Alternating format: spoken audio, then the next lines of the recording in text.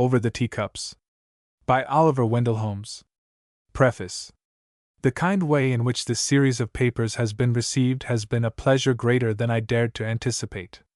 I felt that I was a late comer in the midst of a crowd of ardent and eager candidates for public attention, that I had already had my day, and that if, like the unfortunate Frenchman we used read about, I had come again, I ought not to be surprised if I received the welcome of Monsieur Tonson. It has not proved so. My old readers have come forward in the pleasantest possible way and assured me that they were glad to see me again. There is no need, therefore, of apologies or explanations. I thought I had something left to say, and I have found listeners. In writing these papers I have had occupation and kept myself in relation with my fellow beings. New sympathies, new sources of encouragement, if not of inspiration, have opened themselves before me and cheated the least promising season of life of much that seemed to render it dreary and depressing. What particularly pleased me has been the freedom of criticisms which I have seen from disadvantageous comparisons of my later with my earlier writings. I should like a little rest from literary work before the Requiescat ensures my repose from earthly labors, but I will not be rash enough to promise that I will not even once again greet my old and new readers if the impulse becomes irresistible to renew a companionship which has been to me such a source of happiness. Beverly Farm, Mass., August, 1891. O. W. H. Over the Teacups. I. Introduction. This series of papers was begun in March, 1888. A single number was printed, when it was interrupted the course of events, and not resumed until nearly years later, in January 1890. The plan of the series was not formed in my mind when I wrote the number. In returning to my task I found that my original plan had shaped itself in the underground laboratory of my thought so that some changes had to be made in what I had written. As I proceeded, the slight story which formed a part of my program eloped itself without any need of much contrivance on my part. Given certain characters in a writer's conception, if they are real to him, as they ought to be, they will act in such or such a way, according to the law of their nature. It was pretty safe to assume that intimate relations would spring up between some members of our mixed company, and it was not rash conjecture that some of these intimacies might end in such attachment as would furnish us hints, at least, of a love story. As to the course of the conversations which would take place, very little could be guessed beforehand. Various subjects of interest would be likely to present themselves, without definite order, oftentimes abruptly and, as it would seem, capriciously. Conversation in such a mixed company as that of the Teacups is likely to be suggestive rather than exhaustive. Continuous discourse is better adapted to the lecture room than to the tea table. There is quite enough of it, I fear too much, in these pages. But the reader must take the reports of our talks as they were jotted down. A patchwork quilt is not like a piece of Gobelin tapestry, but it has its place and its use. Some will feel a temptation to compare these conversations with those earlier ones, and remark unamiably upon their difference. This is hardly fair, and is certainly not wise. They are produced under very different conditions, and betray that fact in every line. It is better to take them by themselves, and if my reader finds anything to please or profit from, I shall be contented, and he, I feel sure, will not be ungrateful. The readers who take up this volume may recollect a series of conversations held many years ago over the breakfast table, and reported for their more or less profitable entertainment. Those were not very early breakfasts at which the talks took place, but at any rate the sun was rising, and the guests had not as yet tired themselves with the labors of the day. The morning cup of coffee has an exhilaration about it which the cheering influence of the afternoon or evening cup of tea cannot be expected to reproduce. The toils of the forenoon, the heats of midday, in the warm season, the slanting light of the descending sun, or the sober translucency of twilight have subdued the vivacity of the early day.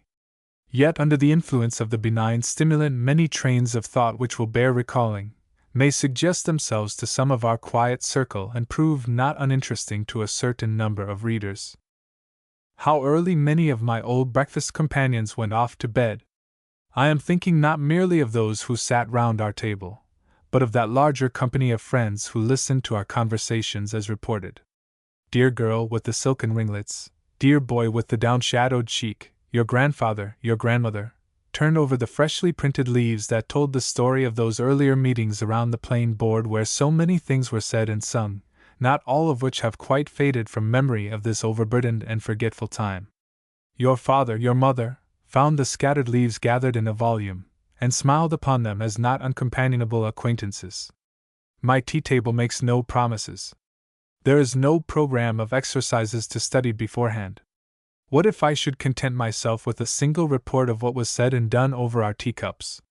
Perhaps my young reader would be glad to let me off, for there are talkers enough who have not yet left their breakfast tables, and nobody can blame the young people for preferring the thoughts and the language of their own generation, with all its future before it, to those of their grandfathers' contemporaries. My reader, young or old, will please to observe that I have left myself entire freedom as to the sources of what may be said over the teacups. I have not told how many cups are commonly on the board, but by using the plural I have implied that there is at least one other talker or listener beside myself, and for all that appears there may be a dozen. There will be no regulation length to my reports, no attempt to make out a certain number of pages. I have no contract to fill so many columns, no pledge to contribute so many numbers. I can stop on this first page if I do not care to say anything more, and let this article stand by itself if so minded. What a sense of freedom it gives not to write by the yard or the column! When one writes for an English review or magazine at so many guineas a sheet, the temptation is very great to make one's contribution cover as many sheets as possible. We all know the metallic taste of articles written under this powerful stimulus. If Bacon's essays had been furnished by a modern hand to the Quarterly Review, at 50 guineas a sheet, what a great book it would have taken to hold them! The first thing which suggests itself to me, as I contemplate my slight project, is the liability of repeating in the evening what I may have said in the morning in one form or another, and printed in these or other pages. When it suddenly flashes into the consciousness of a writer who had been long before the public. Why, I have said all that once or oftener in my books or essays, and here it is again, the same old thought, the same old image, the same old story. It irritates him, and is likely to stir up the monosyllables of his unsanctified vocabulary. He sees in imagination 1,000 readers, smiling or yawning as they say to themselves, "We have had all that before," and turn to another writer's performance for something not quite so stale and superfluous. This is what the writer says to himself about the reader. The idiot! Does the simpleton really think that everybody has read all he has written?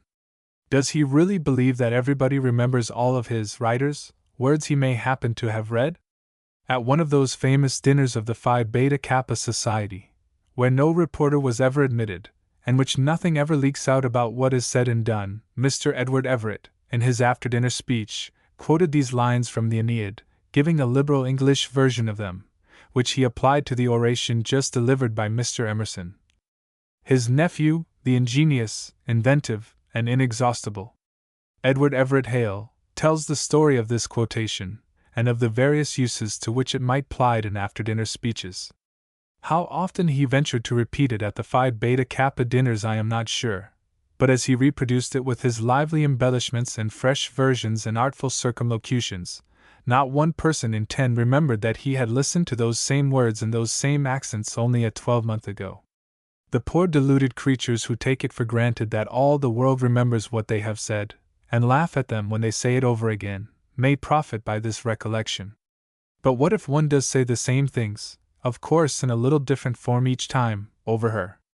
If he has anything to say worth saying, that is just what he ought to do. Whether he ought to or not, it is very certain that this is what all who write much or speak much necessarily must and will do.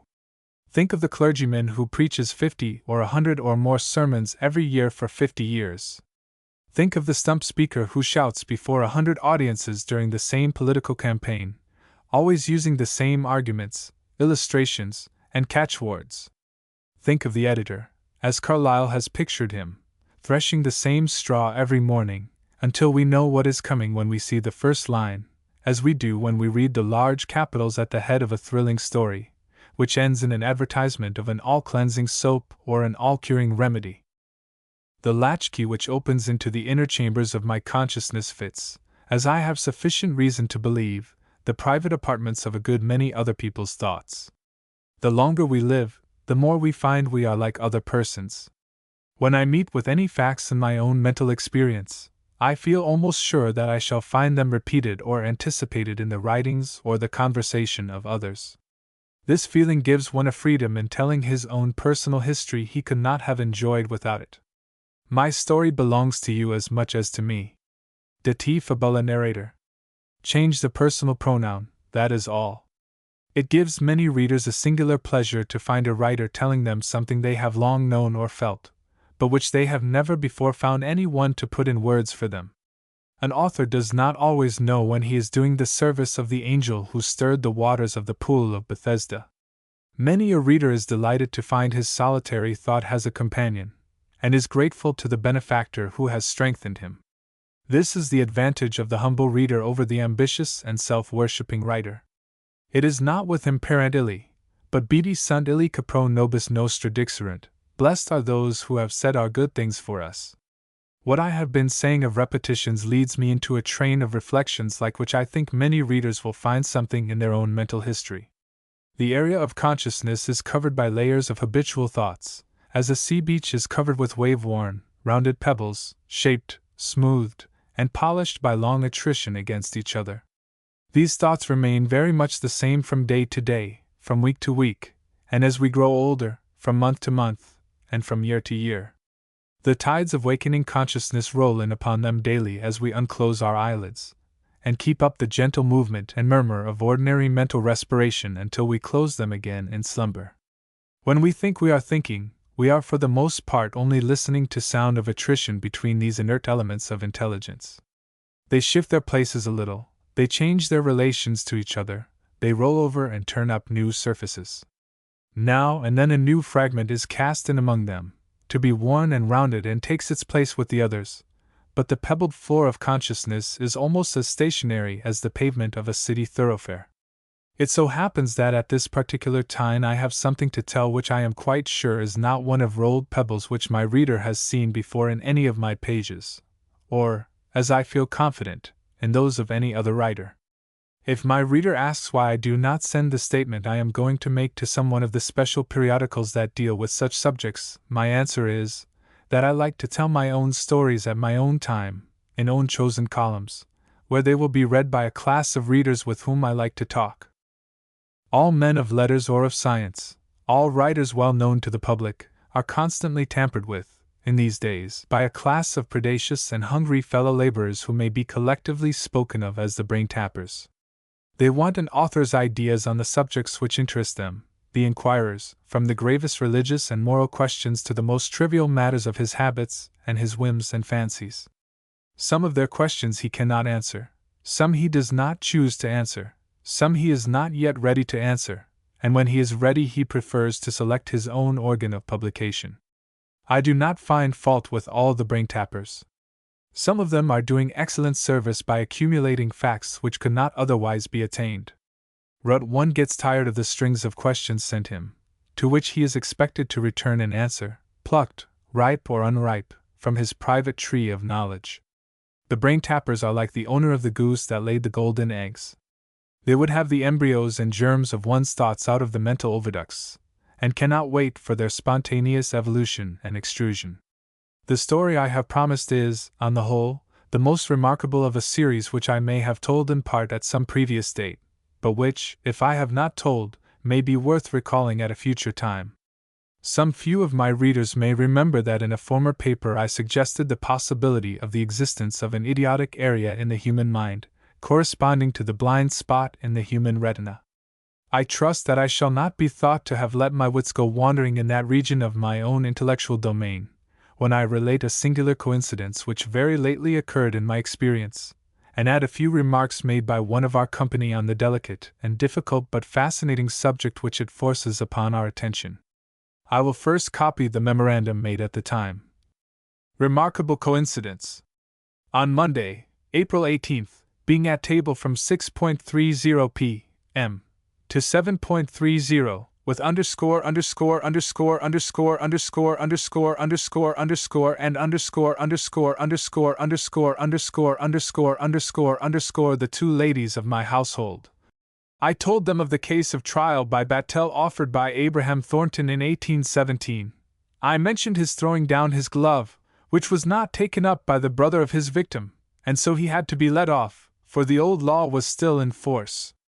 I mentioned that Abraham Thornton was said to have come to this country, and I added, he may be living near us, for aught that I know. I rose from the table, and found an English letter waiting for me, left while I sat at dinner. A copy the first portion of this letter. 20 Alfred Place, West, near Museum, South Kensington, London, S. W. April 7, 1887. Dr. O. W. Holmes. Dear Sir, in traveling, the other day, I met with a reprint of the very interesting case of Thornton for murder, 1817. The prisoner pleaded successfully the old wager of Battelle. I thought you would like to read the account, and send it with this. Yours faithfully, Fred. Rathbone. Mr. Rathbone is a well-known dealer in old Wedgwood and 18th-century art. As a friend of my hospitable entertainer, Mr. Willett, he had shown me many attentions in England, but I was not expecting any communication from him, and when, fresh from my conversation, I found this letter just arrived by mail, and left while I was at table, and on breaking the seal read what I had a few moments before been telling, I was greatly surprised, and immediately made a note of the occurrence, as given above. I had long been familiar with all the details of this celebrated case, but had not referred to it, so far as I can remember, for months or years. I know of no train of thought which led me to speak of it on that particular day. I had never alluded to it before in that company, nor had I ever spoken of it with Mr. Rathbone. I told this story over our teacups. Among the company at the table is a young English girl. She seemed to be amused by the story. Fancy, she said. How very, very odd! It was a striking and curious coincidence, said the professor who was with us at the table. As remarkable as 2 teaspoons in 1 saucer, was the comment of a college youth who happened to be one of the company. But the member of our circle whom the reader will hereafter know as Number 7, began stirring his tea in a nervous sort of way, and I knew that he was getting ready to say something about the case. An ingenious man he is, with a brain like a tinderbox, its contents catching at any spark that is flying about. I always like to hear what he says when his tinder brain has a spark fall into it. It does not follow that because he is often wrong he may not sometimes be right, for he is no fool. He treated my narrative very seriously. The reader need not be startled at the new terms he introduces. Indeed, I am not quite sure that some thinking people will not adopt his view of the matter, which seems to have a degree of plausibility as he states and illustrates it. The impulse which led you to tell that story passed directly from the letter, which came charged from the cells of the cerebral battery of your correspondent. The distance at which the action took place, the letter was left on a shelf 24 feet from the place where I was sitting, shows this charge to have been of notable intensity. Brain action through space without material symbolism, such as speech, expression, etc., is analogous to electrical induction. Charge the prime conductor of an electrical machine, and a gold-leaf electrometer, far off from it, will at once be disturbed. Electricity, as we all know, can be stored and transported as if it were a measurable fluid. Your incident is a typical example of cerebral induction from a source containing stored cerebricity. I use this word, not to be found in my dictionaries, as expressing the brain cell power corresponding to electricity. Think how long it was before we had attained any real conception of the laws that govern the wonderful agent, which now works in harness with the other trained and subdued forces. It is natural that cerebricity should be the last of the unweighable agencies to be understood. The human eye had seen heaven and earth and all that in them is before it saw itself as our instruments enable us to see it. This fact of yours, which seems so strange to you, belongs to a great series of similar facts familiarly known now to many persons, and before long to be recognized as generally as those relating to the electric telegraph and the slaving dynamo. What? You cannot conceive of a charge of cerebricity fastening itself on a letter sheet and clinging to it for weeks, while it was shuffling about in mail bags, rolling over the ocean, and shaken up in railroad cars? And yet the odor of a grain of musk will hang round a note or address for a lifetime. Do you not remember what Professor Silliman says, in that pleasant journal of his, about the little ebony cabinet which Mary, Queen of Scots, brought with her from France, how its drawers still exhaled the sweetest perfumes? If they could hold their sweetness for more than 200 years, why should not a written page retain for a week or a month the equally mysterious effluence poured over it from the thinking marrow, and diffuse its vibrations to another excitable nervous center? I have said that although our imaginative friend is given to wild speculations, he is not always necessarily wrong.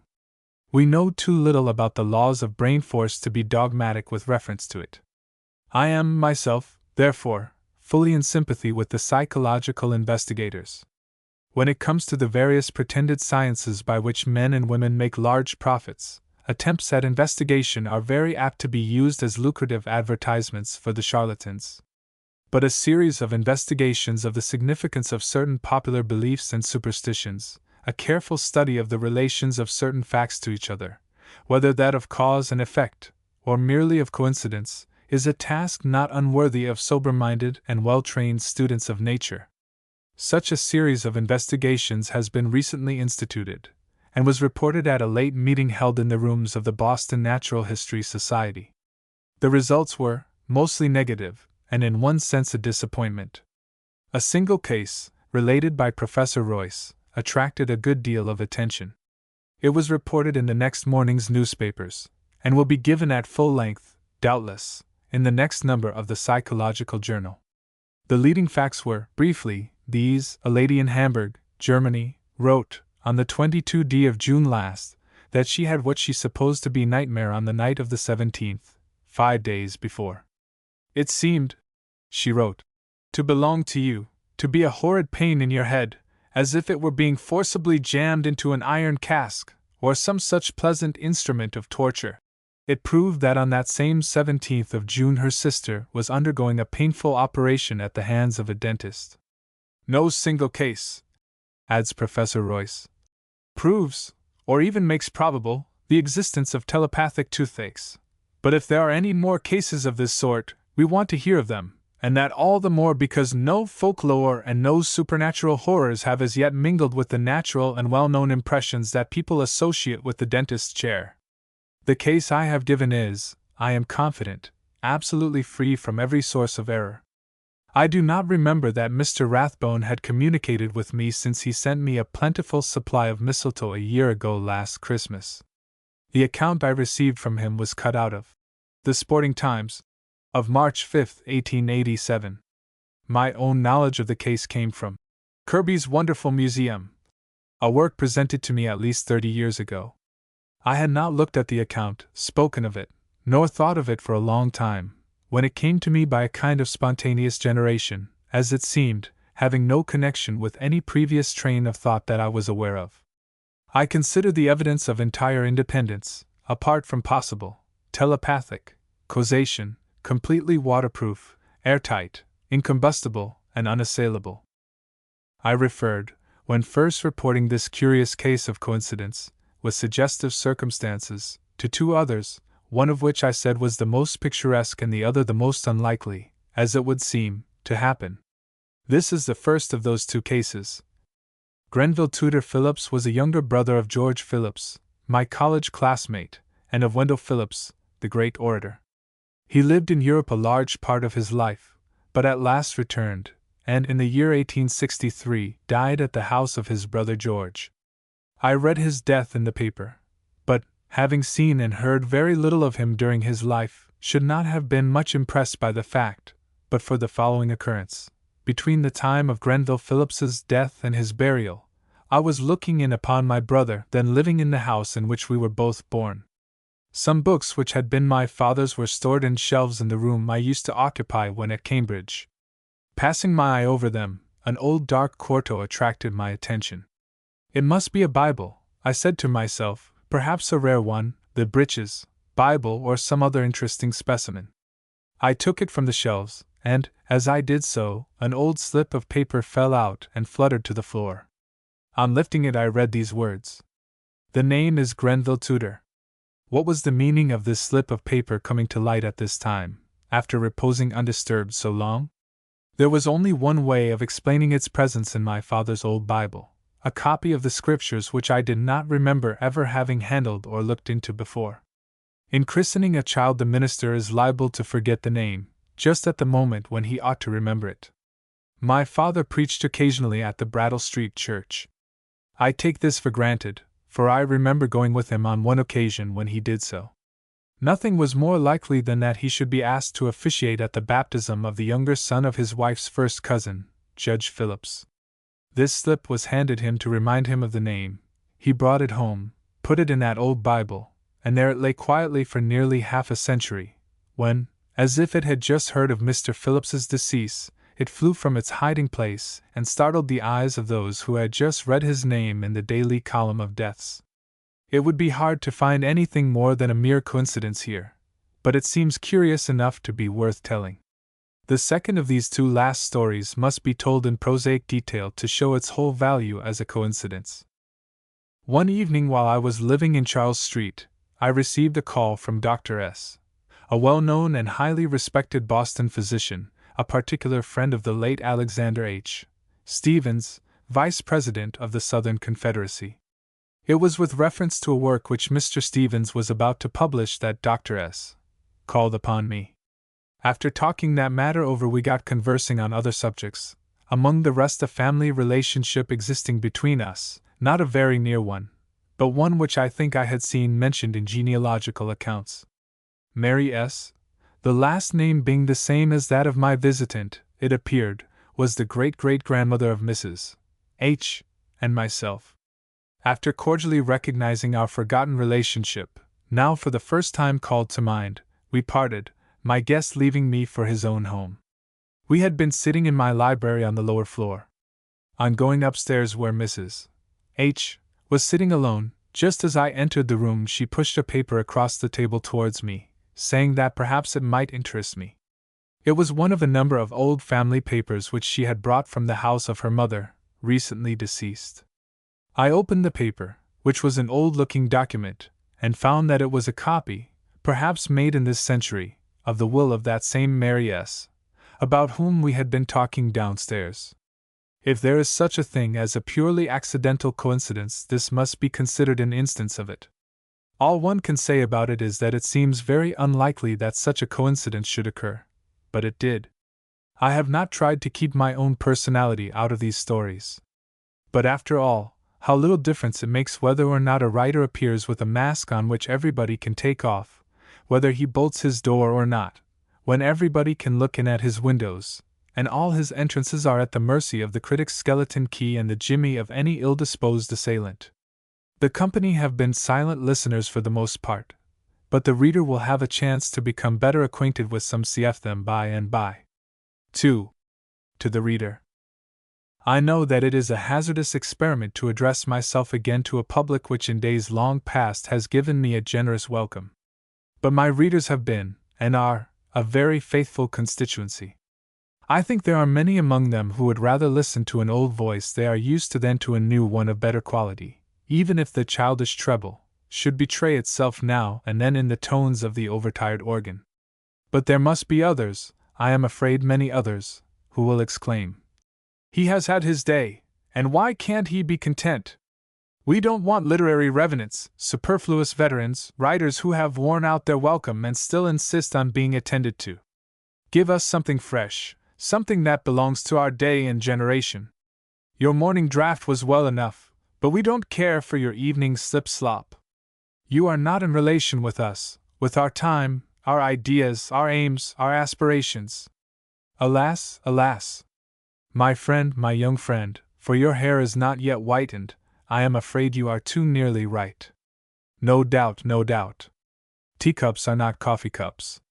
They do not hold so much. Their pallid infusion is but a feeble stimulant compared with the black decoction served at the morning board. And so, perhaps, if wisdom like yours were compatible with years like mine, I should drop my pen and make no further attempts upon your patience. But suppose that a writer who has reached and passed the natural limit of serviceable years feels that he has some things which he would like to say, and which may have an interest for a limited class of readers, is he not right in trying his powers and calmly taking the risk of failure? Does it not seem rather lazy and cowardly, because he cannot beat his record, or even come up to the level of what he has done in his prime, to shrink from exerting his talent, such as it is, now that he has outlived the period of his greatest vigor?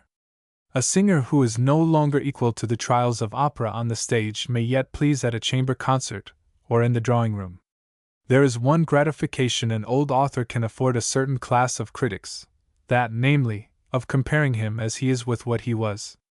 It is a pleasure to mediocrity to have its superiors brought within range, so to speak, and if the ablest of them will only live long enough, and keep on writing, there is no popgun that cannot reach him. But I fear that this is an unamiable reflection, and I am at this time in a very amiable mood. I confess that there is something agreeable to me in renewing my relations with the reading public. Were it but a single appearance, it would give me a pleasant glimpse of the time when I was known as a frequent literary visitor. Many of my readers, if I can lure any from the pages of younger writers, will prove to be the children, or the grandchildren, of those whose acquaintance I made something more than a whole generation ago. I could depend on a kind welcome from my contemporaries, my coevals. But where are those contemporaries? Ay de me! As Carlyle used to exclaim, ah dear me! As our old women say, I look round for them, and see only their vacant places. The old vine cannot unwind its tendrils. The branch falls with the decay of its support, and must cling to the new growths around it, if it would not lie helpless in the dust. This paper is a new tendril, feeling its way, as it best may, to whatever it can wind around. The thought of finding here and there an old friend, and making, it may be, once in a while a new one, is very grateful to me. The chief drawback to the pleasure is the feeling that I am submitting to that inevitable exposure which is the penalty of authorship in every form. A writer must make up his mind to the possible rough treatment of the critics, who swarm like bacteria whenever there is any literary material on which they can feed. I have had as little to complain of as most writers, yet I think it is always with reluctance that one encounters the promiscuous handling which the products of the mind have to put up with, as much as the fruit and provisions in the market stalls. I had rather be criticized, however, than criticize, that is, express my opinions in the public prints of other writers' work, if they are living, and can suffer, as I should often have to make them. There are enough, thank heaven, without me. We are literary cannibals, and our writers live on each other and each other's productions to a fearful extent. What the mulberry leaf is to the silkworm, the author's book, treatise, essay, poem, is to the critical larvae that feed upon it. It furnishes them with food and clothing. The process may not be agreeable to the mulberry leaf or to the printed page, but without it the leaf would not have become the silk that covers the empress's shoulders, and but for the critic the author's book might never have reached the scholar's table. Scribblers will feed on each other, and if we insist on being scribblers we must consent to be fed on. We must try to endure philosophically what we cannot help, and ought not, I suppose, to wish to help. It is the custom at our table to vary the usual talk, by the reading of short papers, in prose or verse by one or more of the teacups, as we are in the habit of calling those who make up our company. 30 years ago, one of our present circle, Teacup number 2, the professor, read a paper on old age, at a certain breakfast table, where he was in the habit of appearing. That paper was published at the time, and has since seen the light in other forms. He did not know so much about old age then as he does now, and would doubtless write somewhat differently if he took the subject up again. But I found that it was the general wish that another of our company should let us hear what he had to say about it. I received a polite note, requesting me to discourse about old age, inasmuch as I was particularly well qualified by my experience to write in an authoritative way concerning it. The fact is that I, for it is myself who am speaking, have recently arrived at the age of 80 years and 20, 80 years we may otherwise call it. In the arrangement of our table, I am teacup number 1, and I may as well say that I am often spoken of as the dictator. There is nothing invidious in this, as I am the oldest of the company, and no claim is less likely to excite jealousy than that of priority of birth. I received congratulations on reaching my 80th birthday, not only from our circle of teacups, but from friends, near and distant, in large numbers. I tried to acknowledge these kindly missives with the aid of a most intelligent secretary, But I fear that there were gifts not thanked for, and tokens of goodwill not recognized. Let any neglected correspondent be assured that it was not intentionally that he or she was slighted. I was grateful for every such mark of esteem, even for the telegram from an unknown friend in a distant land, for which I cheerfully paid the considerable charge which the sender doubtless knew it would give me pleasure to disburse for such an expression of friendly feeling. I will not detain the reader any longer from the essay I have promised. This is the paper read to the Teacups. It is in a Song of Moses that we find the words, made very familiar to us by the Episcopal burial service, which placed the natural limit on life at 60 years and 10, with an extra 10 years for some of a stronger constitution than the average. Yet we are told that Moses himself lived to be 120 years old, and that his eye was not dim nor his natural strength abated. This is hard to accept literally, but we need not doubt that he was very old, and in remarkably good condition for a man of his age. Among his followers was a stout old captain, Caleb, the son of Jephunneh. This ancient warrior speaks of himself in these brave terms. Lo, I am this day 65 years old. As yet I am as strong this day as I was in the day that Moses sent me, as my strength was then, even so is my strength now, for war, both to go out and to come in. It is not likely that anybody believed his brag about his being as good a man for active service at 85 as he was at 40, when Moses sent him out to spy the land of Canaan. But he was, no doubt, lusty and vigorous for his years, and ready to smite the Canaanites hip and thigh, and drive them out, and take possession of their land, as he did forthwith, when Moses gave him leave. Grand old men there were, 3,000 years ago. But not all octogenarians were like Caleb, the son of Jephunneh. Listen to poor old Barzillai, and hear him piping. I am this day 80 years old, and can I discern between good and evil? Can thy servant taste what I eat or what I drink? Can I hear any more the voice of singing men and singing women? Wherefore, then, should thy servant be yet a burden unto my lord the king?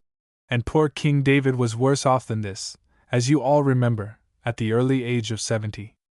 30 centuries do not seem to have made any very great difference in the extreme limits of life. Without pretending to rival the alleged cases of life prolonged beyond the middle of its 2nd century, such as those of Henry Jenkins and Thomas Parr, we can make a good showing of centenarians and nonagenarians.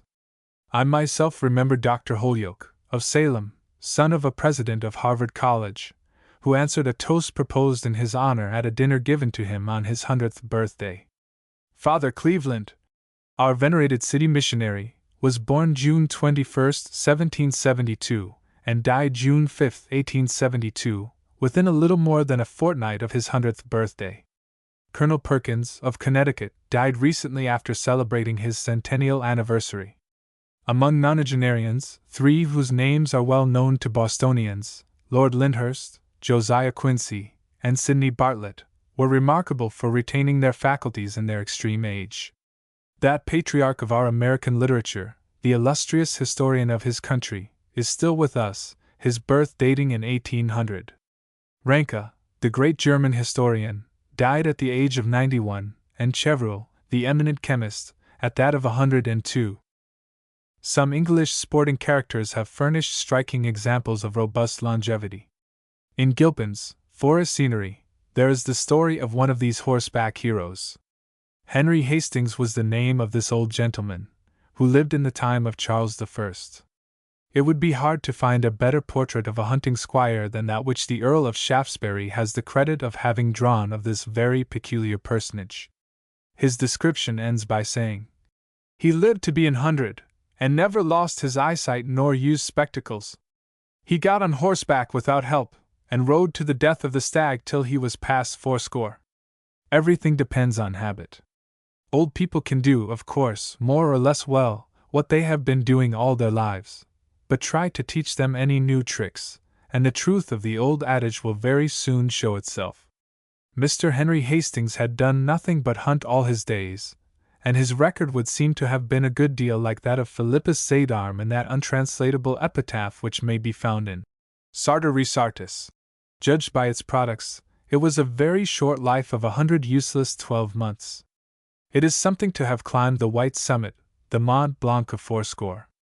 A small number only of mankind ever see their 80th anniversary.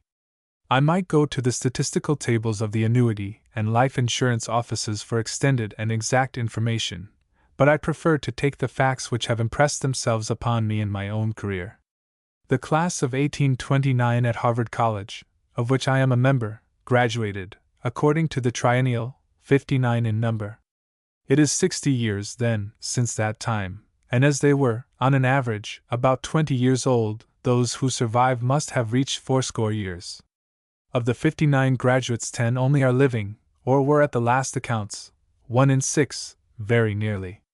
In the first 10 years after graduation, our third decade, when we were between 20 and 30 years old, we lost 3 members, about 1 in 20. Between the ages of 30 and 40, 8 died, 1 in 7 of those the decade began with. From 40 to 50, only 2, or 1 in 24. From 50 to 68, or 1 in 6.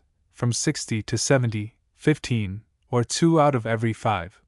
From 70 to 80, 12, or 1 in 2. The greatly increased mortality which began with our 7th decade went on steadily increasing. At 60 we come within range of the rifle pits. To borrow an expression from my friend Weir Mitchell, our eminent classmate, the late Professor Benjamin Pierce, showed by numerical comparison that the men of superior ability outlasted the average of their fellow graduates. He himself lived a little beyond his 70 years. James Freeman Clarke almost reached the age of 80. The 8th decade brought the fatal year for Benjamin Robbins Curtis, the great lawyer, who was one of the judges of the Supreme Court of the United States, for the very able Chief Justice of Massachusetts, George Tyler Bigelow, and for that famous wit and electric center of social life, George T. Davis. At the last annual dinner, every effort was made to bring all the survivors of the class together. 6 of the 10 living members were there, 6 old men in the place of the 30 or 40 classmates who surrounded the long, oval table in 1859, when I asked, "Has there any old fellow got mixed with the boys?" 11 boys whose tongues were as the vibrating leaves of the forest, whose talk was like the voice of many waters, whose laugh was as the breaking of mighty waves upon the seashore. Among the 6 at our late dinner was our first scholar, the thoroughbred and accomplished engineer who held the city of Lawrence in his brain before it spread itself out along the banks of the Merrimack. There, too, was the poet whose national hymn, "My country, 'tis of thee," is known to more millions, and dearer to many of them, than all the other songs written since the Psalms of David. 4 of our 6 were clergymen. The engineer and the present writer completed the list. Were we melancholy? Did we talk of graveyards and epitaphs? No, we remembered our dead tenderly, serenely, feeling deeply what we had lost in those who but a little while ago were with us. How could we forget James Freeman Clarke, that man of noble thought and vigorous action, who pervaded this community with his spirit, and was felt through all its channels as are the light and the strength that radiate through the wires which stretch above us? It was a pride and a happiness to have such classmates as he was to remember. We were not the moping, complaining graybirds that many might suppose we must have been. We had been favored with the blessing of long life. We had seen the drama well into its 5th act. The sun still warmed us, the air was still grateful and life-giving. But there was another underlying source of our cheerful equanimity, which we could not conceal from ourselves if we had wished to do it. Nature's kindly anodyne is telling upon us more and more with every year. Our old doctors used to give an opiate which they called the black drop. It was stronger than laudanum, and in fact, a dangerously powerful narcotic. Something like this is that potent drug in nature's pharmacopoeia which she reserves for the time of need, the later stages of life. She commonly begins administering it at about the time of the grand climacteric, the 9th septennial period, the 63rd year. More and more freely she gives it, as the years go on, to her gray-haired children, until, if they last long enough, every faculty is benumbed, and they drop off quietly into sleep under its benign influence. Do you say that old age is unfeeling? It has not vital energy enough to supply the waste of the more exhausting emotions. Old men's tears, which furnish the mournful title to Joshua Scottle's Lamentations, do not suggest the deepest grief conceivable. A little breath of wind brings down the raindrops which have gathered on the leaves of the tremulous poplars. A very slight suggestion brings the tears from Marlborough's eyes, but they are soon over, and he is smiling again as an illusion carries him back to the days of Blenheim and Malplaquet. Envy not the old man the tranquility of his existence, nor yet blame him if it sometimes looks like apathy. Time, the inexorable, does not threaten him with the scythe so often as with the sandbag. He does not cut, but he stuns and stupefies. One's fellow mortals can afford to be as considerate and tender with him as time and nature. There was not much boasting among us of our present or our past, as we sat together in the little room at the great hotel. A certain amount of self-deception is quite possible at 70 years and 10, but at 70 years and 20 nature has shown most of those who live to that age that she is earnest, and means to dismantle and have done with them in a very little while. As for boasting of our past, the laudator temporis acti makes but a poor figure in our time. Old people used to talk of their youth, as if there were giants in those days. We knew some tall men when we were young, but we can see a man taller than any one among them at the nearest dime museum. We had handsome women among us, of high local reputation, but nowadays we have professional beauties who challenge the world to criticize them as boldly as Phryne ever challenged her Athenian admirers. We had fast horses, did not Old Blue trot a mile in 3 minutes? True, but there is a 3-year-old colt just put on the track who has done it in a little more than 2/3 of that time. It seems as if the material world had been made over again since we were boys. It is but a short time since we were counting up the miracles we had lived to witness. The list is familiar enough: the railroad, the ocean steamer, photography, the spectroscope, the telegraph, telephone, phonograph, anesthetics, electric illumination, with such lesser wonders as the friction match, the sewing machine, and the bicycle. And now, we said, we must have come to the end of these unparalleled developments of the forces of nature. We must rest on our achievements. The 19th century is not likely to add to them. We must wait for the 20th century. Many of us, perhaps most of us, felt in that way. We had seen our planet furnished by the art of man with a complete nervous system, a spinal cord beneath the ocean, secondary centers, ganglions, in all the chief places where men are gathered together, and ramifications extending throughout civilization. All at once, by the side of this talking and light-giving apparatus, we see another wire stretched over our heads, carrying force to a vast metallic muscular system, a slender cord conveying the strength of 100 men, of a score of horses, of a team of elephants. The lightning is tamed and harnessed, the thunderbolt has become a common carrier. No more surprises in this century. A voice whispers, "What next?" It will not do for us to boast about our young days and what they had to show. It is a great deal better to boast of what they could not show, and strange as it may seem, there is a certain satisfaction in it. In these days of electric lighting, when you have only to touch a button and your parlor or bedroom is instantly flooded with light, it is a pleasure to revert to the era of the tinderbox, the flint and steel, and the brimstone match. It gives me an almost proud satisfaction to tell how we used, when those implements were not at hand or not employed, to light our whale oil lamp by blowing the live coal held against the wick, often swelling our cheeks and reddening our faces until we were on the verge of apoplexy. I love to tell of our stagecoach experiences, of our sailing packet voyages, of the semi-barbarous destitution of all modern comforts and conveniences through which we bravely lived and came out the estimable personages you find us. Think of it! All my boyish shooting was done with a flintlock gun. The percussion lock came to me as one of those newfangled notions people had just got hold of. We ancients can make a grand display of minus quantities in our reminiscences, and the figures look almost as well as if they had the plus sign before them. I am afraid that old people found life rather a dull business in the time of King David and his rich old subject and friend, Barzillai, who, poor man, could not have read a wicked novel, nor enjoyed a symphony concert, if they had had those luxuries in his day. There were no pleasant firesides, for there were no chimneys.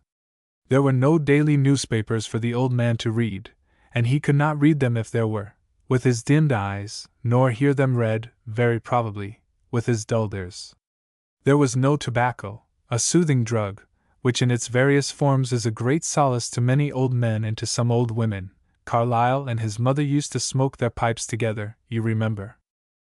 Old age is infinitely more cheerful, for intelligent people at least, than it was 2,000 or 3,000 years ago. It is our duty, so far as we can, to keep it so. There will always be enough about it that is solemn, and more than enough, alas! That is saddening. But how much there is in our times to lighten its burdens! If they that look out at the windows be darkened, the optician is happy to supply them with eyeglasses for use before the public, and spectacles for their hours of privacy. If the grinders cease because they are few, they can be made many again by a third dentition, which brings no toothache in its train. By temperance and good habits of life, proper clothing, well-warmed, well-drained, and well-ventilated dwellings, and sufficient, not too much exercise, the old man of our time may keep his muscular strength in very good condition. I doubt if Mr. Gladstone, who is fast nearing his 80th birthday, would boast, in the style of Caleb, that he was as good a man with his axe as he was when he was 40, but I would back him, if the match were possible, for 100 shekels, against that overconfident old Israelite, to cut down and chop up a cedar of Lebanon. I know a most excellent clergyman, not far from my own time of life, whom I would pit against any old Hebrew rabbi or Greek philosopher of his years and weight, if they could return to the flesh, to run 1/4 of a mile on a good, level track. We must not make too much of such exceptional cases of prolonged activity.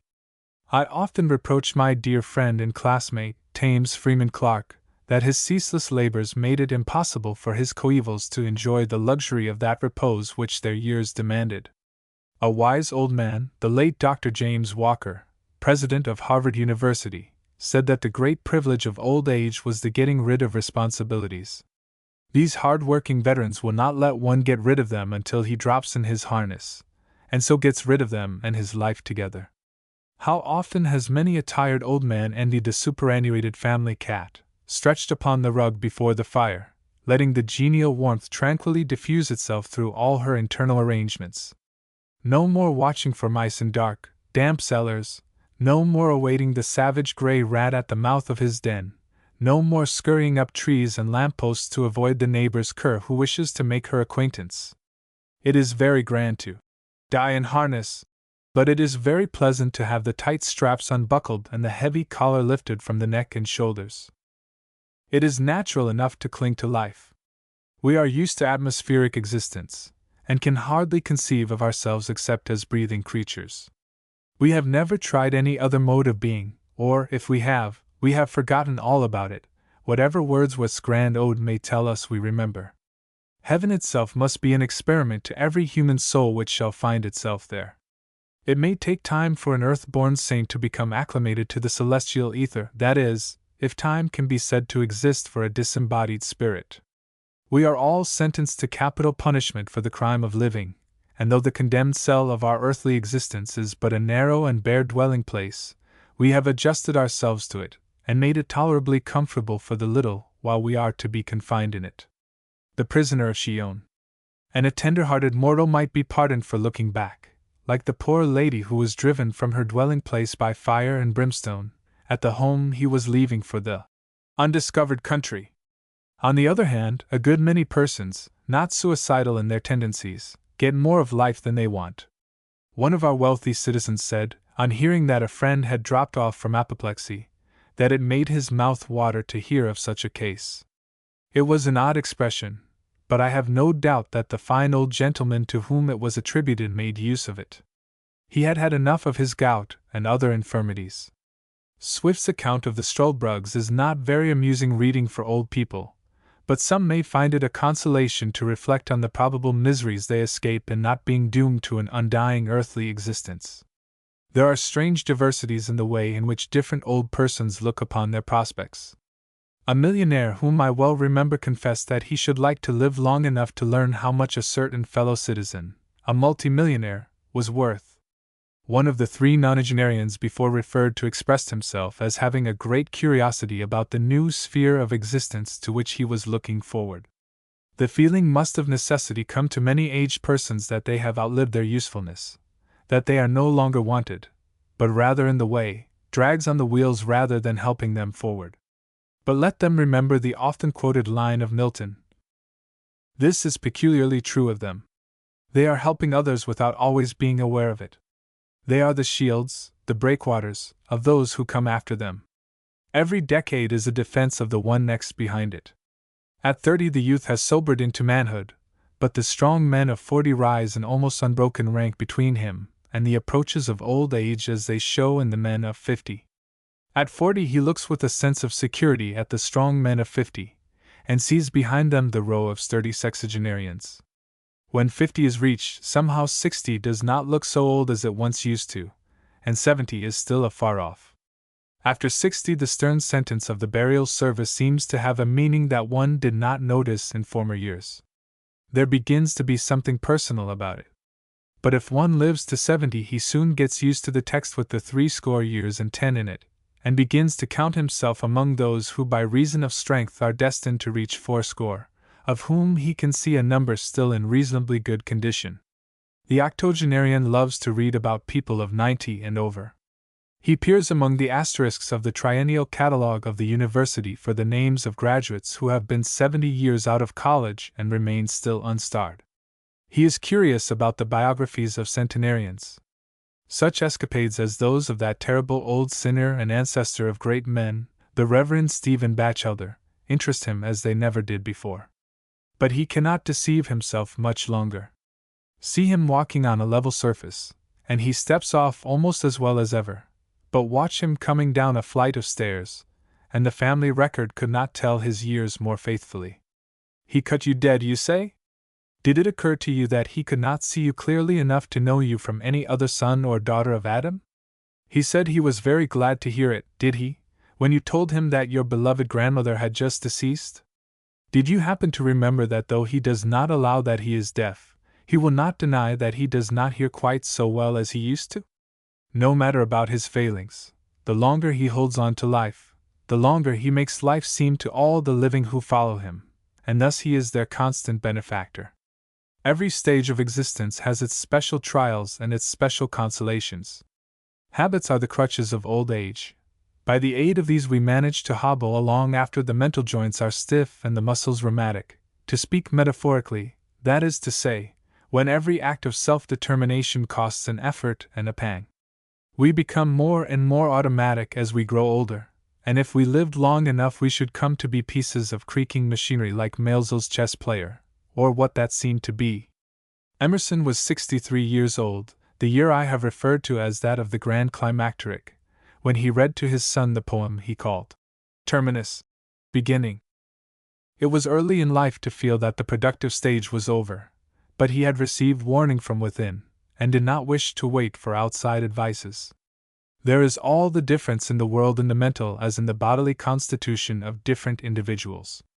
Some must take in sail, sooner, some later. We can get a useful lesson from the American and the English elms on our common. The American elms are quite bare, and have been so for weeks. They know very well that they are going to have storms to wrestle with. They have not forgotten the gales of September, and the tempests of the late autumn and early winter. It is a hard fight they are going to have, and they strip their coats off and roll up their shirt sleeves, and show themselves bare-armed and ready for the contest. The English elms are of a more robust build, and stand defiant, with all their summer clothing about their sturdy frames. They may yet have to learn a lesson of their American cousins, for notwithstanding their compact and solid structure they go to pieces in the great winds just as ours do. We must drop much of our foliage before winter is upon us.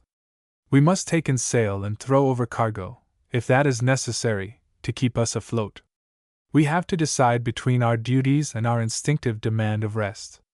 I can believe that some have welcomed the decay of their active powers because it furnished them with peremptory reasons for sparing themselves during the few years that were left them. Age brings other obvious changes besides the loss of active power. The sensibilities are less keen, the intelligence is less lively, as we might expect under the influence of that narcotic which nature administers.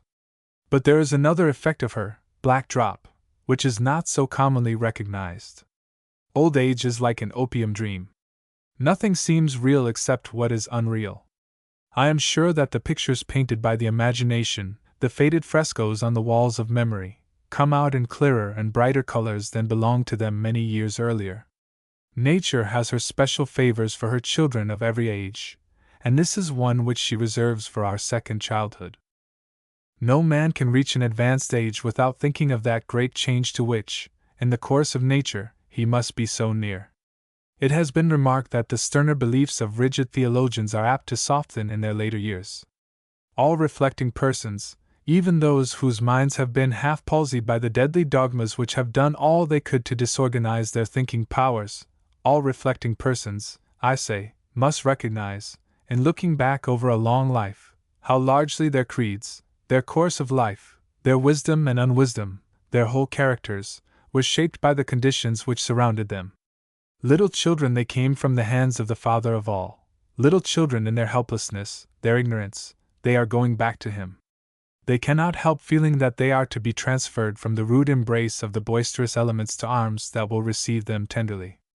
Poor planetary foundlings, they have known hard treatment at the hands of the brute forces of nature, from the control of which they are soon to be set free. There are some old pessimists, it is true, who believe that they and a few others are on a raft, and that the ship which they have quitted, holding the rest of mankind, is going down with all on board. It is no wonder that there should be such when we remember what have been the teachings of the priesthood through long series of ignorant centuries. Every age has to shape the divine image it worships over again. The present age and our own country are busily engaged in the task at this time. We unmake presidents and make new ones. This is an apprenticeship for a higher task. Our doctrinal teachers are unmaking the deity of the Westminster Catechism and trying to model a new one, with more of modern humanity and less of ancient barbarism in his composition. If Jonathan Edwards had lived long enough, I have no doubt his creed would have softened into a kindly, humanized belief. Some 20 or 30 years ago, I said to Longfellow that certain statistical tables I had seen went to show that poets were not a long-lived race. He doubted whether there was anything to prove they were particularly short-lived. Soon after this, he handed me a list he had drawn up. I cannot lay my hand upon it at this moment, but I remember that Metastasio was the oldest of them all. He died at the age of 84. I have had some tables made out, which I have every reason to believe are correct so far as they go. From these, it appears that 20 English poets lived to the average age of 56 years and a little over. The 8 American poets on the list average 73.5, nearly, and they are not all dead yet. The list, including Greek, Latin, Italian, and German poets, with American and English, gave an average of a little over 62 years. Our young poets need not be alarmed. They can remember that Bryant lived to be 83 years old, that Longfellow reached 75 and Halleck 77, while Whittier is living at the age of nearly 82. Tennyson is still writing at 80, and Browning reached the age of 77. Shall a man who in his younger days has written poetry, or what passed for it, continue to attempt it in his later years? Certainly, if it amuses or interests him, no one would object to his writing in verse as much as he likes. Whether he should continue to write for the public is another question. Poetry is a good deal a matter of heartbeats, and the circulation is more languid in the later period of life. The joints are less supple, the arteries are more or less ossified. Something like these changes has taken place in the mind. It has lost the flexibility, the plastic docility, which it had in youth and early manhood, when the gristle had but just become hardened into bone. It is the nature of poetry to writhe itself along through the tangled growths of the vocabulary, as a snake winds through the grass, in sinuous, complex, and unexpected curves, which crack every joint that is not supple as india rubber. I had a poem that I wanted to print just here. But after what I have this moment said, I hesitated, thinking that I might provoke the obvious remark that I exemplified the unfitness of which I had been speaking. I remembered the advice I had given to a poetical aspirant not long since, which I think deserves a paragraph to itself. My friend, I said, I hope you will not write in verse. When you write in prose, you say what you mean. When you write in rhyme, you say what you must. Should I send this poem to the publishers, or not? I did not ask some, or others. Perhaps I should have thought it best to keep my poem to myself and the few friends for whom it was written. All at once, my daimon, That other me over whom I button my waistcoat when I button it over my own person, put it into my head to look up the story of Madame Saki. She was a famous danseuse, who danced Napoleon in and out, and several other dynasties besides. Her last appearance was at the age of 76, which is rather late in life for the tight-rope, one of her specialties. Jules Janin mummified her when she died in 1866, at the age of 80. He spiced her up in his eulogy as if she had been the queen of a modern pharaoh. His foamy and flowery rhetoric put me into such a state of good nature that I said, I will print my poem, and let the critical Gil Blas handle it as he did the Archbishop's sermon, or would have done, if he had been a writer for the Salamanca Weekly. It must be premised that a very beautiful loving cup was presented to me on my recent birthday, by 11 ladies of my acquaintance. This was the most costly and notable of all the many tributes I received, and for which in different forms I expressed my gratitude. 3. After the reading of the paper which was reported in the preceding number of this record, the company fell into talk upon the subject with which it dealt. The mistress. I could have wished you had said more about the religious attitude of old age as such. Surely the thoughts of aged persons must be very much taken up with the question of what is to become of them. I should like to have the dictator explain himself a little more fully on this point. My dear madam, I said, it is a delicate matter to talk about. You remember Mr. Calhoun's response to the advances of an overzealous young clergyman who wished to examine him as to his outfit for the long journey. I think the relations between man and his Maker grow more intimate, more confidential, if I may say so, with advancing years. The old man is less disposed to argue about special matters of belief, and more ready to sympathize with spiritually minded persons without anxious questioning as to the fold to which they belong. That kindly judgment which he exercises with regard to others he will, naturally enough, apply to himself. The caressing tone in which the Emperor Hadrian addresses his soul is very much like that of an old person talking with a grandchild or some other pet. How like the language of Catullus to Lesbia's sparrow! More and more the old man finds his pleasures in memory, as the present becomes unreal and dreamlike, and the vista of his earthly future narrows and closes in upon him. At last, if he live long enough, life comes to be little more than a gentle and peaceful delirium of pleasing recollections. To say, as Dante says, that there is no greater grief than to remember past happiness in the hour of misery is not giving the whole truth. In the midst of the misery, as many would call it, of extreme old age, there is often a divine consolation in recalling the happy moments and days and years of times long past. So beautiful are the visions of bygone delight that one could hardly wish them to become real, lest they should lose their ineffable charm. I can almost conceive of a dozing and dreamy centenarian saying to one he loves, "Go, darling, go! Spread your wings and leave me. So shall you enter that world of memory where all is lovely. I shall not hear the sound of your footsteps any more, but you will float before me, an aerial presence. I shall not hear any word from your lips, but I shall have a deeper sense of your nearness to me than speech can give. I shall feel, in my still solitude, as the ancient mariner felt when the seraph band gathered before him." I said that the lenient way in which the old look at the failings of others naturally leads them to judge themselves more charitably. They find an apology for their shortcomings and wrongdoings in another consideration.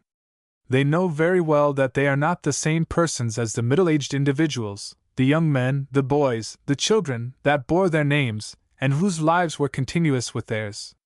Here is an old man who can remember the first time he was allowed to go shooting. What a remorseless young destroyer he was, to be sure! Wherever he saw a feather, wherever a poor little squirrel showed his bushy tail, bang! Went the old king's arm, and the feathers or the fur were set flying like so much chaff.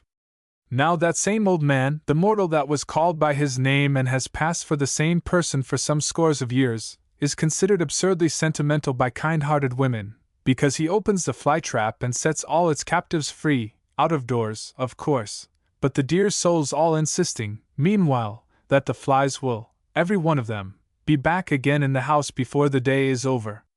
Do you suppose that venerable sinner expects to be rigorously called to account for the want of feeling he showed in those early years, when the instinct of destruction, derived from his forest-roaming ancestors, led him to acts which he now looks upon with pain and aversion?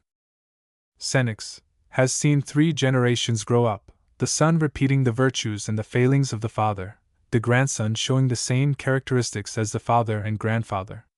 He knows that if such or such a young fellow had lived to the next stage of life, he would very probably have caught up with his mother's virtues, which, like a graft of a late fruit on an early apple or pear tree, do not ripen in her children until late in the season. He has seen the successive ripening of one quality after another on the boughs of his own life, and he finds it hard to condemn himself for faults which only needed time to fall off and be succeeded by better fruitage. I cannot help thinking that the recording angel not only drops a tear upon many a human failing, which blots it out forever, but that he hands many an old record book to the imp that does his bidding, and orders him to throw that into the fire instead of the sinner for whom the little wretch had kindled it. And pitched him in after it, I hope, said number 7, who is in some points as much of an optimist as any one among us, in spite of the squint in his brain, or in virtue of it, if you choose to have it so. I like Wordsworth's Matthew, said number 5, as well as any picture of old age I remember. Can you repeat it to us? Asked one of the teacups. I can recall 2 verses of it, said number 5, and she recited the 2 following ones. Number 5 has a very sweet voice. The moment she speaks, all the faces turn toward her. I don't know what its secret is, but it is a voice that makes friends of everybody. This was the way in which Wordsworth paid his tribute to A. The sweet voice left a trance-like silence after it, which may have lasted 20 heartbeats. Then I said, "We all thank you for your charming quotation. How much more wholesome a picture of humanity than such stuff as the author of the Night Thoughts has left us, or the author of Don Juan, telling us to look into. I hope I am quoting correctly, but I am more of a scholar in Wordsworth than in Byron. Was Parson Young's own heart such a hideous spectacle to himself? If it was, he had better have stripped off his surplice. No, it was nothing but the cant of his calling. In Byron it was a mood, and he might have said just the opposite thing the next day, as he did in his 2 descriptions of the Venus de Medici. That picture of old Matthew abides in the memory, and makes one think better of his kind. What nobler tasks has the poet than to exalt the idea of manhood, and to make the world we live in more beautiful? We have 2 or 3 young people with us who stand a fair chance of furnishing us the element without which life and tea-tables alike are wanting in interest. We are all, of course, watching them, and curious to know whether we are to have a romance or not. Here is one of them. Others will show themselves presently. I cannot say just how old the tutor is, but I do not detect a gray hair in his head. My sight is not so good as it was, however, and he may have turned the sharp corner of 30, and even have left it a year or 2 behind him. More probably he is still in the 20s, say 28 or 29. He seems young, at any rate, excitable, enthusiastic, imaginative, but at the same time reserved. I am afraid that he is a poet. When I say, I am afraid, you wonder what I mean by the expression. I may take another opportunity to explain and justify it. I will only say now that I consider the muse the most dangerous of sirens to a young man who has his way to make in the world. Now this young man, the tutor, has, I believe, a future before him. He was born for a philosopher, so I read his horoscope, but he has a great liking for poetry and can write well in verse. We have had a number of poems offered for our entertainment, which I have commonly been requested to read. There has been some little mystery about their authorship, but it is evident that they are not all from the same hand. Poetry is as contagious as measles, and if a single case of it break out in any social circle, or in a school, there are certain to be a number of similar cases, some slight, some serious, and now and then one so malignant that the subject of it should be put on a spare diet of stationery, say from 2 to 3 penfuls of ink and a half sheet of notepaper per diem. If any of our poetical contributions are presentable, the reader shall have a chance to see them. It must be understood that our company is not invariably made up of the same persons. The mistress, as we call her, is expected to be always in her place. I make it a rule to be present. The professor is almost as sure to be at the table as I am. We should hardly know what to do without number 5. It takes a good deal of tact to handle such a little assembly as ours, which is a republic on a small scale, for all that they give me the title of dictator, and number 5 is a great help in every social emergency. She sees when a discussion tends to become personal, and heads off the threatening antagonists. She knows when a subject has been knocking about long enough and dexterously shifts the talk to another track. It is true that I am the one most frequently appealed to as the highest tribunal in doubtful cases, but I often care more for number 5's opinion than I do for my own. Who is this number 5, so fascinating, so wise, so full of knowledge, and so ready to learn? She is suspected of being the anonymous author of a book which produced a sensation when published, not very long ago, and which those who read are very apt to read a second time, and to leave on their tables for frequent reference. But we have never asked her. I do not think she wants to be famous.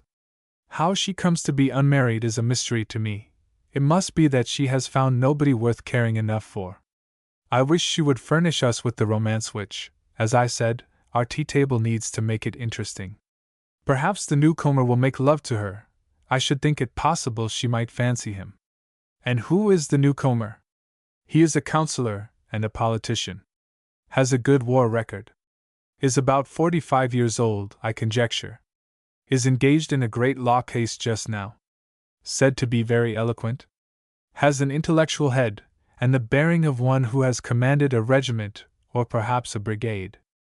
Altogether an attractive person, scholarly, refined, has some accomplishments not so common as they might be in the class we call gentlemen, with an accent on the word. There is also a young doctor, waiting for his bald spot to come, so that he may get into practice. We have 2 young ladies at the table, the English girl referred to in a former number, and an American girl of about her own age. Both of them are students in one of those institutions. I am not sure whether they call it an annex or not, but at any rate one of those schools where they teach the incomprehensible sort of mathematics and other bewildering branches of knowledge above the common level of high school education.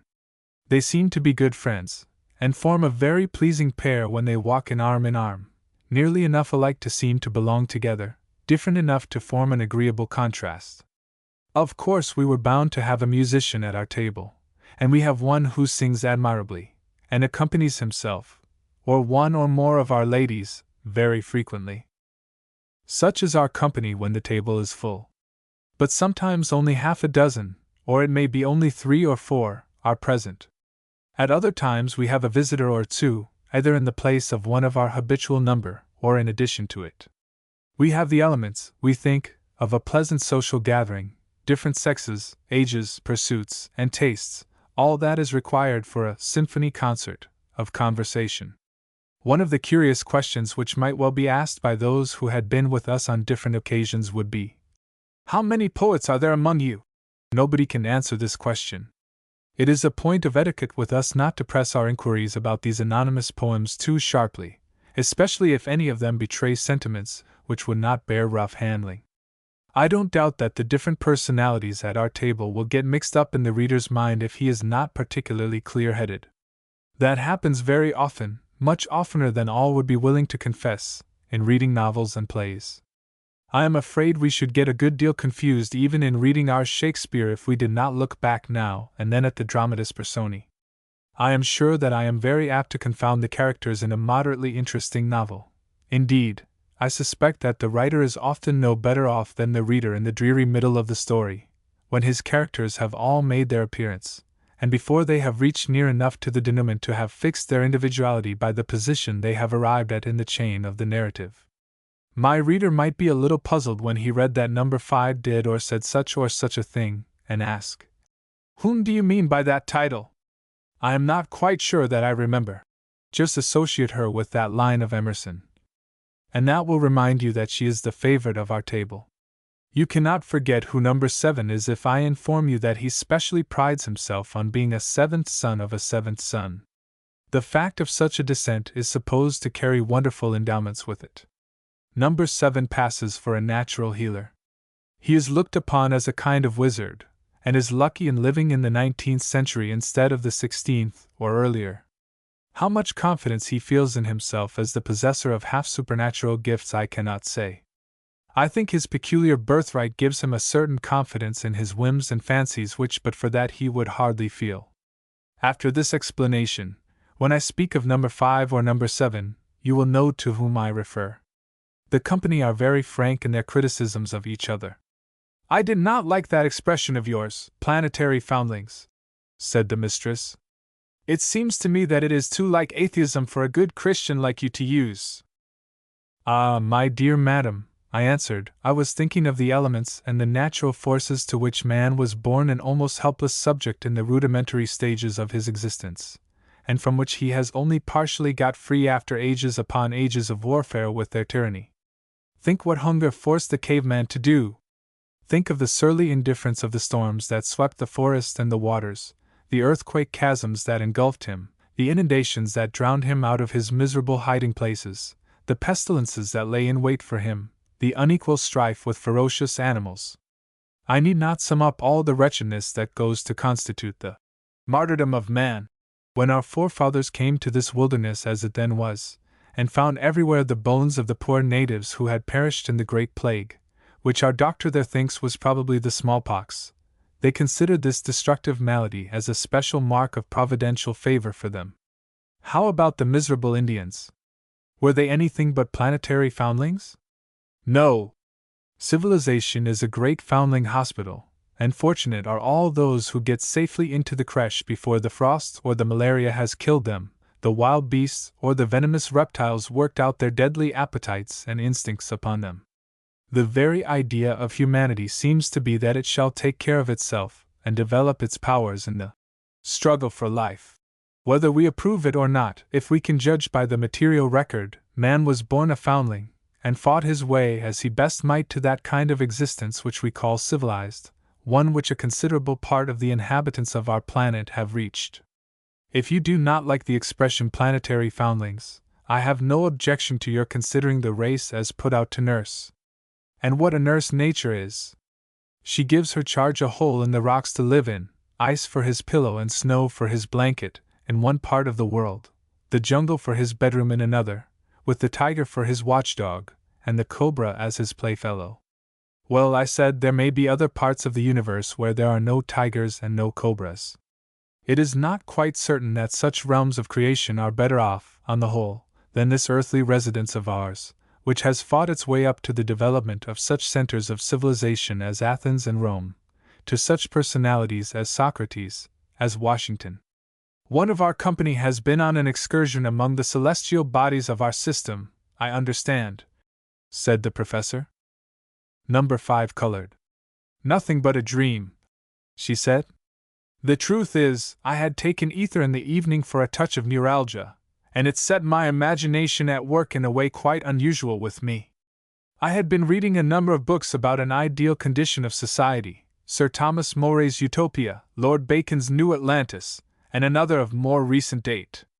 I went to bed with my brain a good deal excited, and fell into a deep slumber, in which I passed through some experiences so singular that, on awaking, I put them down on paper.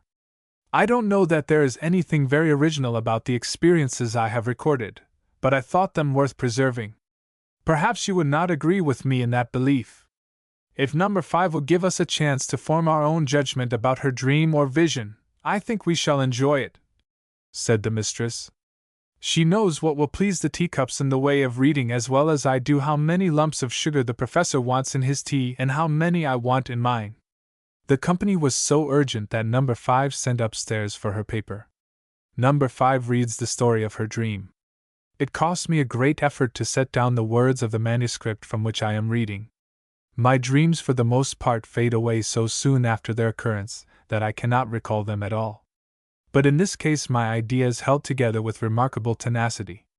By keeping my mind steadily upon the work, I gradually unfolded the narrative which follows, as the famous Italian antiquary opened one of those fragile carbonized manuscripts found in the ruins of Herculaneum or Pompeii. The first thing I remember about it is that I was floating upward, without any sense of effort on my part. The feeling was that of flying, which I have often had in dreams, as have many other persons. It was the most natural thing in the world, a semi-materialized volition, if I may use such an expression. At the first moment of my new consciousness, for I seemed to have just emerged from a deep slumber, I was aware that there was a companion at my side. Nothing could be more gracious than the way in which this being accosted me. I will speak of it as she, because there was a delicacy, a sweetness, a divine purity, about its aspect that recalled my ideal of the loveliest womanhood. I am your companion and your guide. This being made me understand, as she looked at me. Some faculty of which I had never before been conscious had awakened in me, and I needed no interpreter to explain the unspoken language of my celestial attendant. You are not yet outside of space and time, she said, and I am going with you through some parts of the phenomenal or apparent universe, what you call the material world. We have plenty of what you call time before us, and we will take our voyage leisurely, looking at such objects of interest as may attract our attention as we pass. The first thing you will naturally wish to look at will be the Earth you have just left. This is about the right distance, she said, and we paused in our flight. The great globe we had left was rolling beneath us. No eye of one in the flesh could see it as I saw or seemed to see it. No ear of any mortal being could bear the sounds that came from it as I heard or seemed to hear them. The broad oceans unrolled themselves before me.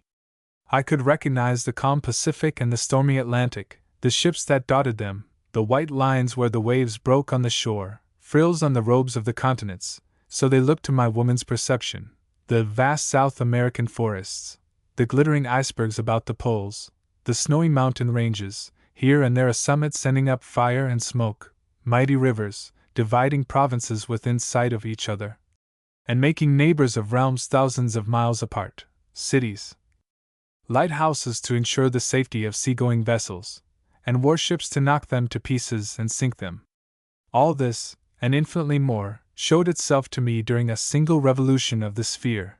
24 hours it would have been, if reckoned by earthly measurements of time. I have not spoken of the sounds I heard while the earth was revolving under us. The howl of storms, the roar and clash of waves, the crack and crash of the falling thunderbolt, these of course made themselves heard as they do to mortal ears. But there were other sounds which enchained my attention more than these voices of nature. As the skilled leader of an orchestra hears every single sound from each member of the mob of stringed and wind instruments, and above all the screech of the straining soprano, so my sharpened perceptions made what would have been for common mortals a confused murmur audible to me as compounded of innumerable easily distinguished sounds. Above them all arose one continued, unbroken, agonizing cry. It was the voice of suffering womanhood, a sound that goes up day and night, one long chorus of tortured victims. Let us get out of reach of this, I said, and we left our planet, with its blank, desolate moon staring at it, as if it had turned pale at the sights and sounds it had to witness. Presently the gilded dome of the State House, which marked our starting point, came into view for the second time, and I knew that this sideshow was over. I bade farewell to the Common with its Cogswell fountain, and the garden with its last awe-inspiring monument. Oh, if I could sometimes revisit these beloved scenes! I exclaimed. There is nothing to hinder that I know of, said my companion. Memory and imagination as you know them in the flesh are two winged creatures with strings tied to their legs, and anchored to a bodily weight of 150 pounds, more or less.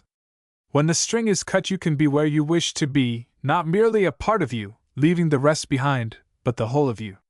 Why shouldn't you want to revisit your old home sometimes? I was astonished at the human way in which my guide conversed with me. It was always on the basis of my earthly habits, experiences, and limitations.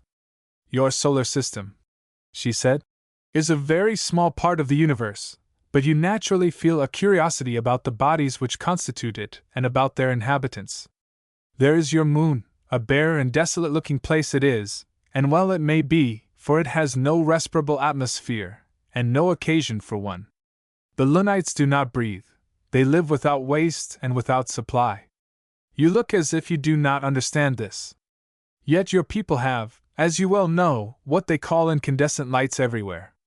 You would have said there can be no lamp without oil or gas, or other combustible substance, to feed it, and yet you see a filament which sheds a light like that of noon all around it, and does not waste at all. So the Lunites live by influx of divine energy, just as the incandescent lamp glows, and is not consumed, receiving its life, if we may call it so, from the central power, which wears the unpleasant name of dynamo. The Lunites appeared to me as pale phosphorescent figures of ill-defined outline, lost in their own halos, as it were. I could not help thinking of Shelley's. But as the Lunites were after all but provincials, as are the tenants of all the satellites, I did not care to contemplate them for any great length of time.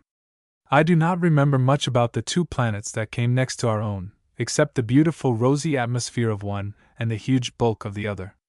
Presently, we found ourselves within hailing distance of another celestial body, which I recognized at once, by the rings which girdled it, as the planet Saturn. A dingy, dull-looking sphere it was in its appearance. "We will tie up here for a while," said my attendant. The easy, familiar way in which she spoke surprised and pleased me. "Why," said I, "the dictator, what is there to prevent beings of another order from being as cheerful, as social, as good companions, as the very liveliest of God's creatures whom we have known in the flesh? Is it impossible for an archangel to smile? Is such a phenomenon as a laugh never heard except in our little sinful corner of the universe? Do you suppose that when the disciples heard from the lips of their master the play of words on the name of Peter, there was no smile of appreciation on the bearded faces of those holy men? From any other lips we should have called this pleasantry.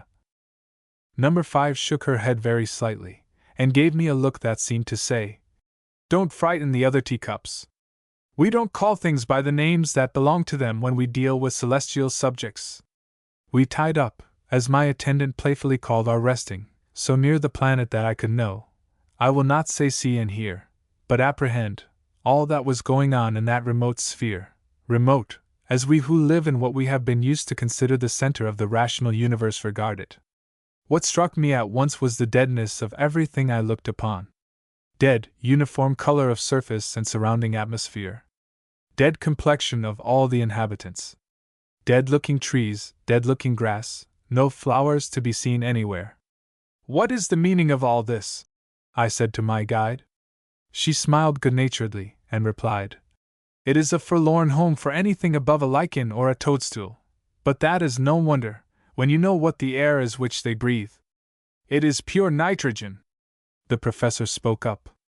"That can't be, madam," he said. "The spectroscope shows the atmosphere of Saturn to be, no matter, I have forgotten what, but it was not pure nitrogen, at any rate." Number 5 is never disconcerted. "Will you tell me," she said, "where you have found any account of the bands and lines in the spectrum of dream nitrogen? I should be so pleased to become acquainted with them." The professor winced a little, and asked Delilah, the handmaiden, to pass a plate of muffins to him. The dream had carried him away, and he thought for the moment that he was listening to a scientific paper. "Of course," my companion went on to say, "the bodily constitution of the Saturnians is wholly different from that of air-breathing, that is oxygen-breathing, human beings. They are the dullest, slowest, most torpid of mortal creatures. All this is not to be wondered at when you remember the inert characteristics of nitrogen. There are in some localities natural springs which give out slender streams of oxygen. You will learn by and by what use the Saturnians make of this dangerous gas, which, as you recollect, constitutes about 1/5 of your own atmosphere. Saturn has large lead mines, but no other metal is found on this planet. The inhabitants have nothing else to make tools of, except stones and shells. The mechanical arts have therefore made no great progress among them. Chopping down a tree with a leaden axe is necessarily a slow process. So far as the Saturnians can be said to have any pride in anything, it is in the absolute level which characterizes their political and social order. They profess to be the only true republicans in the solar system. The fundamental articles of their constitution are these: all Saturnians are born equal, live equal, and die equal. All Saturnians are born free, that is, to obey the rules laid down for the regulation of their conduct, pursuits, and opinions, free to be married to the person selected for them by the physiological section of the government, and free to die at such proper period of life as may best suit the convenience and general welfare of the community. The one great industrial product of Saturn is the breadroot. The Saturnians find this wholesome and palatable enough, and it is well they do, as they have no other vegetable. It is what I should call a most uninteresting kind of eatable, but it serves as food and drink, having juice enough, so that they get along without water. They have a tough, dry grass, which, matted together, furnishes them with clothes sufficiently warm for their cold-blooded constitutions, and more than sufficiently ugly. A piece of ground large enough to furnish breadroot for 10 persons is allotted to each head of a household, allowance being made for the possible increase of families. This, however, is not a very important consideration, as the Saturnians are not a prolific race. The great object of life being the product of the largest possible quantity of breadroots, and women not being so capable in the fields as the stronger sex, females are considered an undesirable addition to society. The one thing the Saturnians dread and abhor is inequality. The whole object of their laws and customs is to maintain the strictest equality in everything, social relations, property, so far as they can be said to have anything which can be so called, mode of living, dress, and all other matters. It is their boast that nobody ever starved under their government. Nobody goes in rags, for the coarse-fibered grass from which they fabricate their clothes is very durable. I confess I wondered how a woman could live in Saturn. They have no looking-glasses. There is no such article as a ribbon known among them.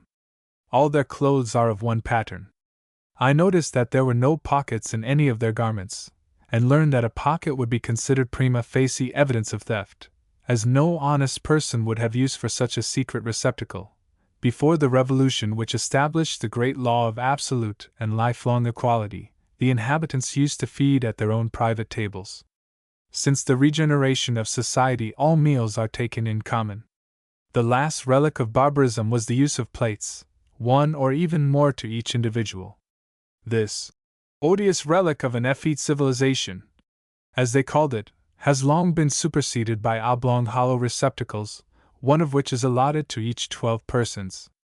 A great riot took place when an attempt was made by some fastidious and exclusive egotists to introduce partitions which should partially divide one portion of these receptacles into individual compartments. The Saturnians boast that they have no paupers, no thieves, none of those fictitious values called money, all which things, they hear, are known in that small Saturn nearer the sun than the great planet which is their dwelling place. I suppose that now they have leveled everything they are quiet and contented. Have they any of those uneasy people called reformers? Indeed they have, said my attendant. There are the orthobrachians, who declaim against the shameful abuse of the left arm and hand, and insist on restoring their perfect equality with the right. Then there are isopotic societies, which insist on bringing back the original equality of the upper and lower limbs. If you can believe it, they actually practice going on all fours, generally in a private way, a few of them together, but hoping to bring the world round to them in the near future. Here I had to stop and laugh.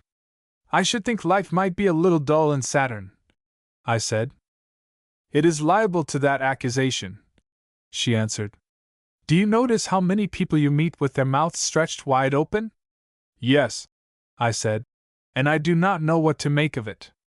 I should think every 4th or 5th person had his mouth open in that way. They are suffering from the endemic disease of their planet, prolonged and inveterate gaping or yawning, which has ended in dislocation of the lower jaw. After a time this becomes fixed, and requires a difficult surgical operation to restore it to its place.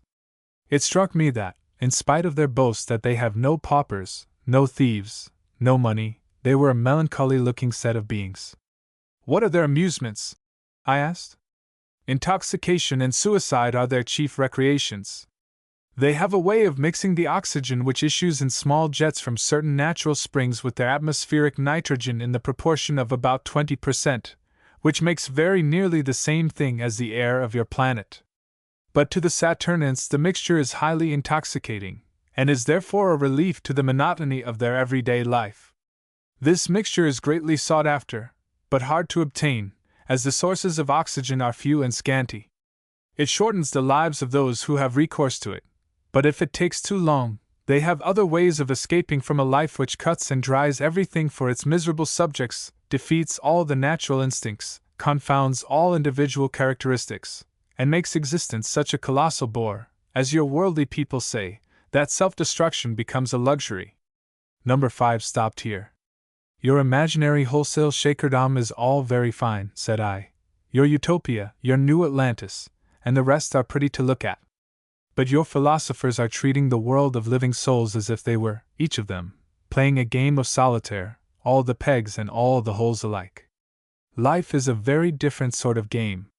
It is a game of chess, and not of solitaire, nor even of checkers. The men are not all pawns, but you have your knights, bishops, rooks, yes, your king and queen, to be provided for.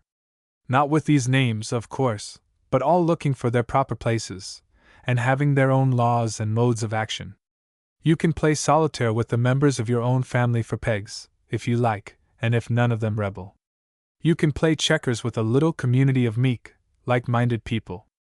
But when it comes to the handling of a great state, you will find that nature has emptied a box of chessmen before you, and you must play with them so as to give each its proper move, or sweep them off the board, and come back to the homely games such as I used to see played with beans and kernels of corn on squares marked upon the back of the kitchen bellows. It was curious to see how differently Number 5's narrative was received by the different listeners in our circle. Number 5 herself said she supposed she ought to be ashamed of its absurdities, but she did not know that it was much sillier than dreams often are, and she thought it might amuse the company. She was herself always interested by these ideal pictures of society. But it seemed to her that life must be dull in any of them, and with that idea in her head her dreaming fancy had drawn these pictures.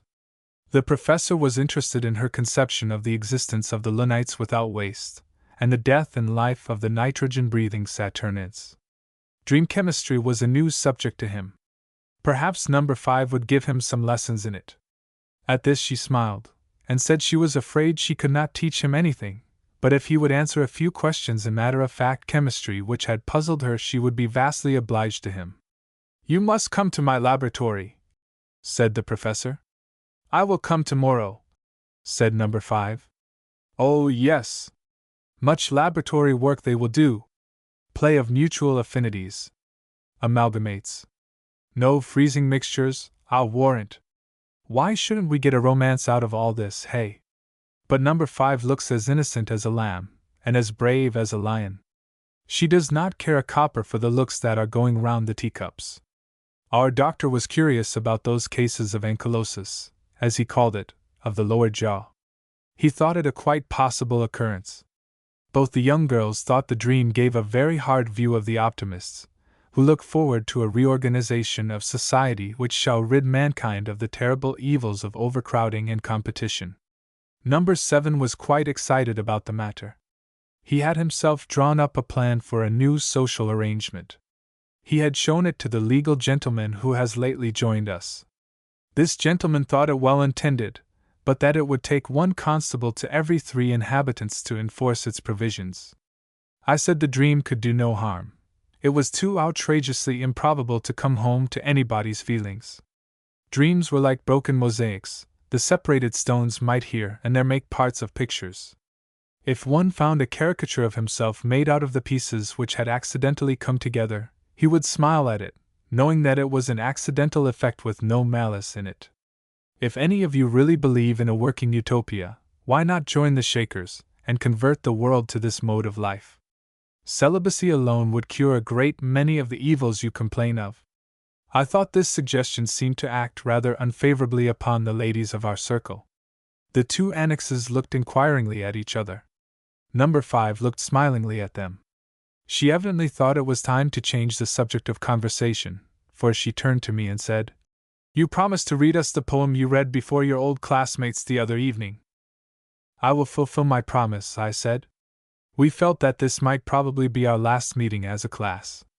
The personal reference is to our greatly beloved and honored classmate, James Freeman Clark. 4. If the reader thinks that all these talking teacups came together by mere accident, as people meet at a boarding house, I may as well tell him at once that he is mistaken. If he thinks I am going to explain how it is that he finds them thus brought together, whether they form a secret association, whether they are the editors of this or that periodical, whether they are connected with some institution, and so on, I must disappoint him. It is enough that he finds them in each other's company, a very mixed assembly, of different sexes, ages, and pursuits, and if there is a certain mystery surrounds their meetings, he must not be surprised. Does he suppose we want to be known and talked about in public as teacups? No. So far as we give to the community some records of the talks at our table, our thoughts become public property, but the sacred personality of every teacup must be properly respected. If any wonder at the presence of one of our number, whose eccentricities might seem to render him an undesirable associate of the company, he should remember that some people may have relatives whom they feel bound to keep their eye on. Besides, the cracked teacup brings out the ring of the sound ones as nothing else does. Remember also that soundest teacup does not always hold the best tea, or the cracked teacup the worst. This is a hint to the reader, who is not expected to be too curious about the individual teacups constituting our unorganized association. The Dictator Discourses? I have been reading Balzac's Peau de Chagrin. You have all read the story, I hope, for it is the first of his wonderful romances which fixed the eyes of the reading world upon him, and is a most fascinating if somewhat fantastic tale. A young man becomes the possessor of a certain magic skin, the peculiarity of which is that, while it gratifies every wish formed by its possessor, it shrinks in all its dimensions each time that a wish is gratified. The young man makes every effort to ascertain the cause of its shrinking, invokes the aid of the physicist, the chemist, the student of natural history, but all in vain. He draws a red line around it. That same day he indulges a longing for a certain object. The next morning there is a little interval between the red line and the skin, close to which it was traced. So always, so inevitably. As he lives on, satisfying one desire, one passion, after another, the process of shrinking continues. A mortal disease sets in, which keeps pace with the shrinking skin, and his life and his talisman come to an end together. One would say that such a piece of integument was hardly a desirable possession. And yet, how many of us have at this very moment a peau de chagrin of our own, diminishing with every costly wish indulged, and incapable, like the magical one of the story, of being arrested in its progress. Need I say that I refer to those coupon bonds, issued in the days of 8 and 10% interest, and gradually narrowing as they drop their semi-annual slips of paper, which represent wishes to be realized, as the roses let fall their leaves in July, as the icicles melt away in the thaw of January? How beautiful was the coupon bond, arrayed in its golden raiment of promises to pay at certain stated intervals, for a goodly number of coming years. What annual the horticulturist can show will bear comparison with this product of horticultural industry, which has flowered in midsummer and midwinter for 20 successive seasons. And now the last of its blossoms is to be plucked, and the bare stem, stripped of its ever-maturing and always welcome appendages, is reduced to the narrowest conditions of reproductive existence. Such is the fate of the financial peau de chagrin. Pity the poor fractional capitalist, who has just managed to live on the 8% of his coupon bonds. The shears of Atropos were not more fatal to human life than the long scissors which cut the last coupon to the lean proprietor, whose slice of dry toast it served to flatter with oleomargarine. Do you wonder that my thoughts took the poetical form, in the contemplation of these changes and their melancholy consequences? If the entire poem, of several hundred lines, was declined with thanks by an unfeeling editor, that is no reason why you should not hear a verse or two of it. The mistress commonly contents herself with the general supervision of the company, only now and then taking an active part in the conversation. She started a question the other evening which set some of us thinking. "Why is it," she said, "that there is so common and so intense a desire for poetical reputation? It seems to me that, if I were a man, I had rather have done something worth telling of than make verses about what other people had done." "You agree with Alexander the Great," said the professor. "You would prefer the fame of Achilles to that of Homer, who told the story of his wrath and its direful consequences. I am afraid that I should hardly agree with you. Achilles was little better than a Choctaw brave. I won't quote Horace's line which characterizes him so admirably, for I will take it for granted that you all know it. He was a gentleman, so is a first-class Indian, a very noble gentleman in point of courage, lofty bearing, courtesy, but an unsoaped, ill-clad, turbulent, high-tempered young fellow, looked up to by his crowd very much as the champion of the heavy weights is looked up to by his gang of blackguards. Alexander himself was not much better, a foolish, fiery young madcap. How often is he mentioned except as a warning? His best record is that he served to point a moral as Macedonian's man. He made a figure, it is true, in Dryden's great ode, but what kind of a figure? He got drunk, in very bad company, too, and then turned firebug. He had one redeeming point, he did value his Homer, and slept with the Iliad under his pillow. A poet like Homer seems to me worth a dozen such fellows as Achilles and Alexander. Homer is all very well for those that can read him, said number 7. But the fellows that tag verses together nowadays are mostly fools. That's my opinion.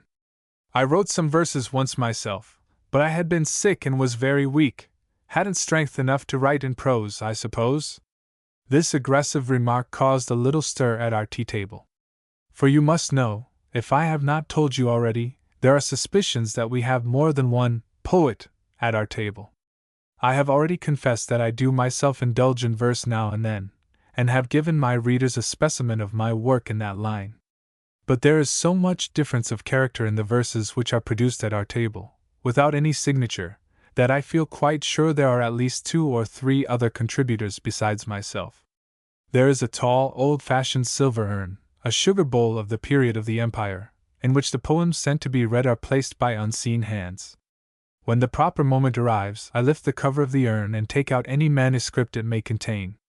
If conversation is going on and the company are in a talking mood, I replace the manuscript or manuscripts, clap on the cover, and wait until there is a moment's quiet before taking it off again. I might guess the writers sometimes by the handwriting, but there is more trouble taken to disguise the chirography than I choose to take to identify it as that of any particular member of our company. The turn the conversation took, especially the slashing onslaught of number 7 on the writers of verse, set me thinking and talking about the matter. Number 5 turned on the stream of my discourse by a question. "You receive a good many volumes of verse, do you not?" she said, with a look which implied that she knew I did. "I certainly do," I answered. "My table aches with them. My shelves groan with them. Think of what a fuss Pope made about his trials, when he complained that. What were the numbers of to that great multitude of contributors to our magazines, and authors of little volumes, sometimes, alas! Big ones, of verse, which pour out of the press not weekly, but daily, and at such a rate of increase that it seems as if before long every hour would bring a book, or at least an article which is to grow into a book by and by. I thanked heaven, the other day, that I was not a critic. These attenuated volumes of poetry in fancy bindings open their covers at one like so many little unfledged birds, and one does so long to drop a worm in the shape of a kind word for the poor fledgling. But what a desperate business it is to deal with this army of candidates for immortality! I have often had something to say about them, and I may be saying over the same things, but if I do not remember what I have said, it is not very likely that my reader will. If he does, he will find, I am very sure, that I say it a little differently. What astonishes me is that this enormous mass of commonplace verse, which burdens the postman who brings it, which it is a serious task only to get out of its wrappers and open in 2 or 3 places, is on the whole of so good an average quality. The dead level of mediocrity is in these days a tableland, a good deal above the old sea level of laboring incapacity. 60 years ago verses made a local reputation, which verses, if offered today to any of our first-class magazines, would go straight into the waste-basket. To write poetry was an art and mystery in which only a few noted men and a woman or 2 were experts. When Potter the ventriloquist, the predecessor of the well-remembered Senior Blitz, went round giving his entertainments, there was something unexplained, uncanny, almost awful, and beyond dispute marvelous, in his performances. Those watches that disappeared and came back to their owners, those endless supplies of treasures from empty hats, and especially those crawling eggs that traveled all over the magician's person, sent many a child home thinking that Mr. Potter must have ghostly assistants, and raised grave doubts in the minds of professors, that is, members of the church, whether they had not compromised their characters by being seen at such an unhallowed exhibition. Nowadays, a clever boy who has made a study of parlor magic can do many of those tricks almost as well as the great sorcerer himself. How simple it all seems when we have seen the mechanism of the deception. It is just so with writing in verse. It was not understood that everybody can learn to make poetry, just as they can learn the more difficult tricks of juggling. M. Jourdain's discovery that he had been speaking and writing prose all his life is nothing to that of the man who finds out in middle life, or even later, that he might have been writing poetry all his days, if he had only known how perfectly easy and simple it is. Not everybody, it is true, has a sufficiently good ear, a sufficient knowledge of rhymes and capacity for handling them, to be what is called a poet. I doubt whether more than 9 out of 10, in the average, have that combination of gifts required for the writing of readable verse. This last expression of opinion created a sensation among the teacups. They looked puzzled for a minute. One whispered to the next teacup, "More than 9 out of 10! I should think that was a pretty liberal allowance." "Yes," I continued, "perhaps 99 in 100 would come nearer to the mark. I have sometimes thought I might consider it worth while to set up a school for instruction in the art. Poetry taught in 12 lessons. Congenital idiocy is no disqualification. Anybody can write poetry. It is a most unenviable distinction to leave published a thin volume of verse, which nobody wanted, nobody buys, nobody reads, nobody cares for except the author, who cries over its pathos, poor fellow, and revels in its beauties, which he has all to himself. Come! Who will be my pupils in a course, poetry taught in 12 lessons?" That made a laugh, in which most of the teacups, myself included, joined heartily. Through it all I heard the sweet tones of No. 5's caressing voice, not because it was more penetrating or louder than the others, for it was low and soft, but it was so different from the others, there was so much more life, the life of sweet womanhood, dissolved in it. "Of course he will fall in love with her." "He? Who?" "Why, the newcomer, the counselor. Did I not see his eyes turn toward her as the silvery notes rippled from her throat? Did they not follow her in her movements, as she turned her tread this or that way? What nonsense for me to be arranging matters between two people strangers to each other before today. A fellow writes in verse when he has nothing to say, and feels too dull and silly to say it in prose," said No. 7. This made us laugh again, good-naturedly. I was pleased with a kind of truth which it seemed to me to wrap up in its rather startling affirmation. I gave a piece of advice the other day which I said I thought deserved a paragraph to itself. It was from a letter I wrote not long ago to an unknown young correspondent, who had a longing for seeing himself in verse but was not hopelessly infatuated with the idea that he was born a poet. "When you write in prose," I said, "you say what you mean. When you write in verse you say what you must." I was thinking more especially of rhymed verse. Rhythm alone is a tether, and not a very long one. But rhymes are iron fetters. It is dragging a chain and ball to march under their encumbrance. It is a clog dance you are figuring in, when you execute your metrical pas seul. Consider under what a disadvantage your thinking powers are laboring when you are handicapped by the inexorable demands of our scanty English rhyming vocabulary. You want to say something about the heavenly bodies, and you have a beautiful line ending with the word stars. Were you writing in prose, your imagination, your fancy, your rhetoric, your musical ear for the harmonies of language, would all have full play. But there is your rhyme fastening you by the leg, and you must either reject the line which pleases you, or you must whip your hobbling fancy and all your limping thoughts into the traces which are hitched to one of 3 or 4 or half a dozen serviceable words. You cannot make any use of cars, I will suppose. You have no occasion to talk about scars. The red planet Mars has been used already. Dibdin has said enough about the gallant tars. What is there left for you but bars? So you give up your trains of thought, capitulate to necessity, and manage to lug in some kind of illusion, in place or out of place, which will allow you to make use of bars. Can there be imagined a more certain process for breaking up all continuity of thought, for taking out all the vigor, all the virility, which belongs to natural prose as the vehicle of strong, graceful, spontaneous thought, than this miserable subjugation of intellect to the clink of well or ill-matched syllables? I think you will smile if I tell you of an idea I have had about teaching the art of writing poems to the half-witted children at the idiot asylum. The trick of rhyming cannot be more usefully employed than in furnishing a pleasant amusement to the poor feeble-minded children. I should feel that I was well employed in getting up a primer for the pupils of the asylum, and other young persons who are incapable of serious thought and connected expression. I would start in the simplest way, thus.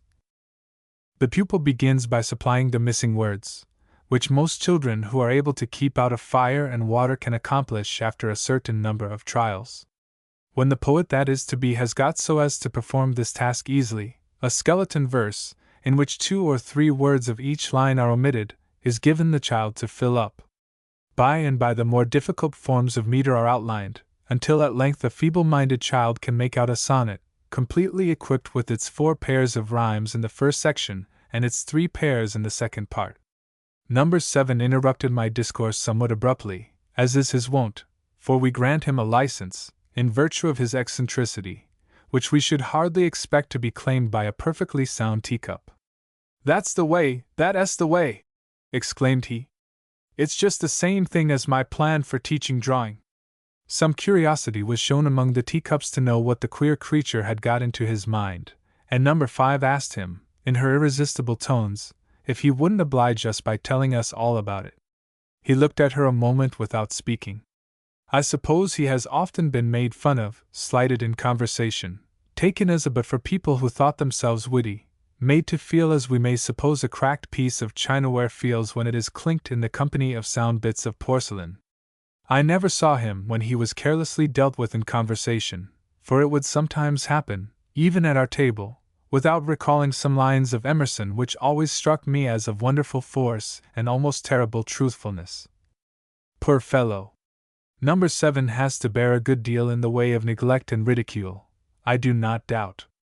Happily, he is protected by an amount of belief in himself which shields him from many assailants who would torture a more sensitive nature.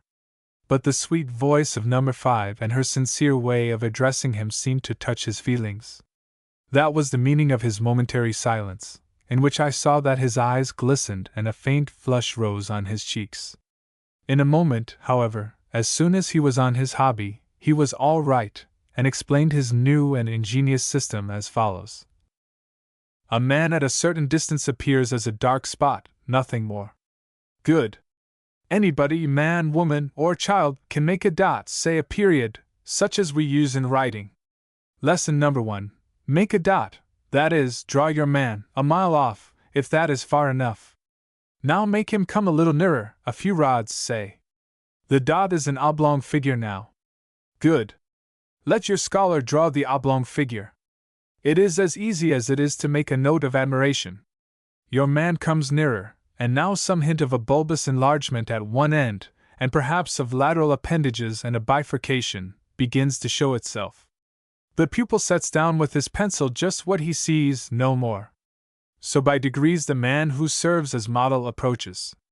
A bright pupil will learn to get the outline of a human figure in 10 lessons, the model coming 500 feet nearer each time. A dull one may require 50, the model beginning a mile off, or more, and coming 100 feet nearer at each move. The company were amused by all this, but could not help seeing that there was a certain practical possibility about the scheme. Our 2 annexes, as we call them, appeared to be interested in the project, or fancy, or whim, or whatever the older heads might consider it. I guess I'll try it, said the American annex. Quite so, answered the English annex. Why the first girl guessed about her own intentions it is hard to say. What quite so referred to it would not be easy to determine. But these 2 expressions would decide the nationality of our 2 young ladies if we met them on the top of the Great Pyramid. I was very glad that number 7 had interrupted me. In fact, it is a good thing once in a while to break in upon the monotony of a steady talker at a dinner table, tea table, or any other place of social converse. The best talker is liable to become the most formidable of bores. It is a peculiarity of the bore that he is the last person to find himself out. Many a terebrant I have known who, in that capacity, to borrow a line from Coleridge. A line, by the way, which, as I have remarked, has in it a germ like that famous "He builded better than he knew" of Emerson. There was a slight lull in the conversation. The mistress, who keeps an eye on the course of things, and feared that one of those panic silences was impending, in which everybody wants to say something and does not know just what to say, begged me to go on with my remarks about the manufacture of poetry. You use the right term, madam, I said. The manufacture of that article has become an extensive, and therefore an important branch of industry.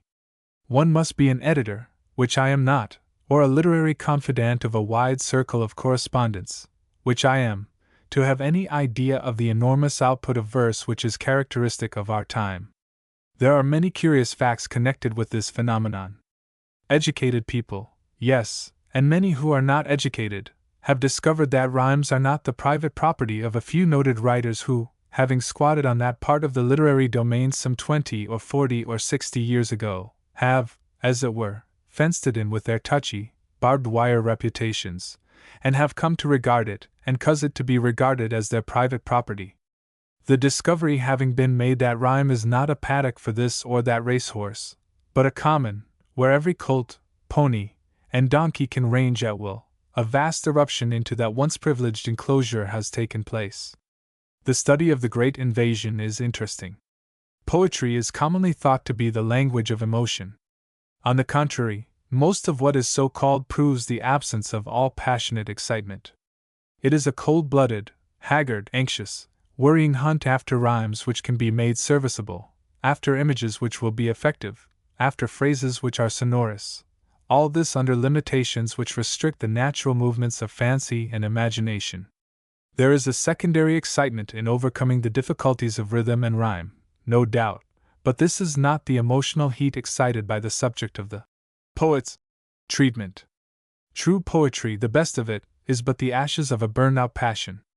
The flame was in the eye and in the cheek, the coals may be still burning in the heart, but when we come to the words it leaves behind it, a little warmth, a cinder or two just glimmering under the dead gray ashes, that is all we can look for. When it comes to the manufactured article, one is surprised to find how well the metrical artisans have learned to imitate the real thing. They catch all the phrases of the true poet. They imitate his metrical forms as a mimic copies the gait of the person he is representing. Now I am not going to abuse these same meter balladmongers, for the obvious reason that, as all the Teacups know, I myself belong to the fraternity. I don't think that this reason should hinder my having my say about the balladmongering business. For the last 30 years I have been in the habit of receiving a volume of poems or a poem, printed or manuscript, I will not say daily, though I sometimes receive more than one in a day, but at very short intervals. I have been consulted by hundreds of writers of verse as to the merit of their performances, and have often advised the writers to the best of my ability. Of late I have found it impossible to attempt to read critically all the literary productions, in verse and in prose, which have heaped themselves on every exposed surface of my library, like snowdrifts along the railroad tracks, blocking my literary pathway, so that I can hardly find my daily papers. What is the meaning of this rush into rhyming of such a multitude of people, of all ages, from the infant phenomenon to the oldest inhabitant? Many of my young correspondents have told me in so many words, "I want to be famous." Now it is true that of all the short cuts to fame, in time of peace, there is none shorter than the road paved with rhymes. Byron woke up one morning and found himself famous. Still more notably did Rouget de Lisle fill the air of France, nay, the whole atmosphere of freedom all the world over, with his name wafted on the wings of the Marseillaise, the work of a single night. But if by fame the aspirant means having his name brought before and kept before the public, there is a much cheaper way of acquiring that kind of notoriety. Have your portrait taken as a wonderful cure of a desperate disease given up by all the doctors. You will get a fair likeness of yourself and a partial biographical notice, and have the satisfaction, if not of promoting the welfare of the community, at least that of advancing the financial interests of the benefactor whose enterprise has given you your coveted notoriety. If a man wants to be famous, he had much better try the advertising doctor than the terrible editor, whose waste-basket is a maw which is as insatiable as the temporary stomach of Jack the Giant Killer. You must not talk so, said number 5. I know you don't mean any wrong to the true poets, but you might be thought to hold them cheap, whereas you value the gift in others, in yourself too, I rather think. There are a great many women, and some men, who write in verse from a natural instinct which leads them to that form of expression. If you could peep into the portfolio of all the cultivated women among your acquaintances, you would be surprised, I believe, to see how many of them trust their thoughts and feelings to verse which they never think of publishing, and much of which never meets any eyes but their own. Don't be cruel to the sensitive natures who find a music in the harmonies of rhythm and rhyme which soothes their own souls, if it reaches no farther. I was glad that number 5 spoke up as she did. Her generous instinct came to the rescue of the poor poets just at the right moment. Not that I meant to deal roughly with them, but the poets I have been forced into relation with have impressed me with certain convictions which are not flattering to the fraternity, and if my judgments are not accompanied by my own qualifications, distinctions, and exceptions, they may seem harsh to many readers. Let me draw a picture which many a young man and woman, and some no longer young, will recognize as the story of their own experiences. He is sitting alone with his own thoughts and memories. What is that book he is holding? Something precious, evidently, for it is bound in tricalf, and there is gilding enough about it for a birthday present. The reader seems to be deeply absorbed in its contents, and at times greatly excited by what he reads, for his face is flushed, his eyes glitter, and there rolls a large tear down his cheek. Listen to him. He is reading aloud in impassioned tones. His voice is choked by his emotion. How is it possible, he says to himself, that any one can read my gaspings for immortality without being impressed by their freshness, their passion, their beauty, their originality? Tears come to his relief freely, so freely that he has to push the precious volume out of the range of their blistering shower. 6 years ago, Gaspings for Immortality was published, advertised, praised by the professionals whose business it is to boost their publishers' authors. A week and more it was seen on the counters of the booksellers and at the stalls and the railroad stations. Then it disappeared from public view. A few copies still kept their place on the shelves of friends, presentation copies, of course, as there is no evidence that any were disposed of by sale, and now one might as well ask for the lost books of Livy as inquire at a bookstore for Gaspings for Immortality. The authors of these poems are all round us, men and women, and no one with a fair amount of human sympathy in his disposition would treat them otherwise than tenderly. Perhaps they do not need tender treatment. How do you know that posterity may not resuscitate these seemingly dead poems, and give their author the immortality for which he longed and labored? It is not every poet who is at once appreciated.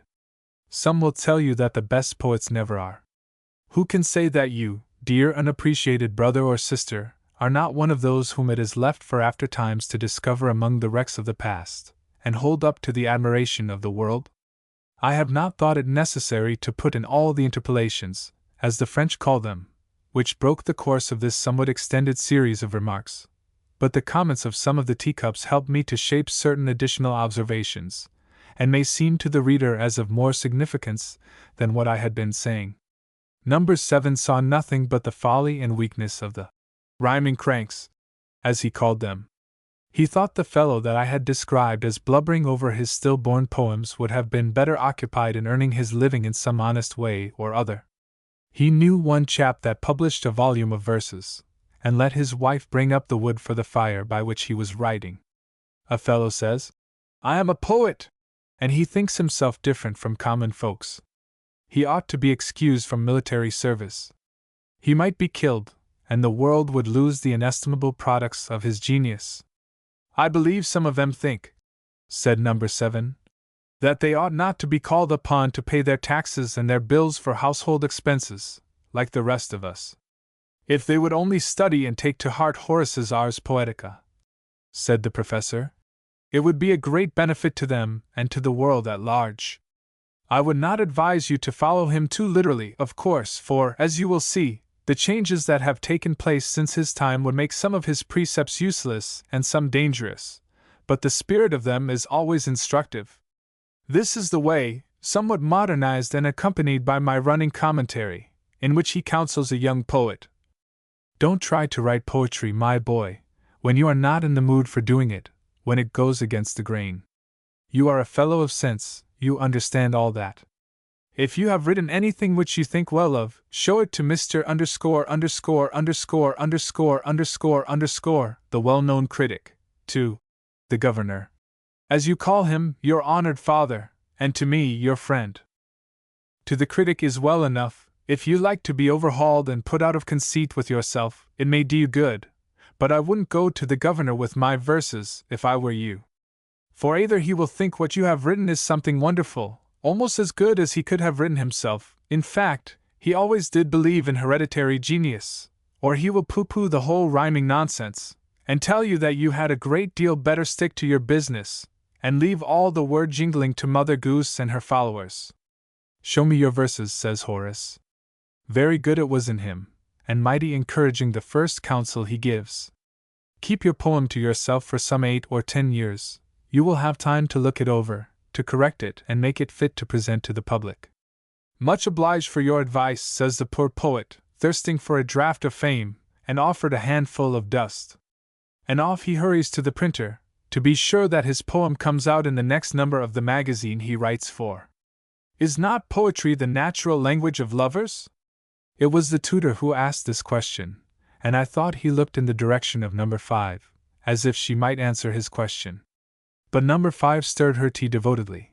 There was a lump of sugar, I suppose, that acted like a piece of marble. So there was a silence while the lump was slowly dissolving, and it was anybody's chance who saw fit to take up the conversation. The voice that broke the silence was not the sweet, winsome one we were listening for, but it instantly arrested the attention of the company. It was the grave, manly voice of one used to speaking, and accustomed to be listened to with deference. This was the first time that the company as a whole had heard it, for the speaker was the newcomer who has been repeatedly alluded to, the one of whom I spoke as the counselor. I think I can tell you something about that, said the counselor. I suppose you will wonder how a man of my profession can know or interest himself about a question so remote from his arid pursuits. And yet there is hardly one man in 1,000 who knows from actual experience a fraction of what I have learned of the lover's vocabulary in my professional experience. I have, I am sorry to say, had to take an important part in a great number of divorce cases. These have brought before me scores and hundreds of letters, in which every shade of the great passion has been represented. What has most struck me in these amatory correspondences has been their remarkable sameness. It seems as if writing love letters reduced all sorts of people to the same level. I don't remember whether Lord Bacon has left us anything in that line, unless, indeed, he wrote Romeo and Juliet and the sonnets, but if he has, I don't believe they differ so very much from those of his valet or his groom to their respective lady loves. It is always, my darling! My darling!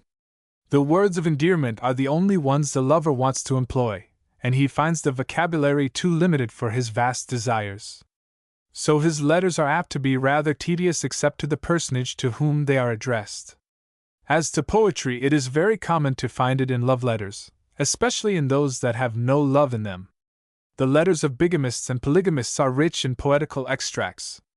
Occasionally, an original spurt in rhyme adds variety to an otherwise monotonous performance. I don't think there is much passion in men's poetry addressed to women. I agree with the dictator that poetry is little more than the ashes of passion, still it may show that the flame has had its sweep where you find it, unless, indeed, it is shoveled in from another man's fireplace. What do you say to the love poetry of women? Asked the professor. Did ever passion heat words to incandescence as it did those of Sappho? The counselor turned, not to number 5, as he ought to have done, according to my program, but to the mistress. Madam, he said, your sex is adorable in many ways, but in the abandon of a genuine love letter it is incomparable. I have seen a string of women's love letters, in which the creature enlaced herself about the object of her worship as that South American parasite which clasps the tree to which it has attached itself, begins with a slender succulent network, feeds on the trunk, spreads its fingers out to hold firmly to one branch after another, thickens, hardens, stretches in every direction, following the boughs, and at length gets strong enough to hold in its murderous arms, high up in air, the stump end.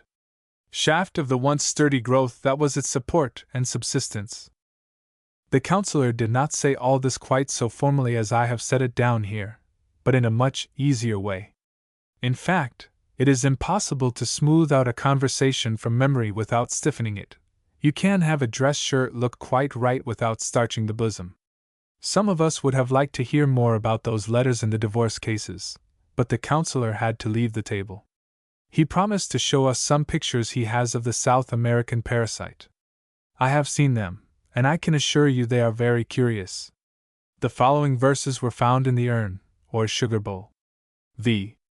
Dolce, ma non troppo dolce, said the professor to the mistress, who was sweetening his tea. She always sweetens his and mine for us. He has been attending a series of concerts, and borrowed the form of the directions to the orchestra. Sweet, but not too sweet, he said, translating the Italian for the benefit of any of the company who might not be linguists or musical experts. Do you go to those musical hullabaloos? Called out number 7. There was something very much like rudeness in this question and the tone in which it was asked. But we are used to the outbursts, and extravagances, and oddities of number 7, and do not take offense at his rough speeches as we should if any other of the company uttered them. If you mean the concerts that have been going on this season, yes, I do, said the professor, in a bland, good-humored way. And do you take real pleasure in the din of all those screeching and banging and growling instruments? Yes, he answered modestly. I enjoy the brouhaha, if you choose to consider it such, of all this quarrelsome menagerie of noise-making machines, brought into order and harmony by the presiding genius, the leader, who has made a happy family of these snarling stringed instruments and whining wind instruments, so that although, notwithstanding there are 100 vibrating tongues and 100 bellowing mouths, their one grand blended and harmonized uproar sets all my fibers tingling with a not unpleasing tremor. Do you understand it? Do you take any idea from it? Do you know what it all means? Said number 7. The professor was long suffering under this series of somewhat peremptory questions. He replied very placidly, I am afraid I have but a superficial outside acquaintance with the secrets, the unfathomable mysteries, of music. I can no more conceive of the working conditions of the great composer than a child of 3 years can follow the reasonings of Newton's Principia. I do not even pretend that I can appreciate the work of a great master as a born and trained musician does. Still, I do love a great crash of harmonies, and the oftener I listen to these musical tempests the higher my soul seems to ride upon them, as the wild fowl I see through my window soar more freely and fearlessly the fiercer the storm with which they battle. That's all very well, said number 7, but I wish we could get the old-time music back again. You ought to have heard, no, I won't mention her, dead, poor girl, dead and singing with the saints in heaven, but the S_____ girls. If you could have heard them as I did when I was a boy, you would have cried, as we all used to. Do you cry at those great musical smashes? How can you cry when you don't know what it is all about? We used to think the words meant something. We fancied that Burns and Moore said some things very prettily. I suppose you've outgrown all that. No one can handle number 7 in one of his tantrums half so well as number 5 can do it. She can pick out what threads of sense may be wound off from the tangle of his ideas when they are crowded and confused, as they are apt to be at times.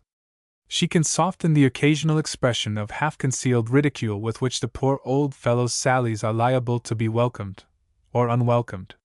She knows that the edge of a broken teacup may be sharper, very possibly, than that of a philosopher's jackknife. A mind a little off its balance, one which has a slightly squinting brain as its organ, will often prove fertile in suggestions. Vulgar, cynical, contemptuous listeners fly at all its weaknesses, and please themselves with making light of its often futile ingenuities, when a wiser audience would gladly accept a hint which perhaps could be developed in some profitable direction, or so interpret an erratic thought that it should prove good sense in disguise. That is the way number 5 was in the habit of dealing with the explosions of number 7.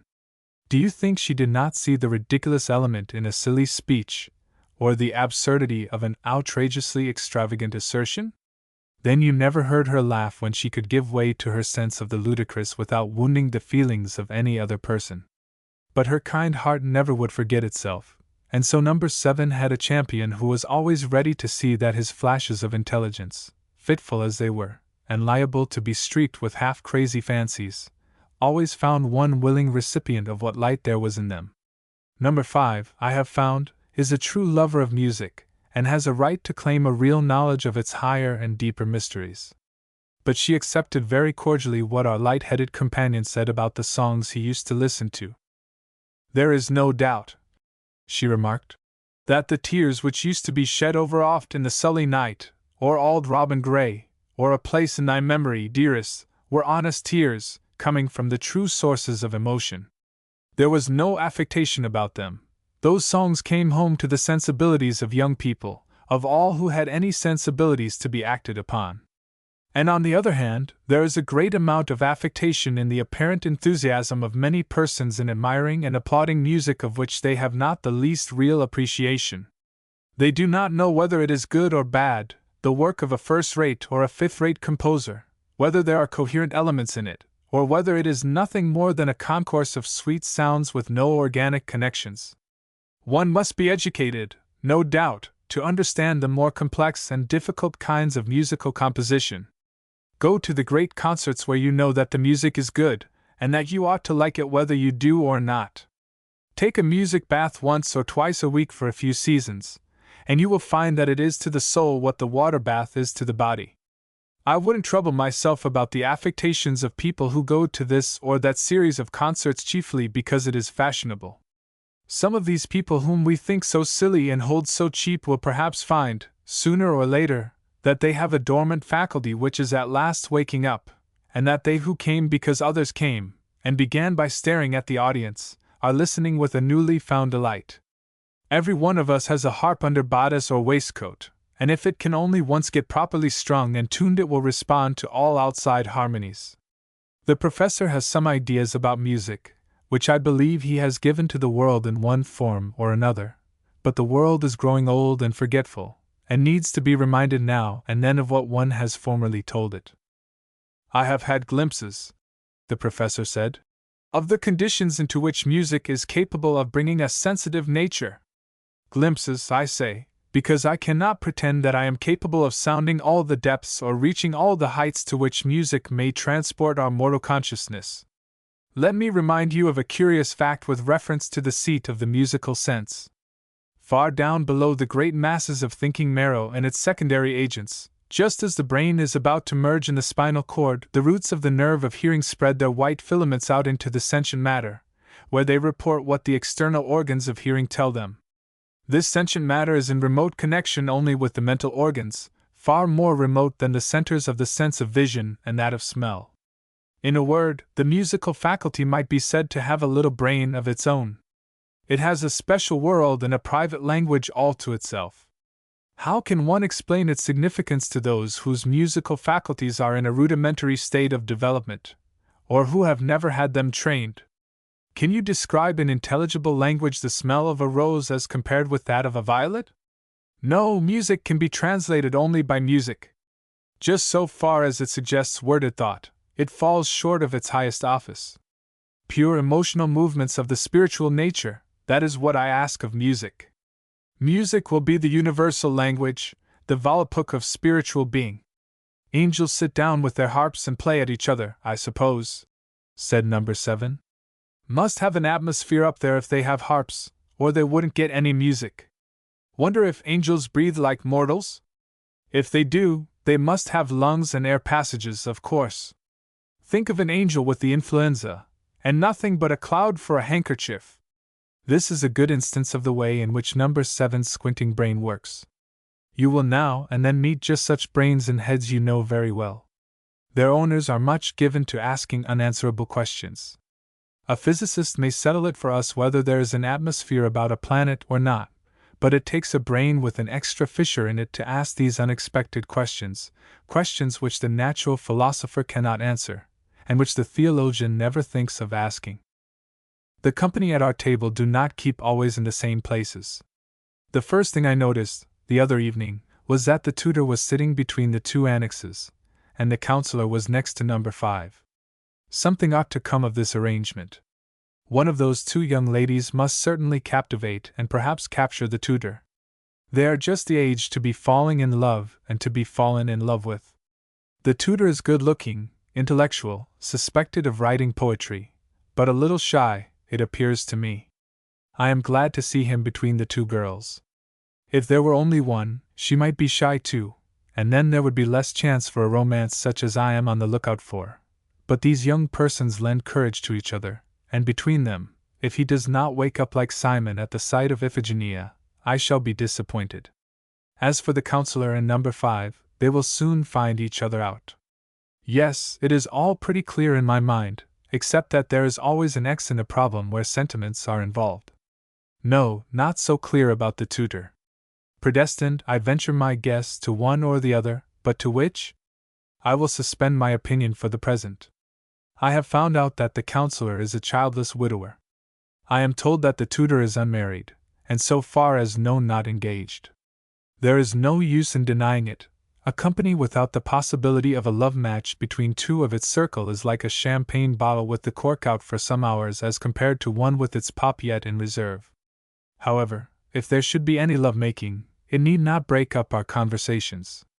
Most of it will be carried on away from our tea-table. Some of us have been attending certain lectures on Egypt and its antiquities. I have never been on the Nile. If in any future state there shall be vacations in which we may have liberty to revisit our old home, equipped with a complete brand new set of mortal senses as our traveling outfit, I think one of the first places I should go to, after my birthplace, the old gambrel-roofed house, the place where it stood, rather, would be that mighty, awe-inspiring river. I do not suppose we shall ever know half of what we owe to the wise and wonderful people who confront us with the overpowering monuments of a past which flows out of the unfathomable darkness, as the great river streams from sources even as yet but imperfectly explored. I have thought a good deal about Egypt, lately, with reference to our historical monuments. How did the great unknown mastery who fixed the two leading forms of their monumental records arrive at those admirable and eternal types, the pyramid and the obelisk? How did they get their model of the pyramid? Here is an hourglass, not inappropriately filled with sand from the great Egyptian desert. I turn it, and watch the sand as it accumulates in the lower half of the glass. How symmetrically, how beautifully, how inevitably, the little particles pile up the cone, which is ever building and unbuilding itself, always aiming at the stability which is found only at a certain fixed angle. The Egyptian children playing in the sand must have noticed this as they let the grains fall from their hands, and the sloping sides of the miniature pyramid must have been among the familiar sights to the little boys and girls for whom the sand furnished their earliest playthings. Nature taught her children through the working of the laws of gravitation how to build so that her forces should act in harmony with art, to preserve the integrity of a structure meant to reach a far-off posterity. The pyramid is only the cone in which nature arranges her heaped and sliding fragments, the cone with flattened surfaces, as it is prefigured in certain well-known crystalline forms. The obelisk is from another of nature's patterns. It is only a gigantic acicular crystal. The Egyptians knew what a monument should be: simple, noble, durable. It seems to me that we Americans might take a lesson from those early architects. Our cemeteries are crowded with monuments which are very far from simple, anything but noble, and stand a small chance of being permanent. The pyramid is rarely seen, perhaps because it takes up so much room, and when built on a small scale seems insignificant as we think of it, dwarfed by the vast structures of antiquity. The obelisk is very common, and when in just proportions and of respectable dimensions is unobjectionable. But the gigantic obelisks like that on Bunker Hill, and especially the Washington Monument at the National Capitol, are open to critical animadversion. Let us contrast the last mentioned of these great piles with the obelisk as the Egyptian conceived and executed it. The new pharaoh ordered a memorial of some important personage or event. In the first place, a mighty stone was dislodged from its connections, and lifted, unbroken, from the quarry. This was a feat from which our modern stoneworkers shrink dismayed. The Egyptians appear to have handled these huge monoliths as our artisans handle hearthstones and doorsteps, for the land actually bristled with such giant columns. They were shaped and finished as nicely as if they were breastpins for the Titans to wear, and on their polished surfaces were engraved in imperishable characters the records they were erected to preserve. Europe and America borrow these noble productions of African art and power, and find them hard enough to handle after they have succeeded in transporting them to Rome, or London, or New York. Their simplicity, grandeur, imperishability, speaking symbolism, shame all the pretentious and fragile works of human art around them. The obelisk has no joints for the destructive agencies of nature to attack. The pyramid has no masses hanging in unstable equilibrium, and threatening to fall by their own weight in the course of 1,000 or 2 years. America, says the father of his country, must have a monument worthy of his exalted place in history. What shall it be? A temple such as Athens might have been proud to rear upon her Acropolis? An obelisk such as Thebes might have pointed out with pride to the strangers who found admission through her 100 gates. After long meditation and the rejection of the hybrid monstrosities with which the nation was menaced, an obelisk is at last decided upon. How can it be made grand and dignified enough to be equal to the office assigned it? We dare not attempt to carve a single stone from the living rock. All our modern appliances fail to make the task as easy to us as it seems to have been to the early Egyptians. No artistic skill is required in giving a foursquare tapering figure to a stone column. If we cannot shape a solid obelisk of the proper dimensions, we can build one of separate blocks. How can we give it the distinction we demand for it? The nation which can brag that it has the biggest show on earth cannot boast a great deal in the way of architecture, but it can do one thing: it can build an obelisk that shall be taller than any structure now standing which the hand of man has raised. Build an obelisk! How different the idea of such a structure from that of the unbroken, unjointed prismatic shaft, one perfect whole, as complete in itself, as fitly shaped and consolidated to defy the elements, as the towering palm or the tapering pine. Well, we had the satisfaction for a time of claiming the tallest structure in the world, and now that the new Tower of Babel which has sprung up in Paris has killed that pretension, I think we shall feel and speak more modestly about our stone hyperbole, our materialization of the American love of the superlative. We have the higher civilization among us, and we must try to keep down the forth-putting instincts of the lower. We do not want to see our national monument placarded as the greatest show on earth. Perhaps it is well that it is taken down from that bad eminence. I do not think that this speech of mine was very well received. It appeared to jar somewhat on the nerves of the American annex. There was a smile on the lips of the other annex, the English girl, which she tried to keep quiet, but it was too plain that she enjoyed my diatribe. It must be remembered that I and the other Teacups, in common with the rest of our fellow citizens, have had our sensibilities greatly worked upon, our patriotism chilled, our local pride outraged, by the monstrosities which have been allowed to deform our beautiful public grounds. We have to be very careful in conducting a visitor, say from his marble-fronted hotel to the City Hall. Keep pretty straight along after entering the garden. You will not care to inspect the little figure of the military gentleman to your right. Yes, the Cochituate water is drinkable, but I think I would not turn aside to visit that small fabric which makes believe it is a temple, and is a weak-eyed fountain feebly weeping over its own insignificance. About that other stone misfortune, cruelly reminding us of the Boston Massacre, we will not discourse. It is not imposing, and is rarely spoken of. What a mortification to the inhabitants of a city with some hereditary and contemporary claims to cultivation, which has noble edifices, grand libraries, educational institutions of the highest grade, an art gallery filled with the finest models and rich in paintings and statuary, a stately city that stretches both arms across the Charles to clasp the hands of Harvard, her twin sister, each lending luster to the other like double stars. What a pity that she should be so disfigured by crude attempts to adorn her and commemorate her past, that her most loving children blush for her artificial deformities amidst the wealth of her natural beauties. One hardly knows which to groan over most sadly, the tearing down of old monuments, the shelling of the Parthenon, the overthrow of the pillared temples of Rome, and in a humbler way the destruction of the old Hancock House, or the erection of monuments which are to be a perpetual eyesore to ourselves and our descendants. We got talking on the subject of realism, of which so much has been said of late.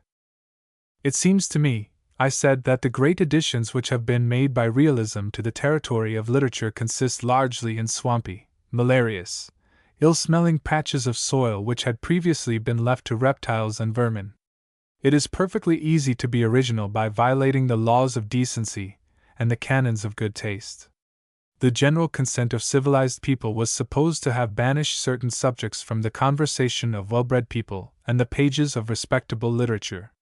There is no subject, or hardly any, which may not be treated of at the proper time, in the proper place, by the fitting person, for the right kind of listener or reader. But when the poet or the storyteller invades the province of the man of science, he is on dangerous ground. I need say nothing of the blunders he is pretty sure to make. The imaginative writer is after effects. The scientific man is after truth.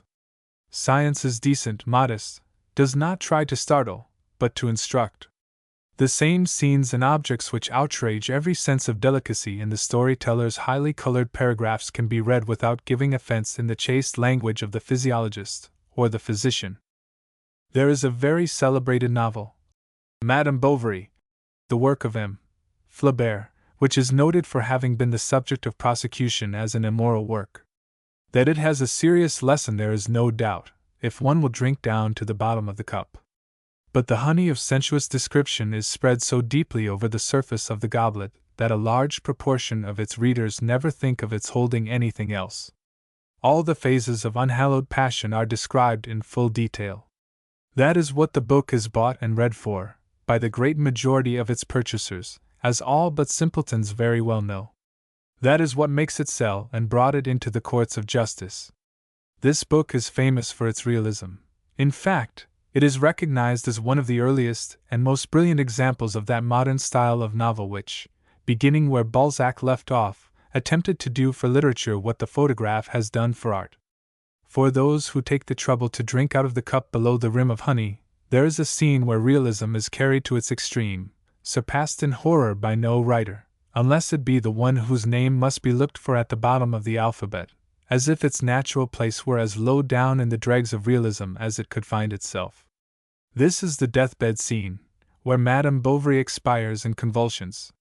The author must have visited the hospitals for the purpose of watching the terrible agonies he was to depict, tramping from one bed to another until he reached the one where the cries and contortions were the most frightful. Such a scene he has reproduced. No hospital physician would have pictured the struggle in such colors. In the same way, that other realist, M. Zola, has painted a patient suffering from delirium tremens, the disease known to common speech as the horrors. In describing this case, he does all that language can do to make it more horrible than the reality. He gives us, not realism, but superrealism, if such a term does not contradict itself. In this matter of the literal reproduction of sights and scenes which our natural instinct and our better informed taste and judgment teach us to avoid, art has been far in advance of literature. It is 300 years since Joseph Ribera, more commonly known as Spagnoletto, was born in the province Valencia, in Spain. We had the misfortune of seeing a painting of his in a collection belonging to one of the French princes, and exhibited at the Art Museum.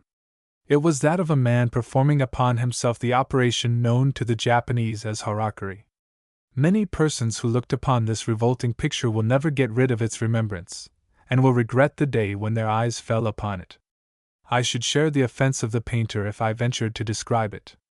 Ribera was fond of depicting just such odious and frightful subjects.